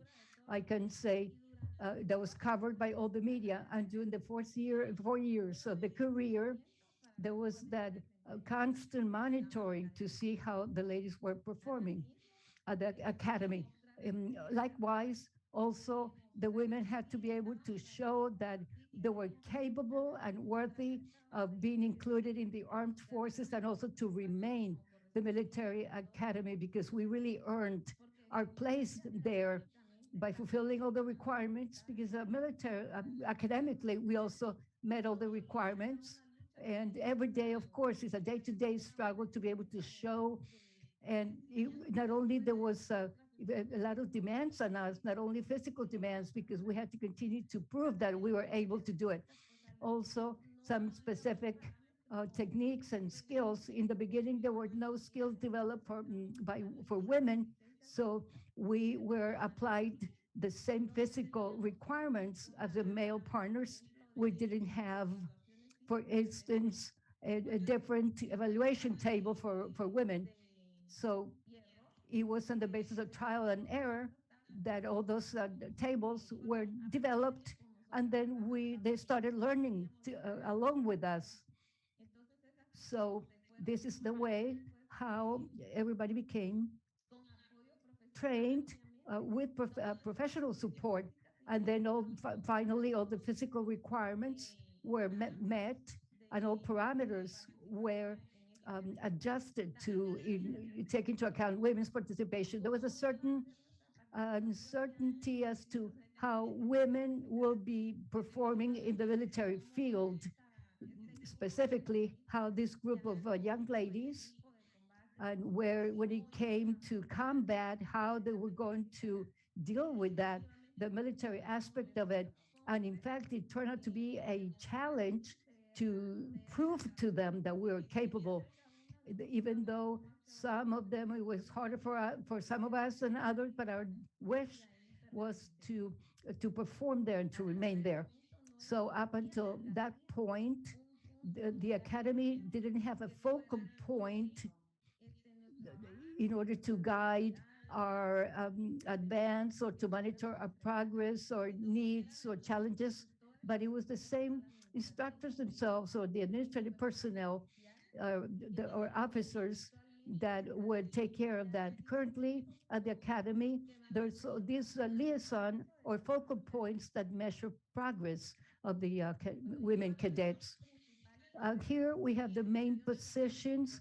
What were the main positions and aspirations that we are hoping for? Up until now, we have 200. This is the first time in our history that we have a military school such as this one here, where we have that the chief of the military school is a woman from the army. Up until now, there are also officers that are serving as commanders of infantry and also the police force. Also, we have officers who are serving as second in command in rescue battalions, taking into account the nature of a country which is very vulnerable to natural disasters. This was a major commitment for the female officers that filled those positions, especially during at times of natural disaster. They had to show their leadership skills, so they had to be prepared to face that. Also, the first officers that graduated from the military academy, we have a colonel. Well, right now we are serving as chief of staff and the different units of infantry, also as officers of in the chief of staff in the Air Force, also in the Navy as vessel commanders, also the naval police, inspectors, and port authorities. So far, as I said earlier, the first graduates from the military school reached the level or the rank of lieutenant colonel. Some of them have obtained operational posts, such as a battalion commander, but I believe that the higher commands are also working and giving more opportunity to more women. And this is a requirement indeed to have more women in those positions. So far, we haven't had any at those high level, so the command is working on that.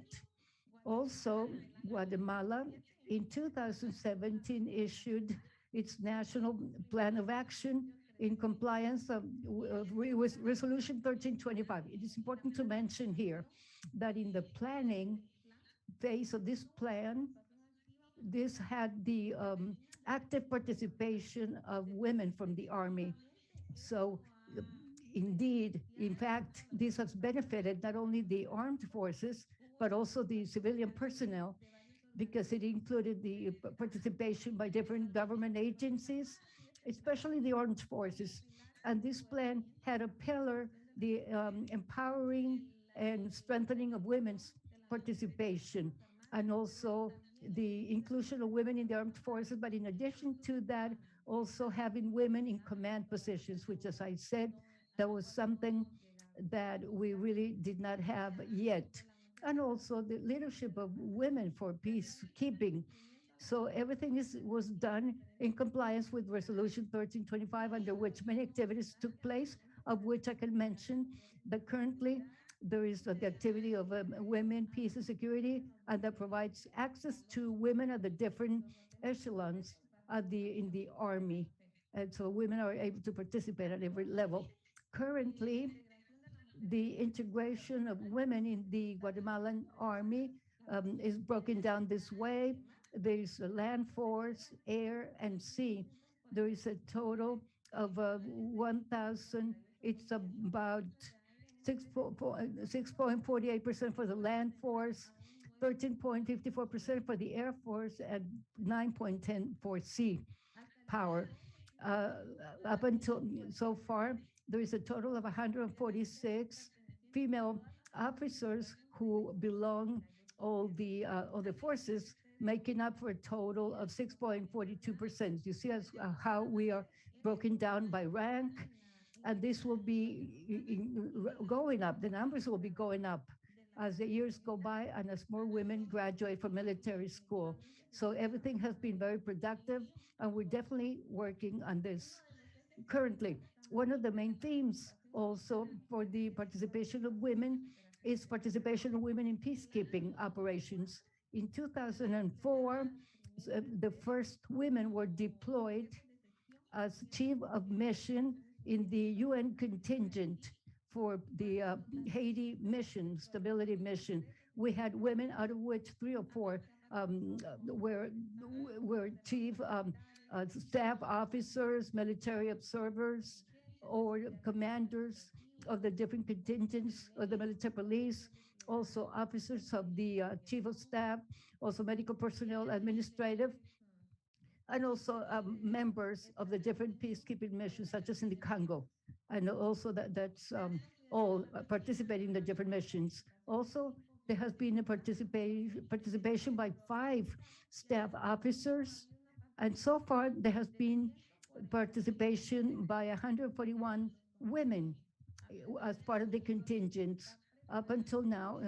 Currently, the 20th second contingent is being trained, which was going to be deployed to Congo, and it has already 50 women among its numbers. So the Guatemalan army is indeed concerned and committed with the participation of women at the different levels and at the different space within the army.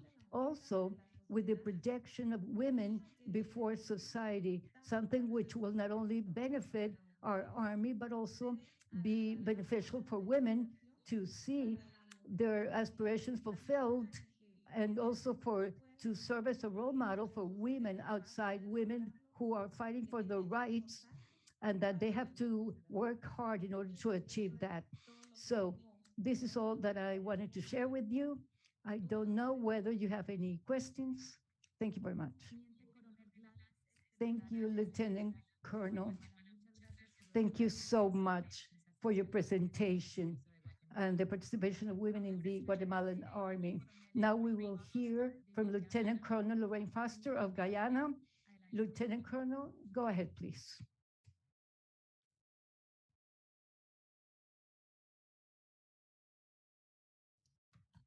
Good afternoon.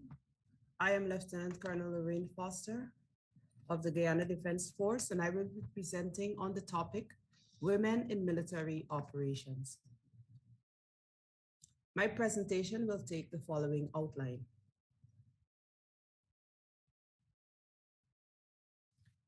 An effective military organization is one that is organized, trained, and equipped to defend its patrimony and/or its constitution based on political directives. The aims of such military operations have changed over time, from the pursuit of concrete military strategic objectives to the establishment of certain conditions from which political outcomes can be decided. In this context, military activities often play a supporting role in integrated or whole-of-government approaches in operations involving a large number of actors and activities aimed at achieving more far-reaching political goals of stabilization, democratization, economic growth, and maintenance of the rule of law. The issue of inclusion of women in military operations has plagued many nations. Many countries have moved beyond the employment of its females in traditional roles and have embraced their deployments in frontline operations, war, peacekeeping missions, and internal security operations. This decision is not and should not be driven merely to fulfill a United Nations mandate, which directs the increased involvement of women in peace and security, but should be embraced because of the understanding that women can make special contributions to operations that can improve mission performance. It is my aim this afternoon to highlight the added value women bring to military operations, with specific emphasis on Guyana.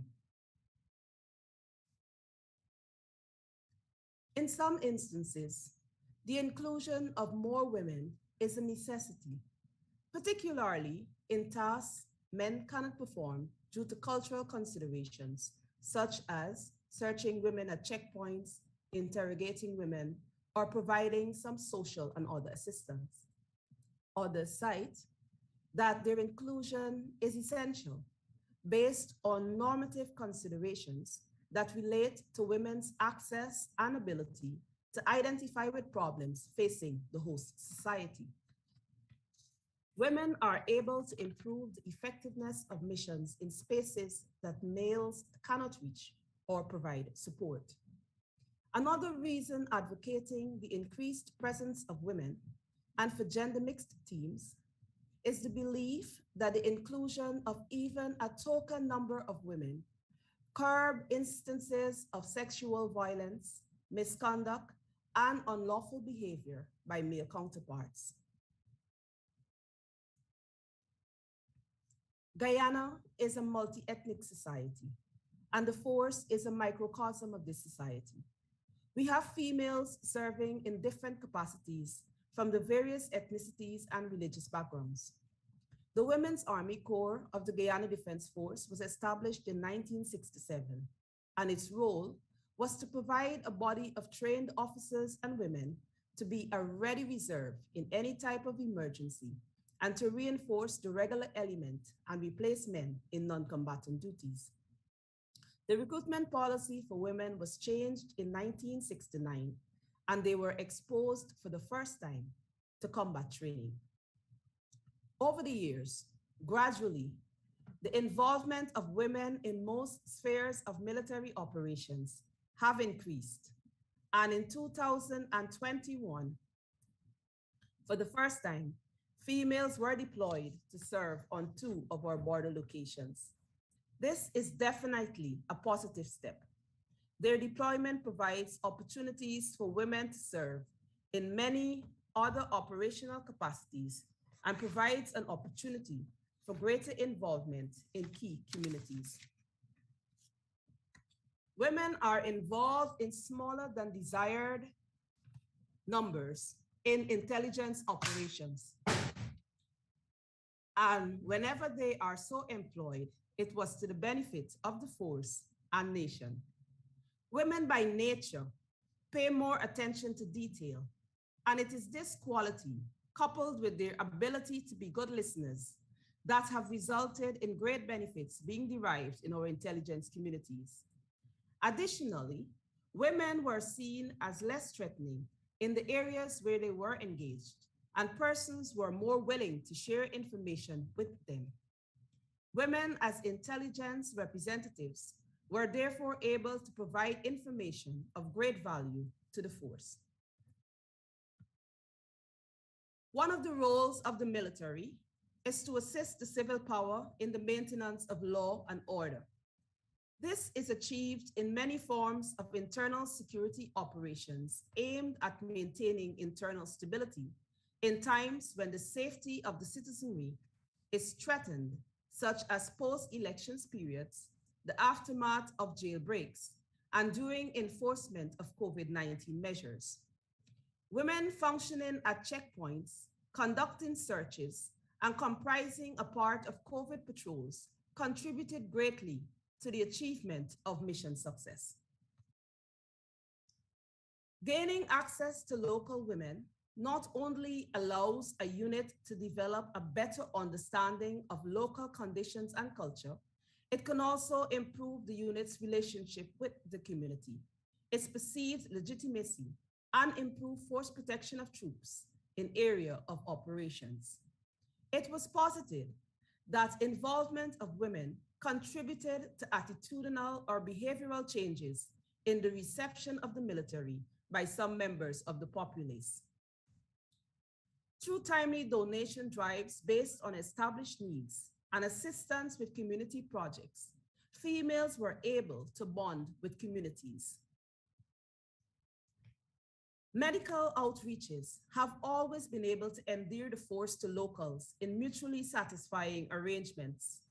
A large component of our medical personnel are female, and during these times, villages that have concerns with male soldiers and their women folk are extremely welcoming. Such operations attempt to heal the divide and commend the force to the community.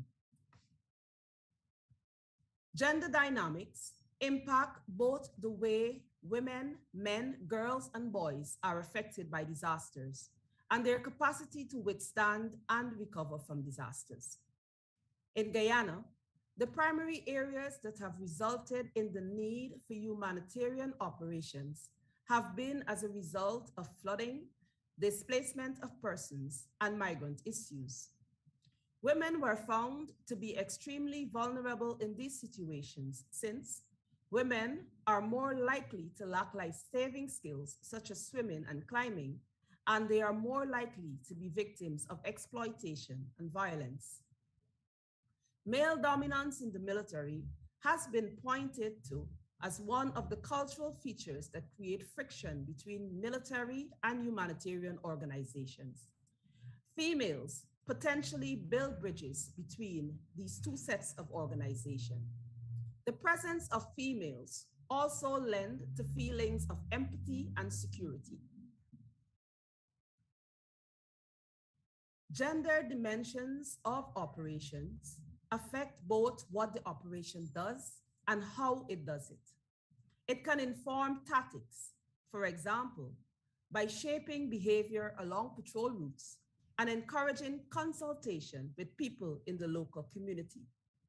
Because they appear to be less threatening, women are trusted more easily and can provide greater access to information and the community.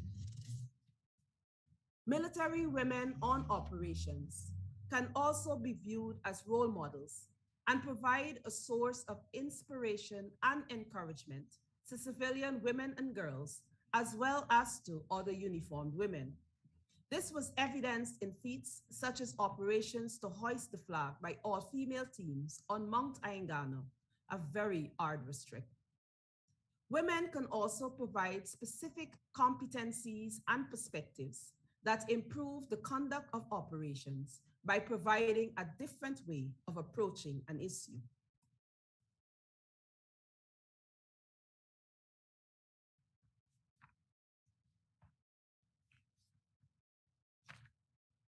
We need to ensure a leadership commitment to ensuring more involvement of women on all types of operations, inclusive of women being posted to teach arms as integral parts of units and not attachments for border stints. Women must be provided with all relevant training opportunities that will make them eligible for selection for any type of deployment or operation.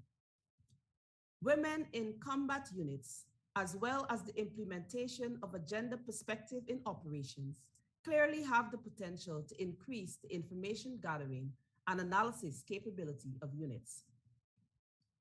So training and educational sessions for both males and females are crucial to increasing the utilization of females. And it is definitely time for us to work on developing an action plan utilizing the women, peace, and security pillars. The women are ready for more involvement in all spheres of military operations. Given the right opportunity and training, they will provide another layer of effectiveness to our operational posture. The role of women in our military has been transformed by changing views of men's and women's work and the enforcement of women's claim for equal opportunity. In concluding, I will borrow a quote from Major Mary Hagar of the United States Air Force, which states, and I quote, "Putting the right person in the right job has very little to do with one's gender, race, religion, or other demographic descriptor. It has everything to do with one's heart, character, ability, determination, and dedication," unquote. The Guyana Defense Force and militaries worldwide should endeavor, therefore, to utilize the best persons for all military operations in an effort to be most effective. I thank you. Muchas gracias, Teniente Coronel. Thank you very much, Lieutenant Colonel Foster of Guyana. The last comment that you made about selecting the right person that is better trained for that position. That is key statement. I completely agree with that. And now for the last presentation of this afternoon, we have Captain Patricia Osorio Pesaque of Spain. Captain, you have the floor.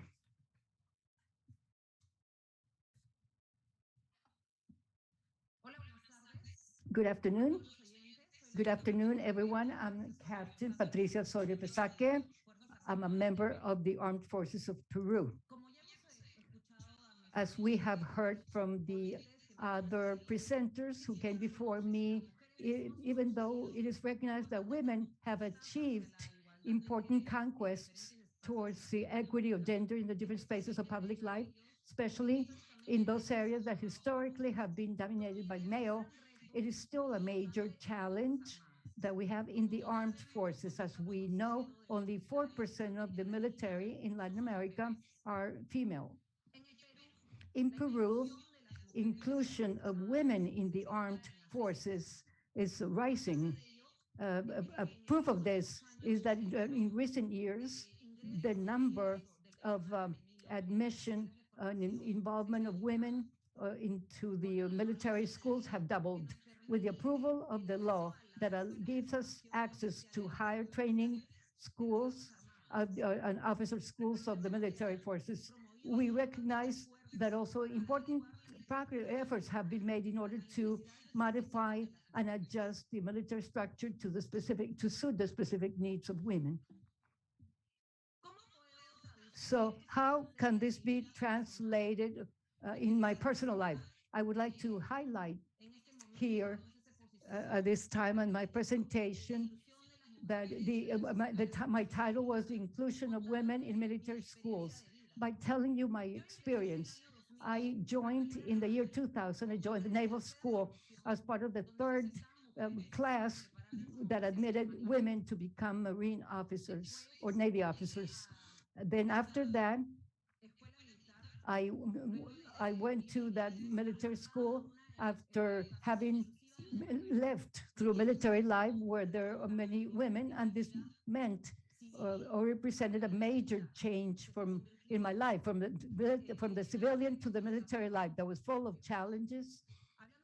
And talking about challenges, during my life at the military school, naval school, I saw that there were two different classes of female officers where there were already women that were included in the training and also in sports.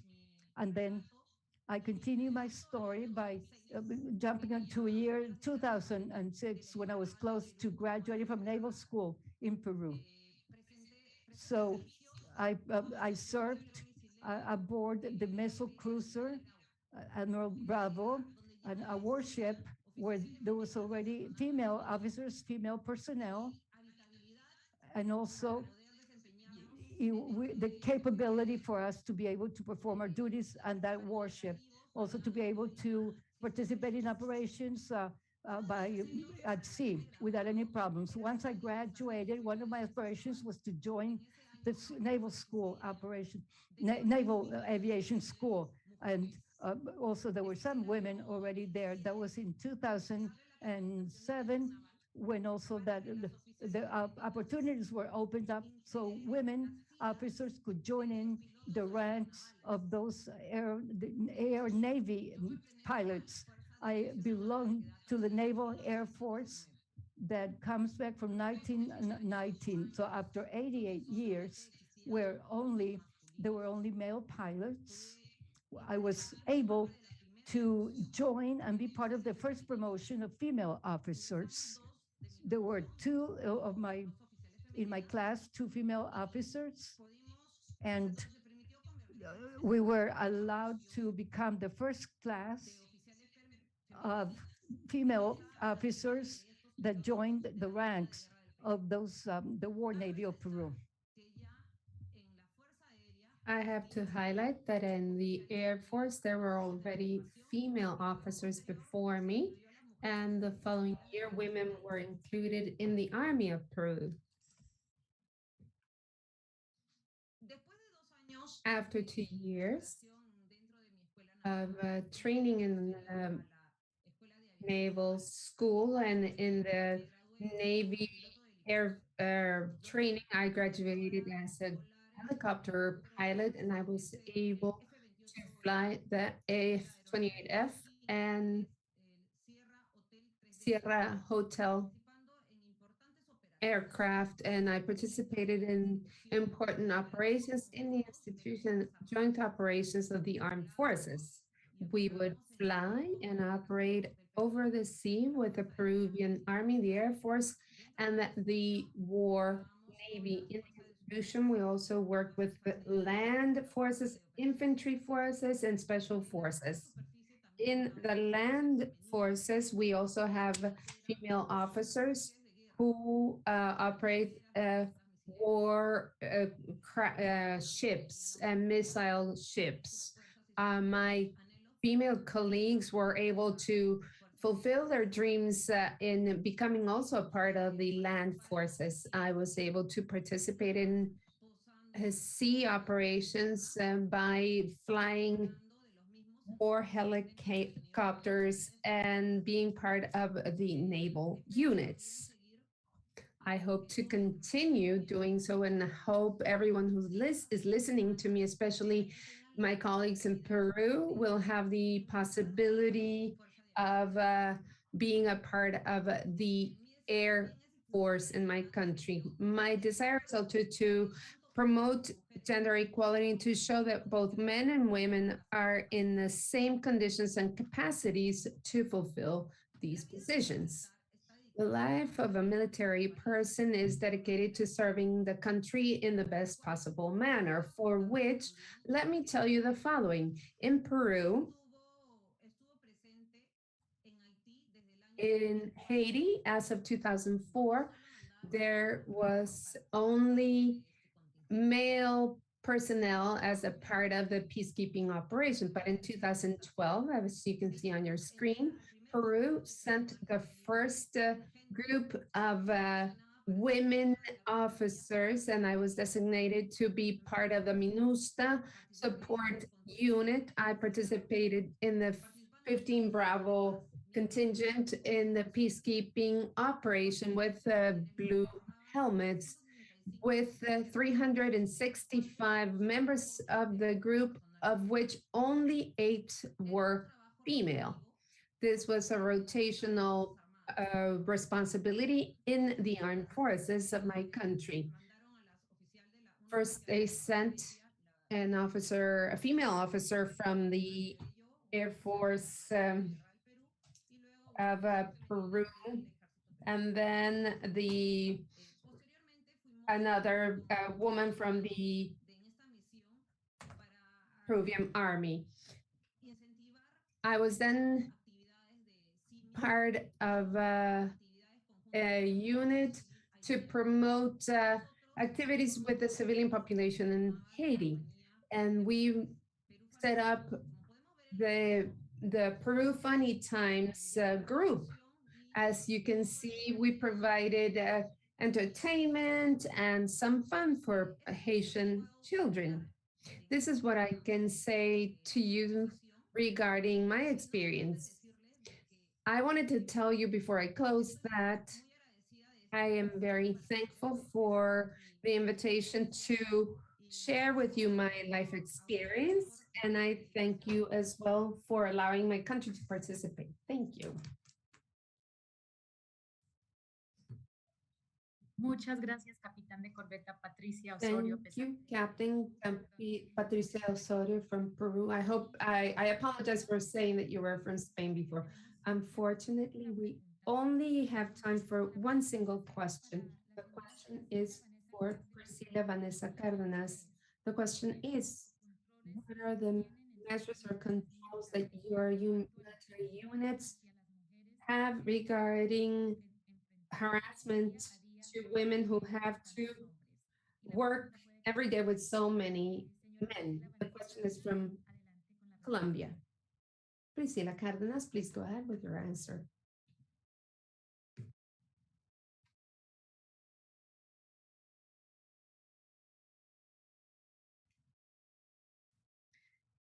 Señora Priscila Vanessa Cárdenas. Priscila Vanessa Cárdenas. If you're not here, I can go on to the next question. The presentation of this panel talked about so many interesting things, such as exploring the opportunities by women who want to serve their country, as is very evident from what we heard today, for women to be able to do, to allow them to balance work and personal life. This is something that took a long time to advance in the US, and I'm happy to say that in March of this year, just recently, we changed a policy that required pregnant cadet to have to choose between permanently retiring from the military academy to stay with their baby or go to the academy, which require that they give up their rights as a mother.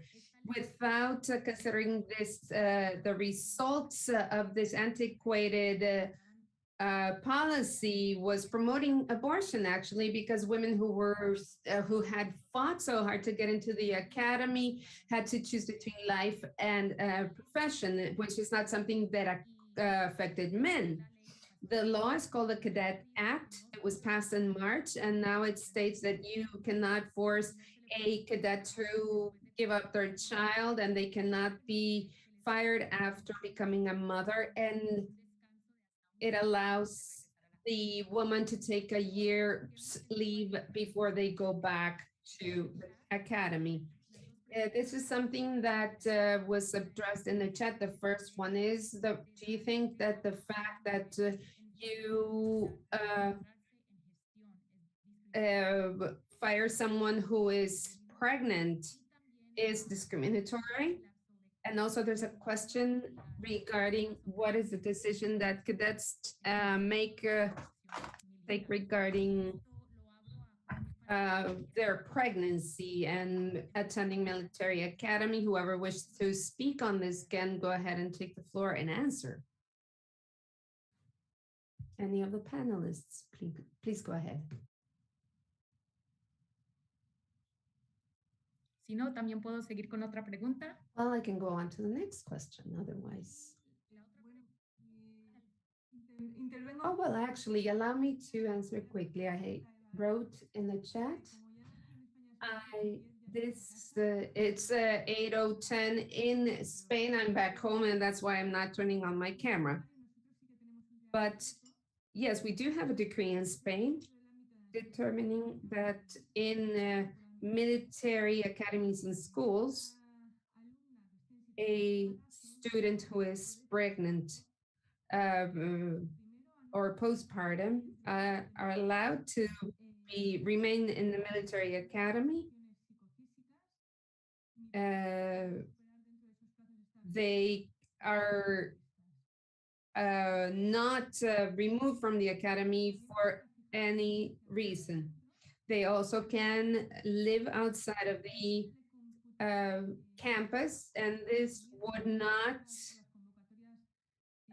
preclude them from taking regular or special testing. And for this reason, if the student were to be forced to repeat a course, they would be exempted from having to take the courses that they have already approved. So obviously, this is taken into consideration to minimize the exclusion of women, of pregnant women. I think that in your answer, you show that there are many options for women who are pregnant can continue with their military career without having to choose between their family or their profession. Would any other panelists wish to answer this question?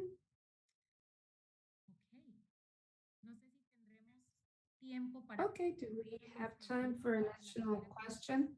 If anyone wants to answer it. The question is, what is the message of inclusion in for military commanders that do not promote women for heads of command? Anyone who wishes to answer, please go ahead.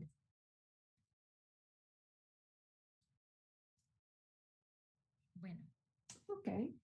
igual hay varias preguntas y le pedimos. So there are several questions, so please do send your questions to Colonel Araujo, ARAUGO at JID.org. This is where we will try to answer all your questions on a timely basis. So this is the best way to finish our last panel today. We are thankful for everyone's patience. I know it has been a very long morning and afternoon. We didn't have a break, but we talked about very important issues such as promoting women in the armed forces. I'd like to take a moment to thank all of the strong leader women who are successful and inspiring, who have brought down so many hurdles with their efforts to ensure that more women have opportunities. Our countries will be more diverse and our region will be safer because of all of your efforts. It was an honor to share this screen with all of you. I'd like to thank Lieutenant Colonel Turner from Southcom, Mr. Sidan, Colonel Naranjo from the IADB for their support, Major General Porfirio Fuentes Vélez, Director General of the IADB Secretariat, will be giving the closing remarks. You have the floor, Major General. Thank you very much. Good afternoon, everyone. Luz Elena Baño Rivas, Permanent Representatives of Mexico to the OAS. Ms. Laura Mason, Director of Gender Policy of the Ministry of Defense of Argentina. Distinguished panelists who have kindly participated in together with the Inter-American Defense Board at this very important event on women, peace, and security for 2022. Vice Admiral Alexandra Rebelo de Faria, Chairman of the IADB Council of Delegates, and distinguished audience participating today from 20 countries of the Americas and from 3 countries in Europe. Women have always been an important reason that have given meaning to life. And you are half of the world's population. That is why we cannot conceive in any area of human activity and in peace processes without the participation of women. Currently, we see women in different positions that were reserved for men in the past, where they show equal responsibility and efficiency as men, and more are showing their intelligence and their great professional development, contributing to their country. Through this important seminar, with the participation in exchanging knowledge and lessons and experiences, the Inter-American Defense Board reassures its commitment of continuing to participate with all civilian and military structures to cooperate and promote the participation of women in the social, political, economic, and military realm, so that women can have a leading role, because that is what our reality demands. The different approaches of our panelists shows to the IADB that there is an important set of experiences and lessons in policies and initiatives that are applicable to agencies such as those belonging to the OAS and the UN, as well as in the armed forces of the Americas, and also in Spain. But it also teaches the IADB that there is a significant area of opportunity, so that in this forum, the IADB can promote a strategic vision for a greater participation of military women in strategic defense and security systems of the countries that it serves, in recognition of the great potential that women have, and together with men, they can promote better development stability in each country.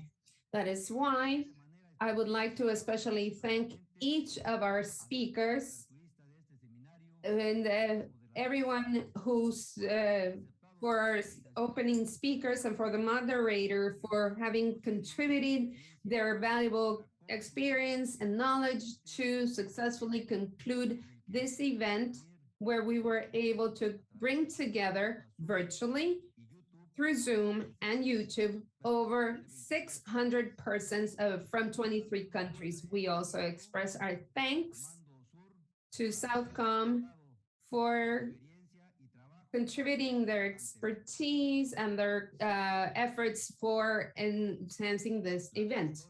It is now 14 hours 22 local time in Washington, D.C., April 28, 2022. I formally adjourn this meeting for Women in Peace and Security Seminar 2022, organized by the IADB, and I hope everyone has a wonderful day. Thank you very much.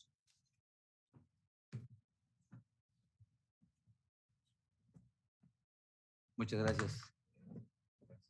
Equipo de la